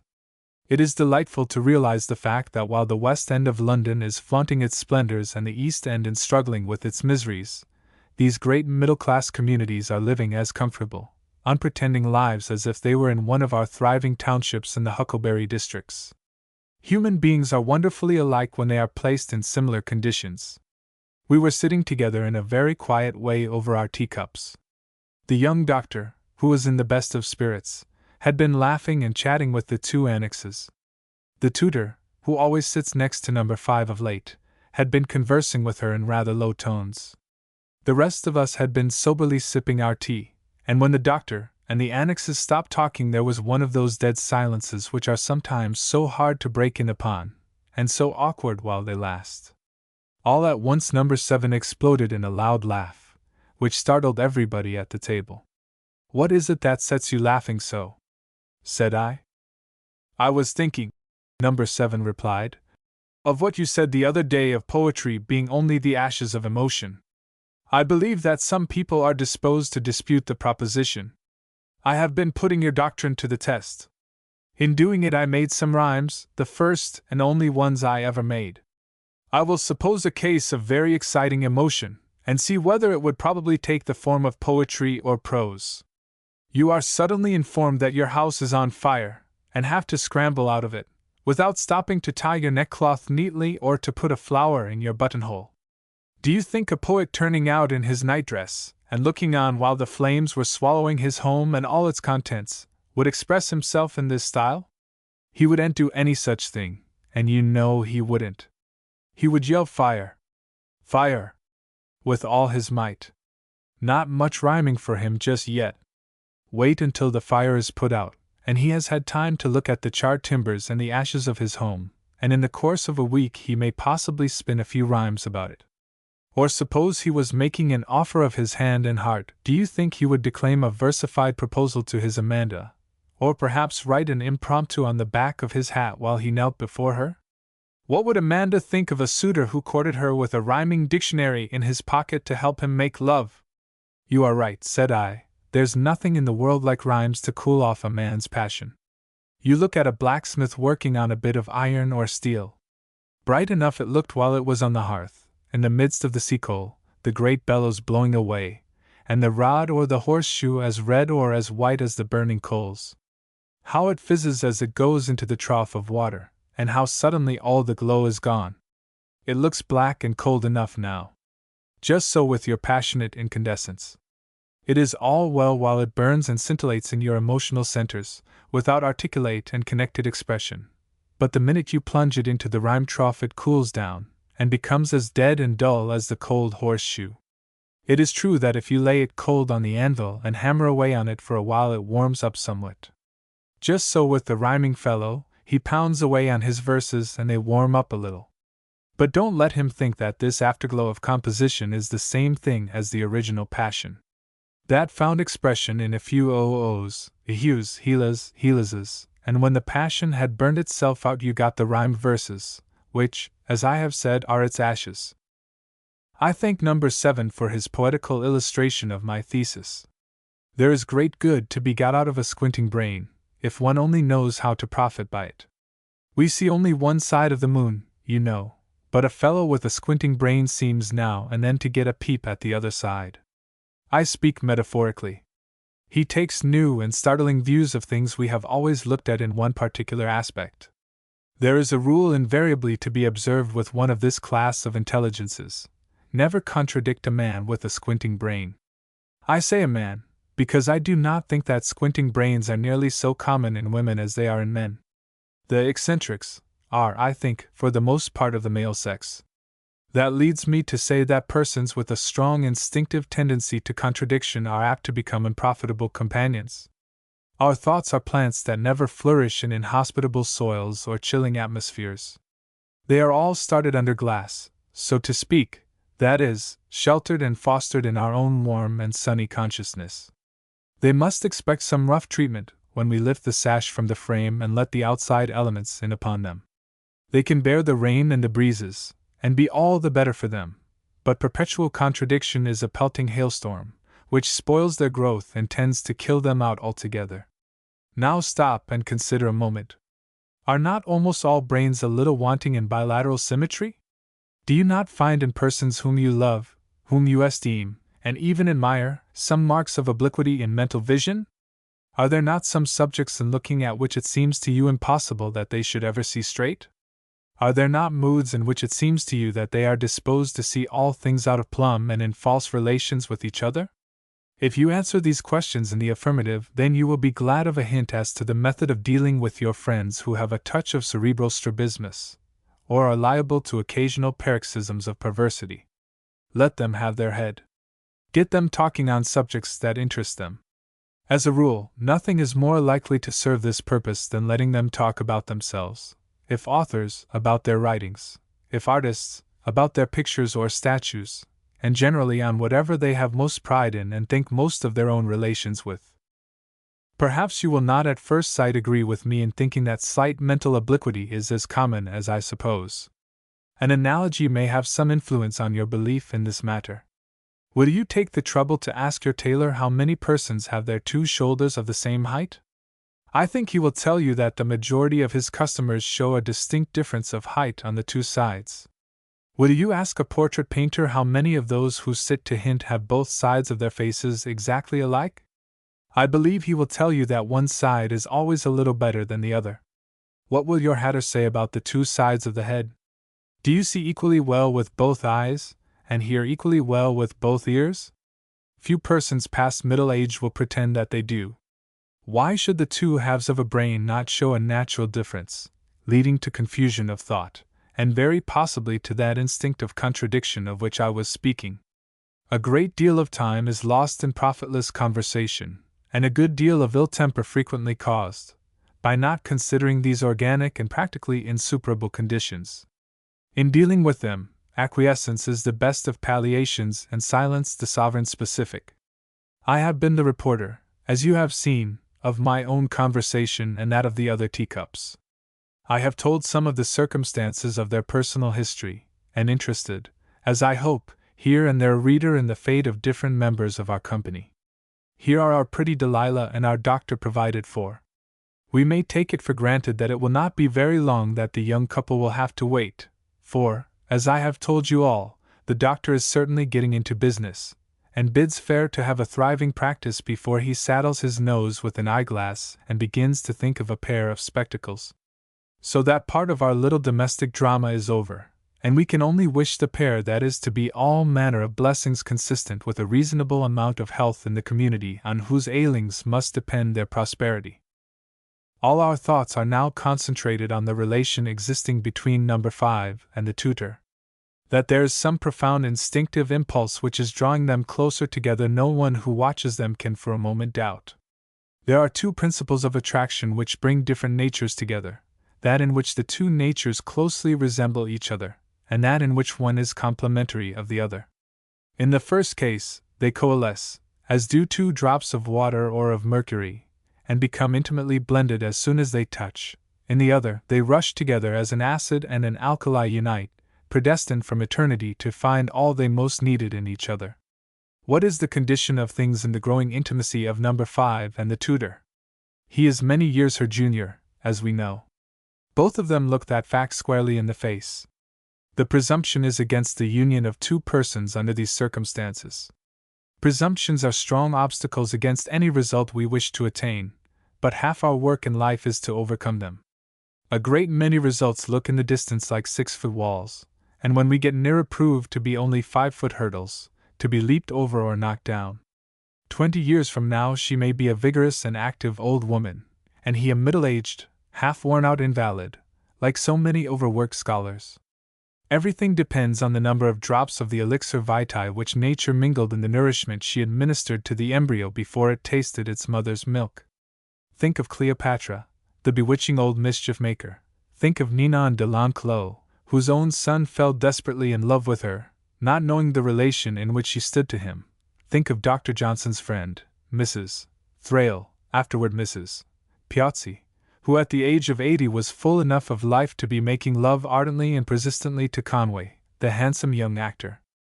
I can readily believe that number 5 will outlive the tutor, even if he is fortunate enough rather in winning his way into the fortress through gates that open to him of their own accord. If he fails in his siege, I do really believe he will die early, not of a broken heart, exactly, but of a heart starved, with the food it was craving close to it, but unattainable. I have, therefore, a deep interest in knowing how number 5 and the tutor are getting along together. Is there any danger of one or the other growing tired of the intimacy, and becoming willing to get rid of it, like a garment which has shrunk and grown too tight? Is it likely that some other attraction may come in to disturb the existing relation? The problem is to my mind not only interesting, but exceptionally curious. You remember the story of Simon and Iphigenia as Dryden tells it. The poor youth has the capacity of loving, but it lies hidden in his undeveloped nature. All at once he comes upon the sleeping beauty, and is awakened by her charms to a hitherto unfelt consciousness. With the advent of the new passion all his dormant faculties start into life, and the seeming simpleton becomes the bright and intelligent lover. The case of number 5 is as different from that of Simon as it could well be. All her faculties are wide awake, but one emotional side of her nature has never been called into active exercise. Why has she never been in love with any one of her suitors? Because she liked too many of them. Do you happen to remember a poem printed among these papers, entitled, "I Like You and I Love You"? No one of the poems which have been placed in the urn, that is, in the silver sugar bowl, has had any name attached to it, but you could guess pretty nearly who was the author of some of them, certainly of the one just referred to. Number 5 was attracted to the tutor from the first time he spoke to her. She dreamed about him that night, and nothing idealizes and renders fascinating one in whom we have already an interest like dreaming of him or of her. Many a calm suitor has been made passionate by a dream. Many a passionate lover has been made wild and half beside himself by a dream. And now and then an infatuated but hapless lover, waking from a dream of bliss to a cold reality of wretchedness, has helped himself to eternity before he was summoned to the table. Since number 5 had dreamed about the tutor, he had been more in her waking thoughts than she was willing to acknowledge. These thoughts were vague, it is true, emotions, perhaps, rather than worded trains of ideas, but she was conscious of a pleasing excitement as his name or his image floated across her consciousness. She sometimes sighed as she looked over the last passage they had read from the same book, and sometimes when they were together they were silent too long, too long. What were they thinking of? And so it was all as plain sailing for number 5 and the young tutor as it had been for Delilah and the young doctor, was it? Do you think so? Then you do not understand number 5. Many a woman has as many atmospheric rings about her as the planet Saturn. 3 are easily to be recognized. First, there is the wide ring of attraction which draws into itself all that once cross its outer border. These revolve about her without ever coming any nearer. Next is the inner ring of attraction. Those who come within its irresistible influence are drawn so close that it seems as if they must become one with her sooner or later. But within this ring is another, an atmospheric girdle, one of repulsion, which love, no matter how enterprising, no matter how prevailing or how insinuating, has never passed, and if we judge of what is to be by what has been, never will. Perhaps nature loved number 5 so well that she grudged her to any mortal man, and gave her this inner girdle of repulsion to guard her from all who would know her too nearly and love her too well. Sometimes 2 vessels at sea keep each other company for a long distance, it may be daring a whole voyage. Very pleasant it is to each to have a companion to exchange signals with from time to time, to come near enough, when the winds are light, to hold converse in ordinary tones from deck to deck, to know that, in case of need, there's help at hand. It is good for them to be near each other, but not good to be too near. Woe is to them if they touch. The wreck of one or both is likely to be the consequence. And so 2 well-equipped and heavily freighted natures may be the best of companions to each other, and yet must never attempt to come into closer union. Is this the condition of affairs between number 5 and the tutor? I hope not, for I want them to be joined together in that dearest of intimacies, which, if founded in true affinity, is the nearest approach to happiness to be looked for in our mortal experience. We must wait. The teacups will meet once more before the circle is broken, and we may, perhaps, find the solution of the question we have raised. In the meantime, our young doctor is playing truant oftener than ever. He has brought Avis, if we must call her so, and not Delilah, several times to take tea with us. It means something, in these days, to graduate from one of our first-class academies or collegiate schools. I shall never forget my first visit to one of these institutions.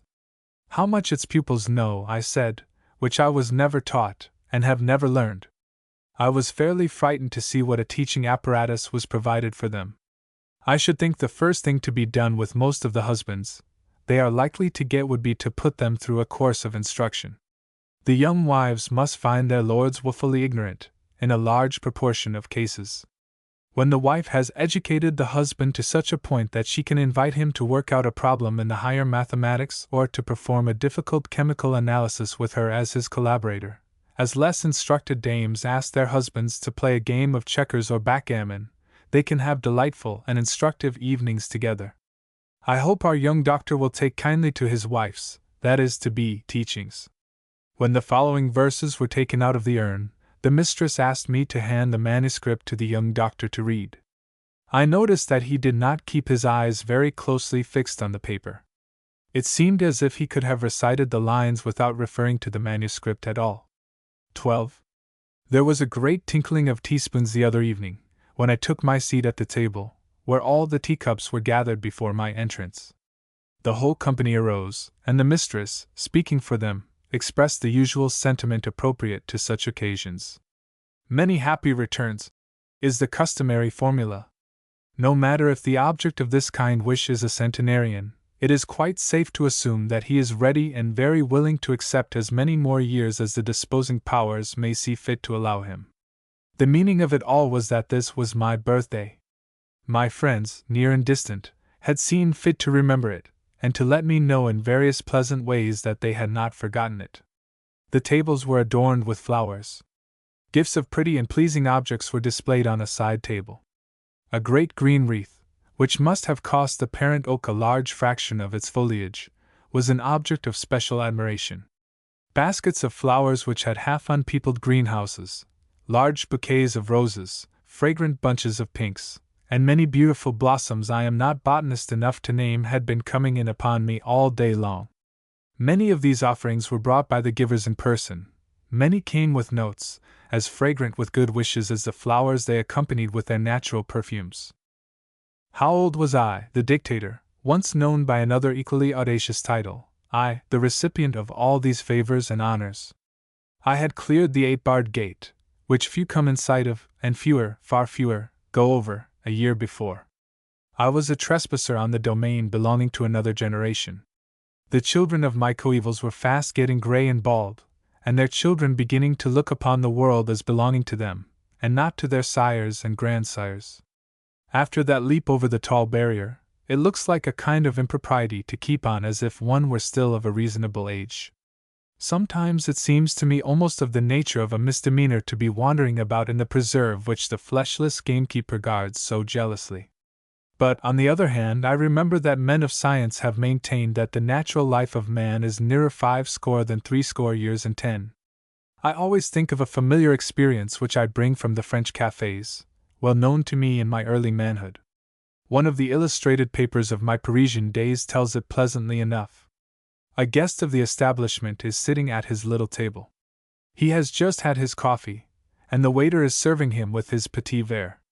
Most of my readers know very well what a petit verre is, but there may be here and there a virtuous abstainer from alcoholic fluids, living among the bayberries and the sweet ferns, who is not aware that the words, as commonly used, signify a small glass, a very small glass, of spirit, commonly brandy, taken as a chasse café, or coffee chaser. This drinking of brandy, neat, I may remark by the way, is not quite so bad as it looks. Whiskey or rum taken unmixed from a tumbler is a knock-down blow to temperance, but the little thimbleful of brandy, or chartreuse, or maraschino, is only, as it were, tweaking the nose of teetotalism. Well, to go back behind our brackets, the guest is calling to the waiter. Garçon! Et le bain de pites! Waiter! And the footbath, the little glass stands in a small tin saucer or shallow dish, and the custom is to more than fill the glass, so that some extra brandy run over into this tin saucer or cup plate, to the manifest gain of the consumer. Life is a petit verre of a very peculiar kind of spirit. At 70 years it used to be said that the little glass was full. We should be more apt to put it at 80 in our day, while Gladstone and Tennyson and our own Whittier are breathing, moving, thinking, writing, speaking, in the green preserve belonging to their children and grandchildren, and Bancroft is keeping watch of the gamekeeper in the distance. But, returning resolutely to the petit verre, I am willing to concede that all after fourscore is the bain de pieds, the slopping over, so to speak, of the full measure of life. I remember that one who was very near and dear to me, and who lived to a great age, so that the 10-barred gate of the century did not look very far off, would sometimes apologize in a very sweet, natural way for lingering so long to be a care and perhaps a burden to her children, themselves getting well into years. It is not hard to understand the feeling, never less called for than it was in the case of that beloved nonagenarian. I have known few persons, young or old, more sincerely and justly regretted than the gentle lady whose memory comes up before me as I write. Oh, if we could all go out of flower as gracefully, as pleasingly, as we come into blossom! I always think of the morning glory as the loveliest example of a graceful yielding to the inevitable. It is beautiful before its twisted corolla opens, it is comely as it folds its petals inward, when its brief hours of perfection are over. Women find it easier than men to grow old in a becoming way. A very old lady who has kept something, it may be a great deal, of her youthful feelings, who is daintily cared for, who is grateful for the attentions bestowed upon her, and enters into the spirit of the young lives that surround her, is as precious to those who love her as a gem in an antique setting, the fashion of which has long gone by, but which leaves the jewel the color and brightness which are its inalienable qualities. With old men it is too often different. They do not belong so much indoors as women do. They have no pretty little manual occupations.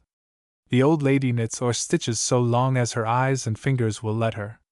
The old man smokes his pipe, but does not know what to do with his fingers, unless he plays upon some instrument, or has a mechanical turn which finds business for them. But the old writer, I said to the Teacups, as I say to you, my readers, labors under one special difficulty, which I am thinking of and exemplifying at this moment. He is constantly tending to reflect upon and discourse about his own particular stage of life. He feels that he must apologize for his intrusion upon the time and thoughts of a generation which he naturally supposes must be tired of him, if they ever had any considerable regard for him. Now, if the world of readers hates anything it sees in print, it is apology. If what one has to say is worth saying, he need not beg pardon for saying it. If it is not worth saying, I will not finish the sentence. But it is so hard to resist the temptation, notwithstanding that the terrible line beginning, "Superfluous lags the veteran," is always repeating itself in his dull ear. What kind of audience, or reading parish is a man who secured his constituency in middle life, or before that period, to expect when he has reached the age of 20?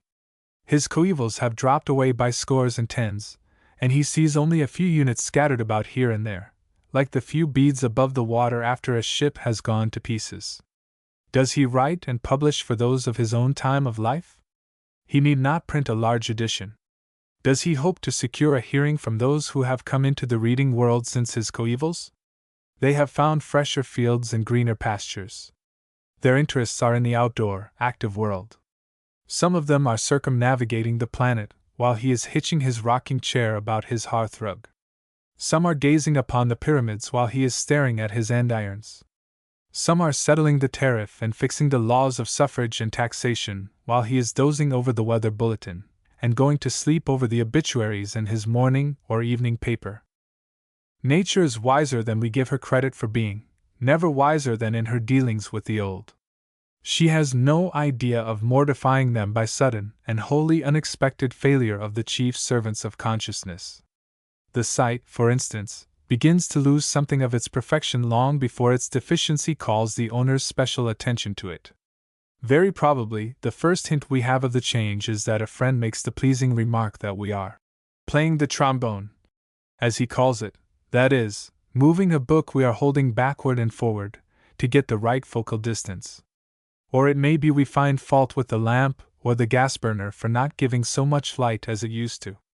At last, somewhere between 40 and 50, we begin to dangle a jaunty pair of eyeglasses, half plaything and half necessity. In due time a pair of sober, business-like spectacles bestrides the nose. Old age leaps upon it as his saddle, and rides triumphant, unchallenged, until the darkness comes which no glasses can penetrate. Nature is pitiless in carrying out the universal sentence, but very pitiful in her mode of dealing with the condemned on his way to the final scene. The man who is to be hanged always has a good breakfast provided for him. Do not think that the old look upon themselves as the helpless, hopeless, forlorn creatures which they seem to young people. Do these young folks suppose that all vanity dies out of the natures of old men and old women? A dentist of olden time told me that a good-looking young man once said to him, "Keep that incisor presentable, if you can, till I am 50, and then I shan't care how I look." I ventured to say that that gentleman was as particular about his personal appearance, and as proud of his good looks at 50, and many years after 50, as he was in the 20s, when he made that speech to the dentist. My dear friends around the teacups, and at that wider board where I am now entertaining, or trying to entertain, my company, is it not as plain to you as it is to me that I had better leave such tasks as that which I am just finishing to those who live in a more interesting period of life than one which, in the order of nature, is next door to decrepitude? Ought I not to regret having undertaken to report the doings and sayings of the members of the circle which you have known as the Teacups? Dear, faithful reader, whose patient eyes have followed my reports through these long months, you and I are about parting company. Perhaps you are one of those who have known me under another name, in those far-off days separated from these by the Red Sea of the great national conflict. When you first heard the tinkle of the teaspoons, as the table was being made ready for its guests, you trembled for me, in the kindness of your hearts. I do not wonder that you did, I trembled for myself. But I remembered the story of Sir Cloudesley's shovel, who was seen all of a tremor just as he was going into action. "How is this?" said a brother officer to him. "Surely you are not afraid?"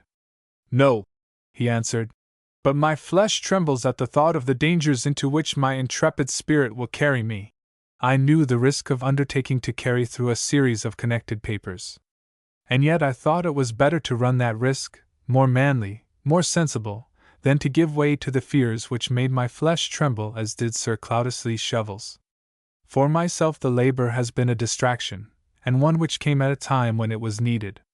Sometimes, as in one of those poems recently published, the reader will easily guess which, the youthful spirit has come over me with such a rush that it made me feel just as I did when I wrote the history of the one Hache 30 years ago.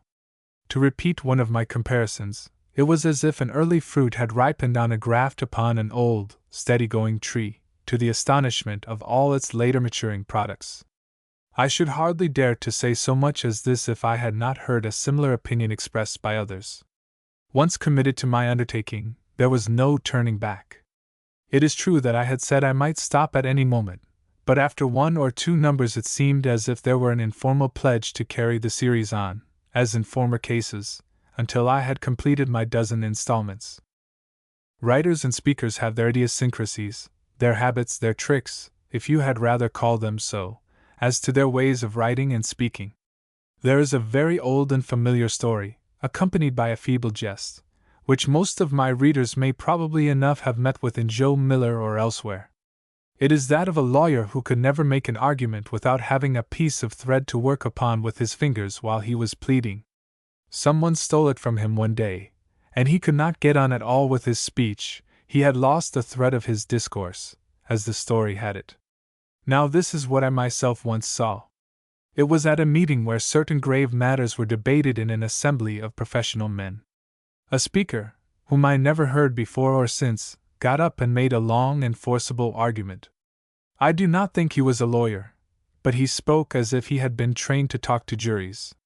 He held a long string in one hand, which he drew through the other band incessantly, as he spoke, just as a shoemaker performs the motion of waxing his thread. He appeared to be dependent on this motion. The physiological significance of the fact I suppose to be that the flow of what we call the nervous current from the thinking center to the organs of speech was rendered freer and easier by the establishment of a simultaneous collateral nervous current to the set of muscles concerned in the action I have described. I do not use a string to help me write or speak, but I must have its equivalent. I must have my paper and pen or pencil before me to set my thoughts flowing in such form that they can be written continuously. There have been lawyers who could think out their whole argument in connected order without a single note. There are authors, and I think there are many, who can compose and finish off a poem or a story without writing a word of it until, when the proper time comes, they copy what they carry in their heads. I have been told that Sir Edwin Arnold thought out his beautiful Light of Asia in this way. I find the great charm of writing consists in its surprises. When one is in the receptive attitude of mind, the thoughts which are sprung upon him, the images which flash through his consciousness, are a delight and an excitement. I am impatient of every hindrance in setting down my thoughts, of a pen that will not write, of ink that will not flow, of paper that will not receive the ink. And here let me pay the tribute which I owe to one of the humblest but most serviceable of my assistants, especially in poetical composition. Nothing seems more prosaic than the stylographic pen. It deprives the handwriting of its beauty, and to some extent of its individual character. The brutal communism of the letters it forms covers the page it fills with the most uniformly uninteresting characters. But abuse it as much as you choose, there is nothing like it for the poet, for the imaginative writer. Many a fine flow of thought has been checked, perhaps arrested, by the ill behavior of a goosequill. Many an idea has escaped while the author was dipping his pen in the inkstand. But with the stylographic pen, in the hands of one who knows how to care for it and how to use it, unbroken rhythms and harmonious cadences are the natural products of the unimpeded flow of the fluid which is the vehicle of the author's thoughts and fancies. So much for my debt of gratitude to the humble stylographic pen. It does not furnish the proper medium for the correspondence of intimates, who wish to see as much of their friend's personality as their handwriting can hold, still less for the impassioned interchange of sentiments between lovers. But in writing for the press its use is open to no objection. Its movement over the paper is like the flight of a swallow, while the quill pen and the steel pen and the gold pen are all taking short, laborious journeys, and stopping to drink every few minutes. A chief pleasure which the author of novels and stories experiences is that of becoming acquainted with the characters he draws. It is perfectly true that his characters must, in the nature of things, have more or less of himself in their composition. If I should seek an exemplification of this in the person of any of my teacups, I should find it most readily in the one whom I have called number 7, the one with the squinting brain. I think that not only I, the writer, but many of my readers, recognize in our own mental constitution an occasional obliquity of perception, not always detected at the time, but plain enough when looked back upon. What extravagant fancies you and I have seriously entertained at one time or another! What superstitious notions have got into our heads and taken possession of its empty chambers, or, in the language of science, seized on the groups of nerve cells and some of the idle cerebral convolutions. The writer, I say, becomes acquainted with his characters as he goes on. They are at first mere embryos, outlines of distinct personalities. By and by, if they have any organic cohesion, they begin to assert themselves. They can say and do such and such things. Such and such other things they cannot and must not say or do. The story writers' and playwriters' danger is that they will get their characters mixed, and make us say what we ought to have said. The stronger his imaginative faculty, the less liable will the writer be to this fault.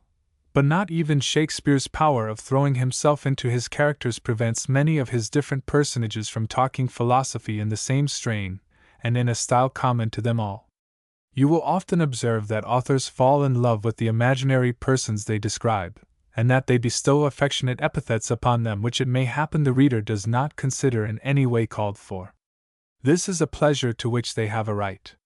Every author of a story is surrounded by a little family of ideal children, as dear to him, it may be, as are flesh and blood children to their parents.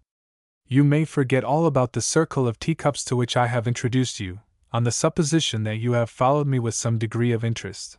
But do you suppose that number 5 does not continue as a presence with me, and that my pretty Delilah has left me forever because she is going to be married? No, my dear friend, our circle will break apart, and its different members will soon be to you as if they had never been. But do you think that I can forget them? Do you suppose that I shall cease to follow the love, or the loves?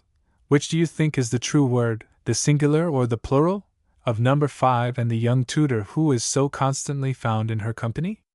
Do you suppose that I do not continue my relations with the cracked teacup, the poor old fellow with whom I have so much in common, whose counterpart, perhaps, you may find in your own complex personality? I take from the top shelf of the hospital department of my library, the section devoted to literary cripples, imbeciles, failures, foolish rhymesters, and silly eccentrics, one of the least conspicuous and most hopelessly feeble of the weak-minded population of that intellectual almshouse. I open it and look through its pages. It is a story. I have looked into it once before, on its first reception as a gift from the author. I try to recall some of the names I see there. They mean nothing to me, but I venture to say the author cherishes them all, and cries over them as he did when he was writing their history. I put the book back among its dusty companions, and sitting down in my reflective rocking chair, think how others must forget, and how I shall remember, the company that gathered about this table. Shall I ever meet any one of them again, in these pages or in any other? Will the cracked teacup hold together, or will he go to pieces, and find himself in that retreat where the owner of the terrible clock which drove him crazy is walking under the shelter of the high walls? Has the young doctor's crown yet received the seal which is nature's warrant of wisdom and proof of professional competency? And number 5 and her young friend the tutor, have they kept on in their dangerous intimacy?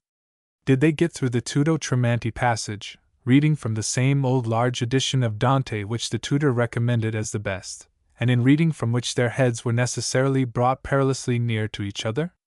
It would be very pleasant if I could, consistently with the present state of affairs, bring these two young people together. I say two young people, for the one who counts most years seems to me to be really the younger of the pair. That number 5 foresaw from the first that any tenderer feeling than that of friendship would intrude itself between them I do not believe. As for the tutor, he soon found where he was drifting. It was his first experience in matters concerning the heart, and absorbed his whole nature as a thing of course. Did he tell her he loved her? Perhaps he did, 50 times. Perhaps he never had the courage to say so outright. But sometimes they looked each other straight in the eyes, and strange messages seemed to pass from one consciousness to the other. Will the tutor ask number 5 to be his wife? And if he does, will she yield to the dictates of nature, and lower the flag of that fortress so long thought impregnable? Will he go on writing such poems to her as The Rose and the Fern, or I Like You and I Love You, and be content with the pursuit of that which he never can attain? That is all very well on the Grecian urn of Keats, beautiful, but not love such as mortals demand. Still, that may be all, for aught that we have yet seen. And so, goodbye, young people, whom we part with here. Shadows you have been and are to my readers, very real you have been and are to me, as real as the memories of many friends whom I shall see no more. As I am not in the habit of indulging in late suppers, the reader need not think that I shall spread another board and invite him to listen to the conversations which take place around it. If, from time to time, he finds a slight refection awaiting him on the sideboard, I hope he may welcome it as pleasantly as he has accepted what I have offered him from the board now just being cleared. It is a good rule for the actor who manages the popular street drama of Punch not to let the audience or spectators see his legs. It is very hard for the writer of papers like these, which are now coming to their conclusion, to keep his personality from showing itself too conspicuously through the thin disguises of his various characters. As the show is now over, as the curtain has fallen, I appear before it in my proper person, to address a few words to the friends who have assisted, as the French say, by their presence, and as we use the word, by the kind way in which they have received my attempts at their entertainment. This series of papers is the 4th of its kind which I have offered to my readers. I may be allowed to look back upon the succession of serial articles which was commenced more than 30 years ago, in 1857. The Autocrat of the Breakfast Table was the first of the series. It was begun without the least idea what was to be its course and its outcome.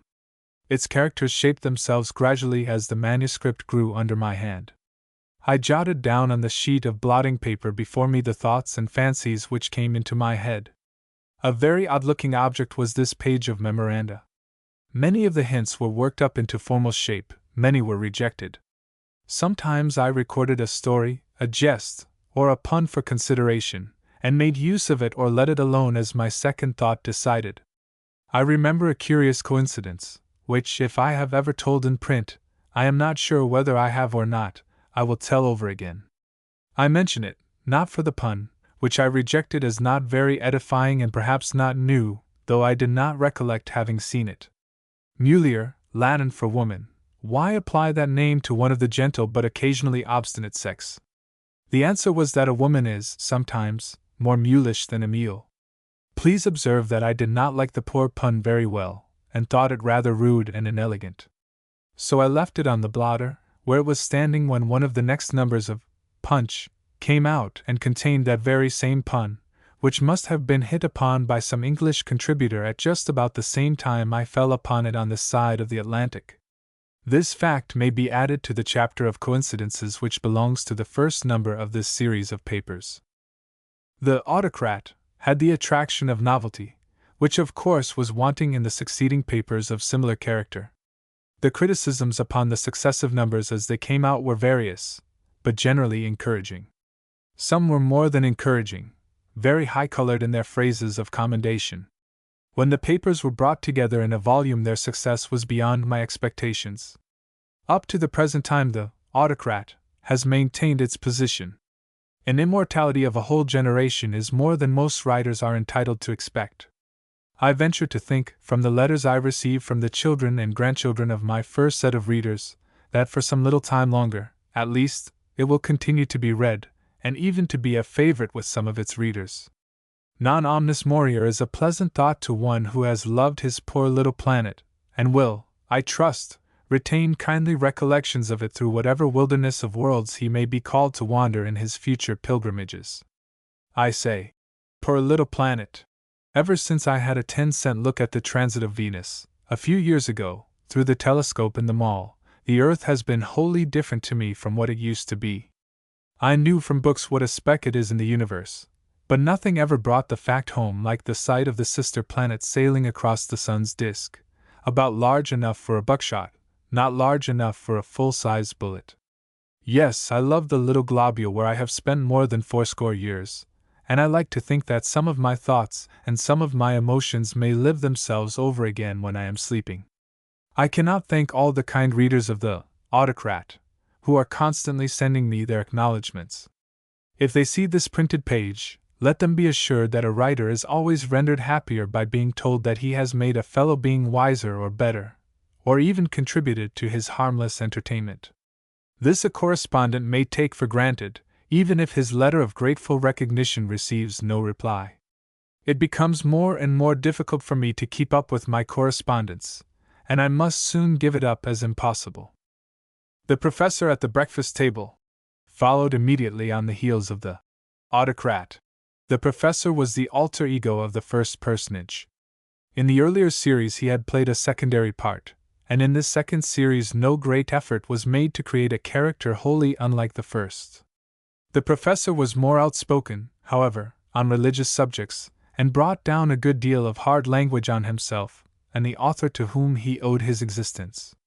I suppose he may have used some irritating expressions, unconsciously, but not unconscientiously, I am sure. There is nothing harder to forgive than the sting of an epigram. Some of the old doctors, I fear, never pardon me for saying that if a ship, loaded with an assorted cargo of the drugs which used to be considered the natural food of sick people, went to the bottom of the sea, it would be all the better for mankind and all the worse for the fishes. If I had not put that snapper on the end of my whiplash, I might have got off without the ill temper which my antithesis provoked. 30 years set that all right, and the same 30 years have so changed the theological atmosphere that such abusive words as heretic and infidel, applied to persons who differ from the old standards of faith, are chiefly interesting as a test of breeding, being seldom used by any people above the social half-caste line. I am speaking of Protestants. How it may be among Roman Catholics I do not know, but I suspect that with them also it is a good deal a matter of breeding. There were not wanting some who liked the Professor better than the Autocrat. I confess that I prefer my champagne in its first burst of gaseous enthusiasm, but if my guest likes it better after it has stood a while, I am pleased to accommodate him. The first of my series came from my mind almost with an explosion, like the champagne cork. It startled me a little to see what I had written, and to hear what people said about it. After that first explosion the flow was more sober, and I looked upon the product of my winepress more coolly. Continuations almost always sag a little.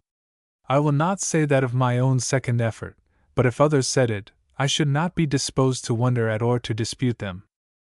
The Poet at the Breakfast Table came some years later. This series of papers was not so much a continuation as a resurrection.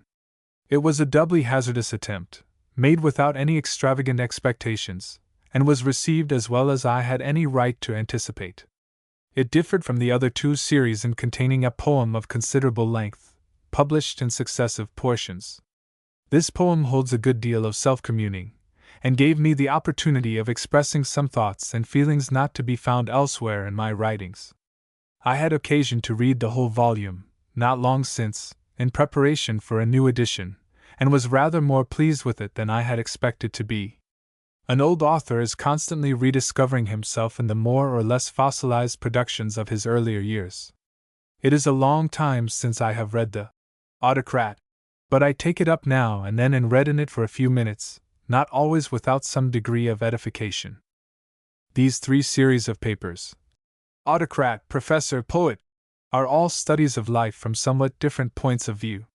They are largely made up of sober reflections, and appeared to me to require some lively human interest to save them from wearisome didactic dullness. What could be more natural than that love should find its way among the young people who helped to make up the circle gathered around the table? Nothing is older than the story of young love. Nothing is newer than that same old story. A bit of gilding here and there has a wonderful effect in enlivening a landscape or an apartment. Napoleon consoled the Parisians in their year of defeat by gilding the dome of the Invalides. Boston has glorified her State House and herself at the expense of a few sheets of gold leaf laid on the dome, which shines like a sun in the eyes of her citizens, and like a star in those of the approaching traveler. I think the gilding of a love story helped all three of these earlier papers. The same need I felt in the series of papers just closed. The slight incident of Delilah's appearance and disappearance served my purpose to some extent. But what should I do with number 5? The reader must follow out her career for himself. For myself, I think that she and the tutor have both utterly forgotten the difference of their years in the fascination of intimate intercourse. I do not believe that a nature so large, so rich in affection, as number 5's is going to fall defeated of its best inheritance of life, like a vine which finds no support for its tendrils to twine around, and so creeps along the ground from which nature meant that love should lift it. I feel as if I ought to follow these two personages of my sermonizing story until they come together or separate, to fade, to wither, perhaps to die, at last, of something like what the doctors call heart failure, but which might more truly be called heart starvation. When I say die, I do not mean necessarily the death that goes into the obituary column. It may come to that, in one or both, but I think that, if they are never united, number 5 will outlive the tutor, who will fall into melancholy ways, and pine and waste, while she lives along, feeling all the time that she has cheated herself of happiness. I hope that is not going to be their fortune, or misfortune. Vieille fille fate jeune Marie. What a youthful bride number 5 would be, if she could only make up her mind to matrimony. In the meantime she must be left with her lambs all around her. May heaven temper the winds to them, for they have been shorn very close, every one of them, of their golden fleece of aspirations and anticipations. I must avail myself of this opportunity to say a few words to my distant friends who take interest enough in my writings, early or recent, to wish to enter into communication with me by letter, or to keep up a communication already begun. I have given notice in print that the letters, books, and manuscripts which I receive by mail are so numerous that if I undertook to read and answer them all I should have little time for anything else. I have for some years depended on the assistance of a secretary, but our joint efforts have proved unable, of late, to keep down the accumulations which come in with every mail. So many of the letters I receive are of a pleasant character that it is hard to let them go unacknowledged. The extreme friendliness which pervades many of them gives them a value which I rate very highly. When large numbers of strangers insist on claiming one as a friend, on the strength of what he has written, it tends to make him think of himself somewhat indulgently. It is the most natural thing in the world to want to give expression to the feeling the loving messages from far-off unknown friends must excite. Many a day has had its best working hours broken into, spoiled for all literary work, by the labor of answering correspondents whose good opinion it is gratifying to have called forth, but who were unconsciously laying a new burden on shoulders already aching. I know too well that what I say will not reach the eyes of many who might possibly take a hint from it. Still, I must keep repeating it before breaking off suddenly and leaving whole piles of letters unanswered. I have been very heavily handicapped for many years. It is partly my own fault. From what my correspondents tell me, I must infer that I have established a dangerous reputation for willingness to answer all sorts of letters. They come with such insinuating humility, they cannot bear to intrude upon my time, they know that I have a great many calls upon it, and incontinently proceed to lay their additional weight on the load which is breaking my back. The hypocrisy of kind-hearted people is one of the most painful exhibitions of human weakness. It has occurred to me that it might be profitable to reproduce some of my unwritten answers to correspondents. If those which were actually written and sent were to be printed in parallel columns with those mentally formed but not written out responses and comments, the reader would get some idea of the internal conflicts an honest and not unamiable person has to go through, when he finds himself driven to the wall by a correspondence which is draining his vocabulary to find expressions that sound as agreeably, and signify as little, as the phrases used by a diplomatist in closing an official communication. Number 1. Want my autograph, do you? And don't know how to spell my name? Enough for an E in my middle name. Leave out the L in my last name. Do you know how people hate to have their names misspelled? What do you suppose are the sentiments entertained by the Thompsons with AP towards those who address them in writing as Thompson? Number 2. Think the lines you mention are by far the best I ever wrote, hey? Well, I didn't write those lines. What is more, I think they are as detestable a string of rhymes as I could wish my worst enemy had written. A very pleasant frame of mind I am in for writing a letter, after reading yours. Number 3. I am glad to hear that my namesake, whom I never saw and never expect to see, has cut another tooth. But why write 4 pages on the strength of that domestic occurrence? Number 4. You wish to correct an error in my broomstick poem, do you? You give me to understand that Wilmington is not in Essex County, but in Middlesex. Very well, but are they separated by running water? Because if they are not, what could hinder a witch from crossing the line that separates Wilmington from Andover, I should like to know? I never meant to imply that the witches made no excursions beyond the district, which was more especially their seat of operations.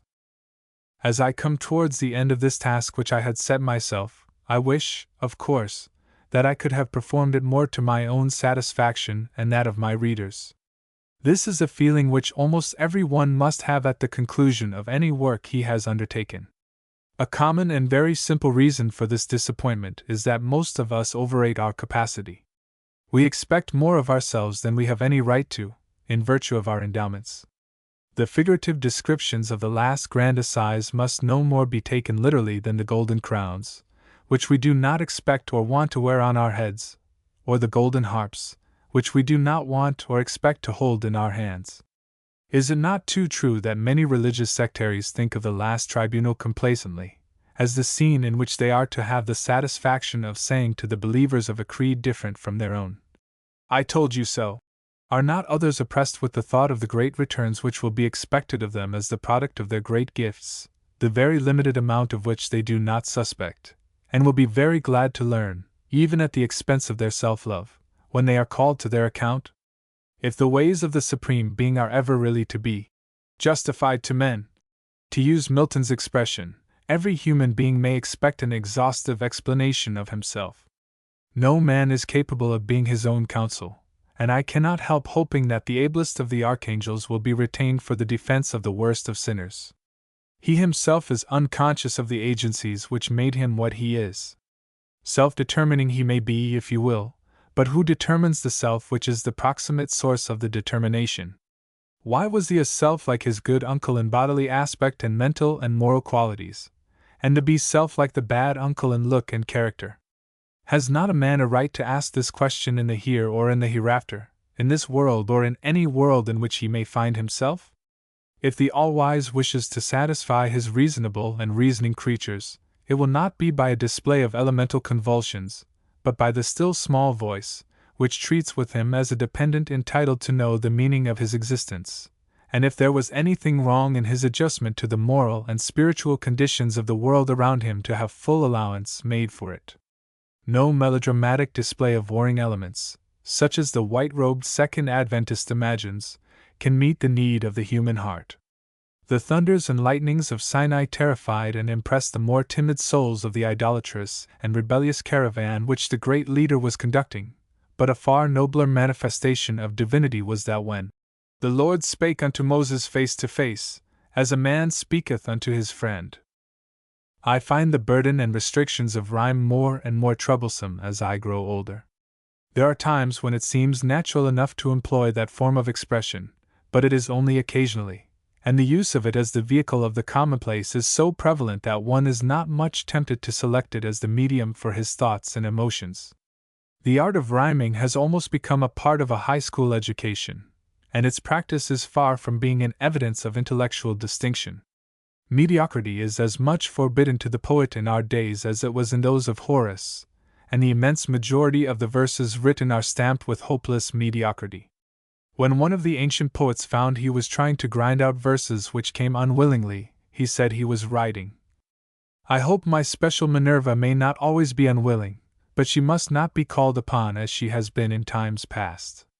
Now that the teacups have left the table, an occasional evening call is all that my readers must look for. Thanking them for their kind companionship, and hoping that I may yet meet them in the now and then in the future, I bid them goodbye for the immediate present. Then in the future, I bid them goodbye for the immediate present.